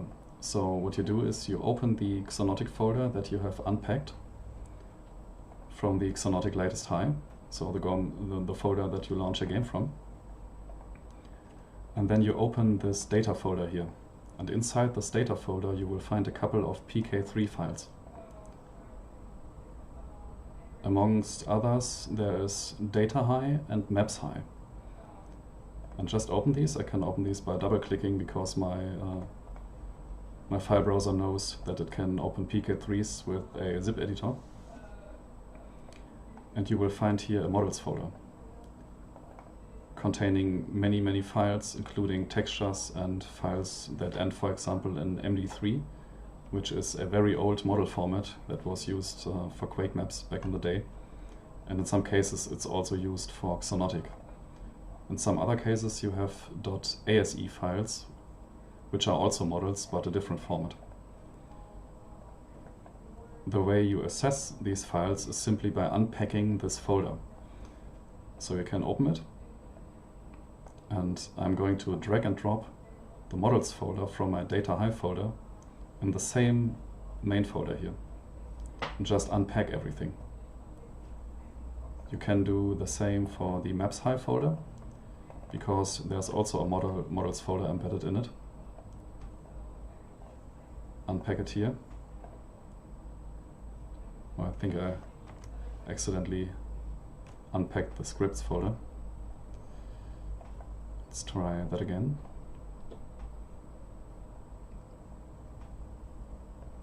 And let's replace all in case there are any doubles. And now you should have a large list of models that you can pick from. But unfortunately, inside the editor itself, there's no preview, so you have either to check all the models by name and just try them out one by one, or you have to know which model is where. What we are going to do is simply adding an empty model and then checking out some of them by going to the file browser and replacing the model name one after another. So again, if you want to create a model, you right-click and go to MISC model. This then opens your file browser, and now that we have unpacked all the model files, we can browse to our Xonotic data folder and now open the model folder here.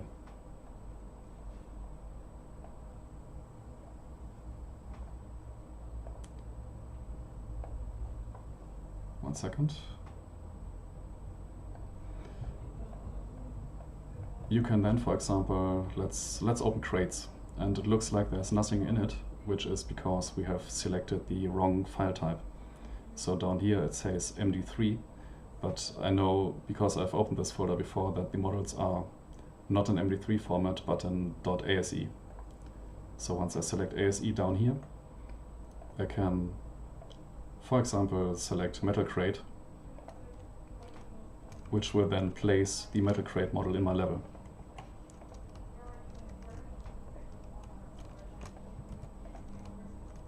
And just like with any other entity, these models should be placed inside your map. So make sure that the pivot point, which you can see when you go to the transform tool, in the center, the pivot point should never stick into any brushes or walls. So just for fun, I'm going to place this crate. It doesn't make any sense to do this, but I'm going to place it here.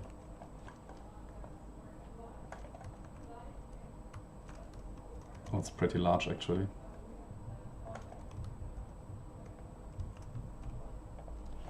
Let's copy it around a few times.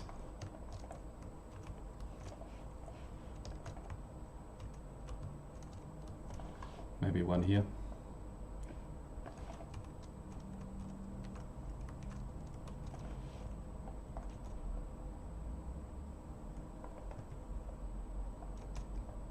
And one here. Lastly, I'm going to put one here in this place.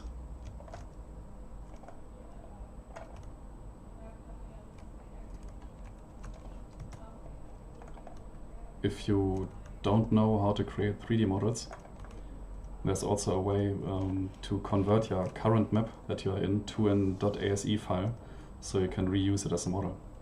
I haven't done this in a while, but I think the workflow to do it is to go to build, and then to select convert to ASE for, I think, for mapping, which will create an ASE file in the same folder as your map, which you can then load via the model browser.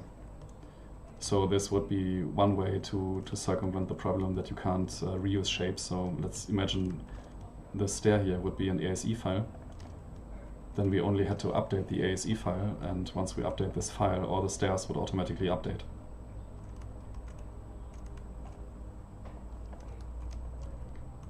If I remember correctly, all models by detail don't have collision.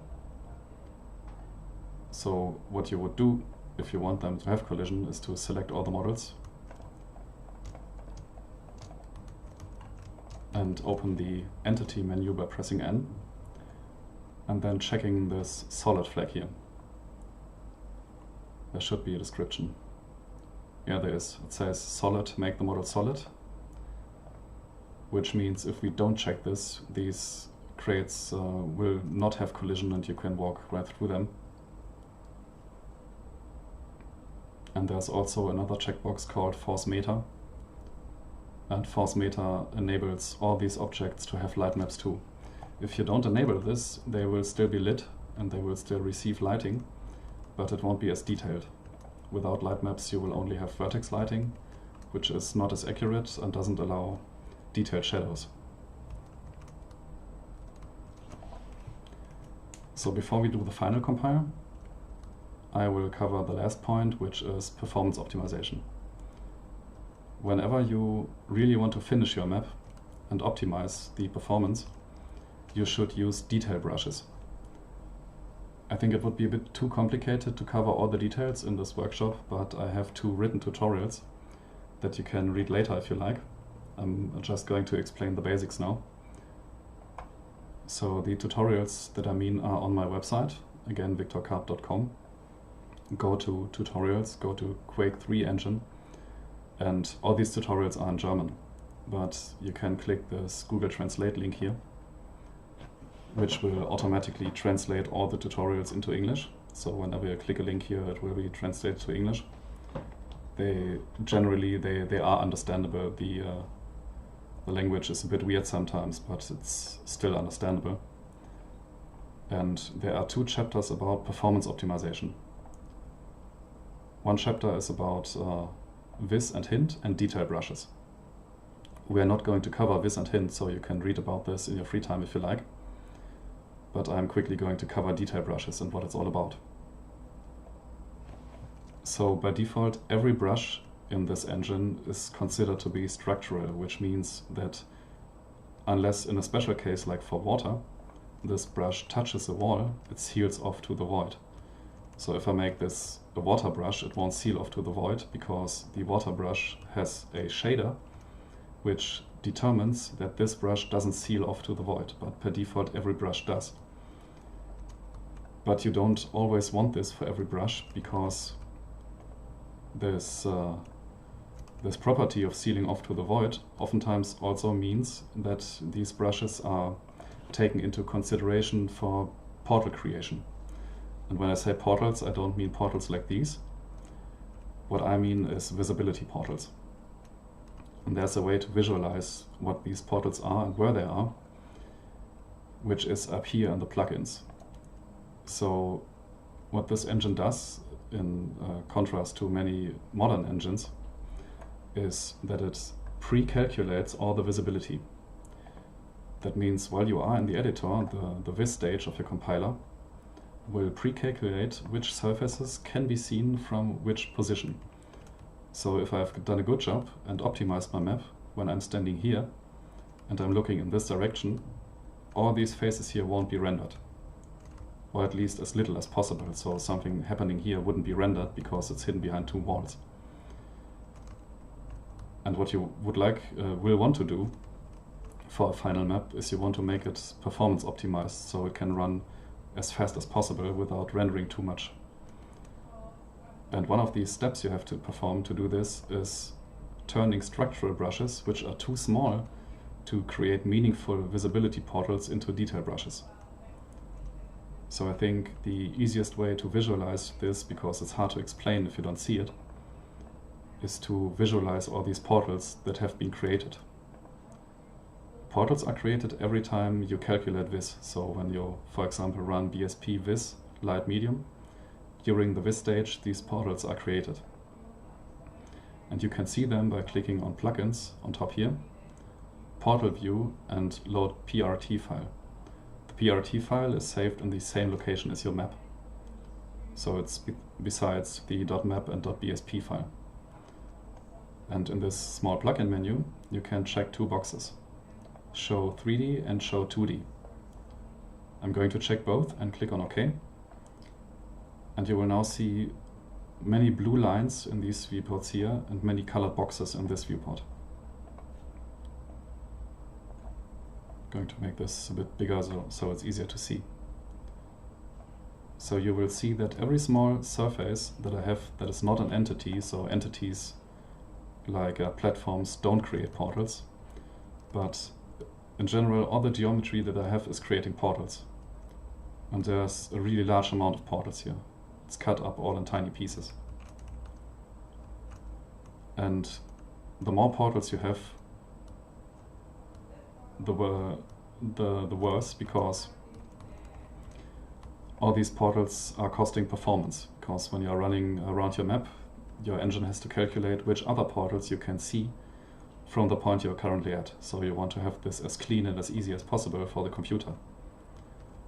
So a lamp like this shouldn't create extra portals because it doesn't affect our visibility calculation. There's no way that this lamp, the small lamp here, can in any positive way affect our visibility occlusion. This is just not going to happen. The same goes for this lamp here, or these small vertical struts I have on the side. So what I should do is disable this viewport here by unloading it. And now first I'm going to hide everything in my viewport that doesn't contribute to this calculation. So first I will hide all the entities.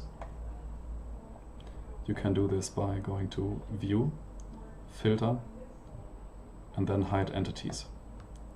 So unfortunately this will also hide our stairs because they are func groups, and func groups are also entities. And func groups still seal to the void, so this might be a bit misleading, but In other cases it helps because all the other entities are not relevant for the Vis compilation, and patches are also not. So we should also hide our patches. This is up here under View, Filter, and then Patches. So this is much closer to what the Vis compiler sees during compilation. And you will see that we have some small details like these lamps here, these lamps on top, and this floating part here, which are considered to be structural. And I want to turn them into detail now. And I think the easiest way to do this is also to disable showing of detail entities, so View, Filter, and then go to Details, so we are no longer showing details. We don't have any details at the moment, so everything is shown. But once we turn them into details, these brushes will no longer be shown. So I select them and press Ctrl M to turn them into detail. Okay, this filter was the other way around. And you can press Ctrl and D to toggle detail on and off. So this brush is still here, but it's now considered to be detail. And I will repeat this for all the other small brushes. So just select all these.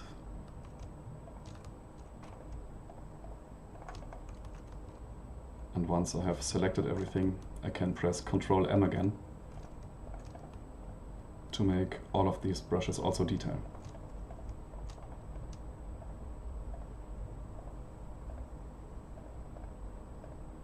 It's important not to mark any brushes as detail that touch your void, because a detailed brush touching the void does not seal off to the void. So if I make this brush here detail, later on I will get a leak. So I shouldn't do that.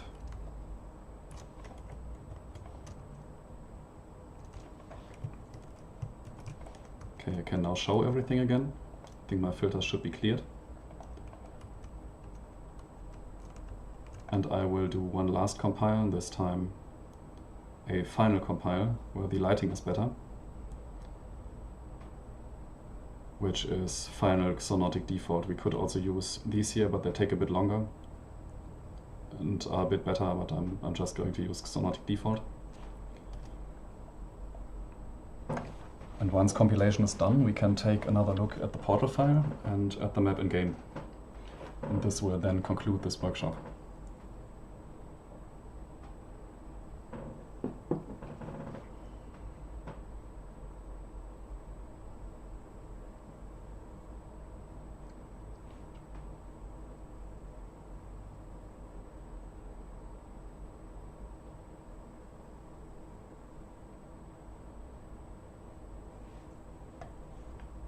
Light compilation takes a bit longer this time, because the final compile uses better lighting than the test compile. So it might be stuck for a while doing what it's doing here last.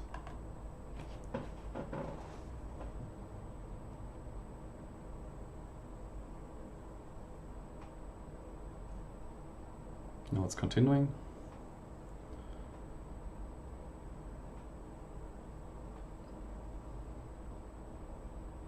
And now it's done, because down at the bottom it says connection closed, which is always the sign that the compilation is done. So first I'm going to check my portals again. Plugins, portal view, load PRT file. And you can now see that these are much simpler. There are far less blue lines. But also the structure here is much simpler.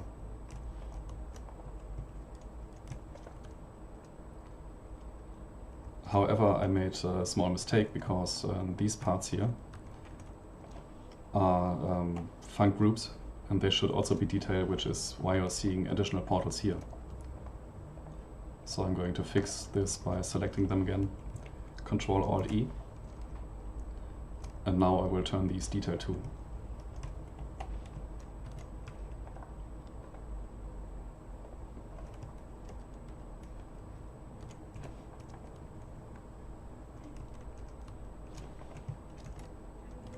Let's compile again.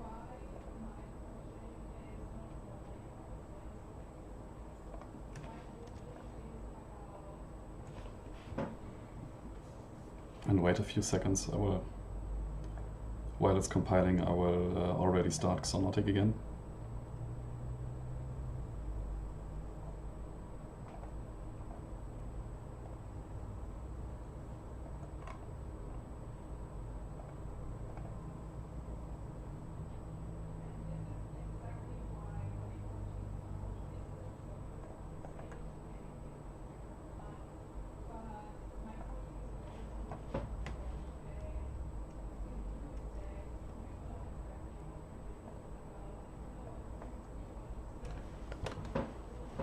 It's almost done compiling.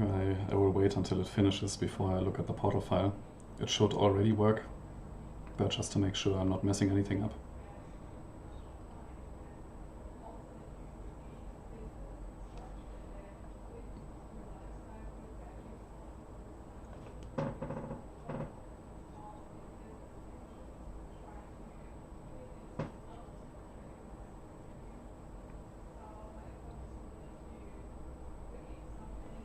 Compiling is done. Let's check again. I will hide all details by pressing Ctrl D and hide all patches by pressing Ctrl P. Let's see, portal view, load PRT file. And this time we don't have any extra unnecessary portals here in the center.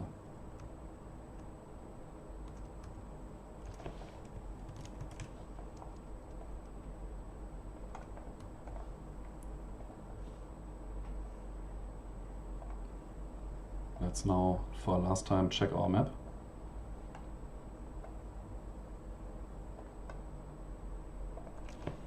And see what it looks like with more detailed lighting.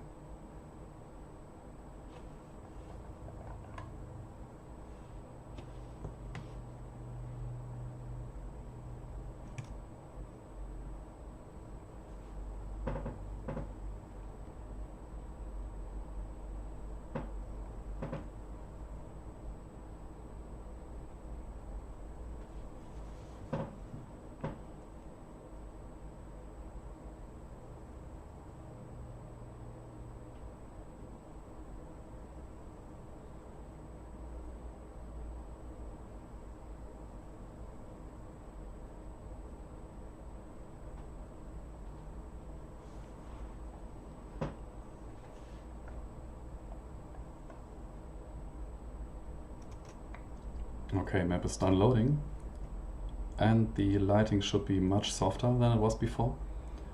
Also, the dark corners should be brighter, because during the final compile there is more light emitted and the light is bouncing around a bit more, and the bouncing light rays are traveling farther. So the final compile is usually brighter than the test compile, and all the shadows and light spots look much nicer and softer.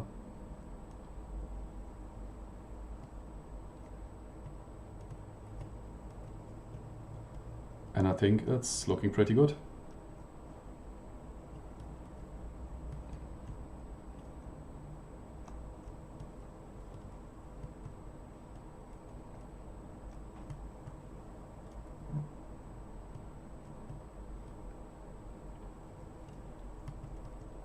So this concludes our workshop. I hope you had fun following it, either during the live stream or later when you watch it on YouTube or Twitch.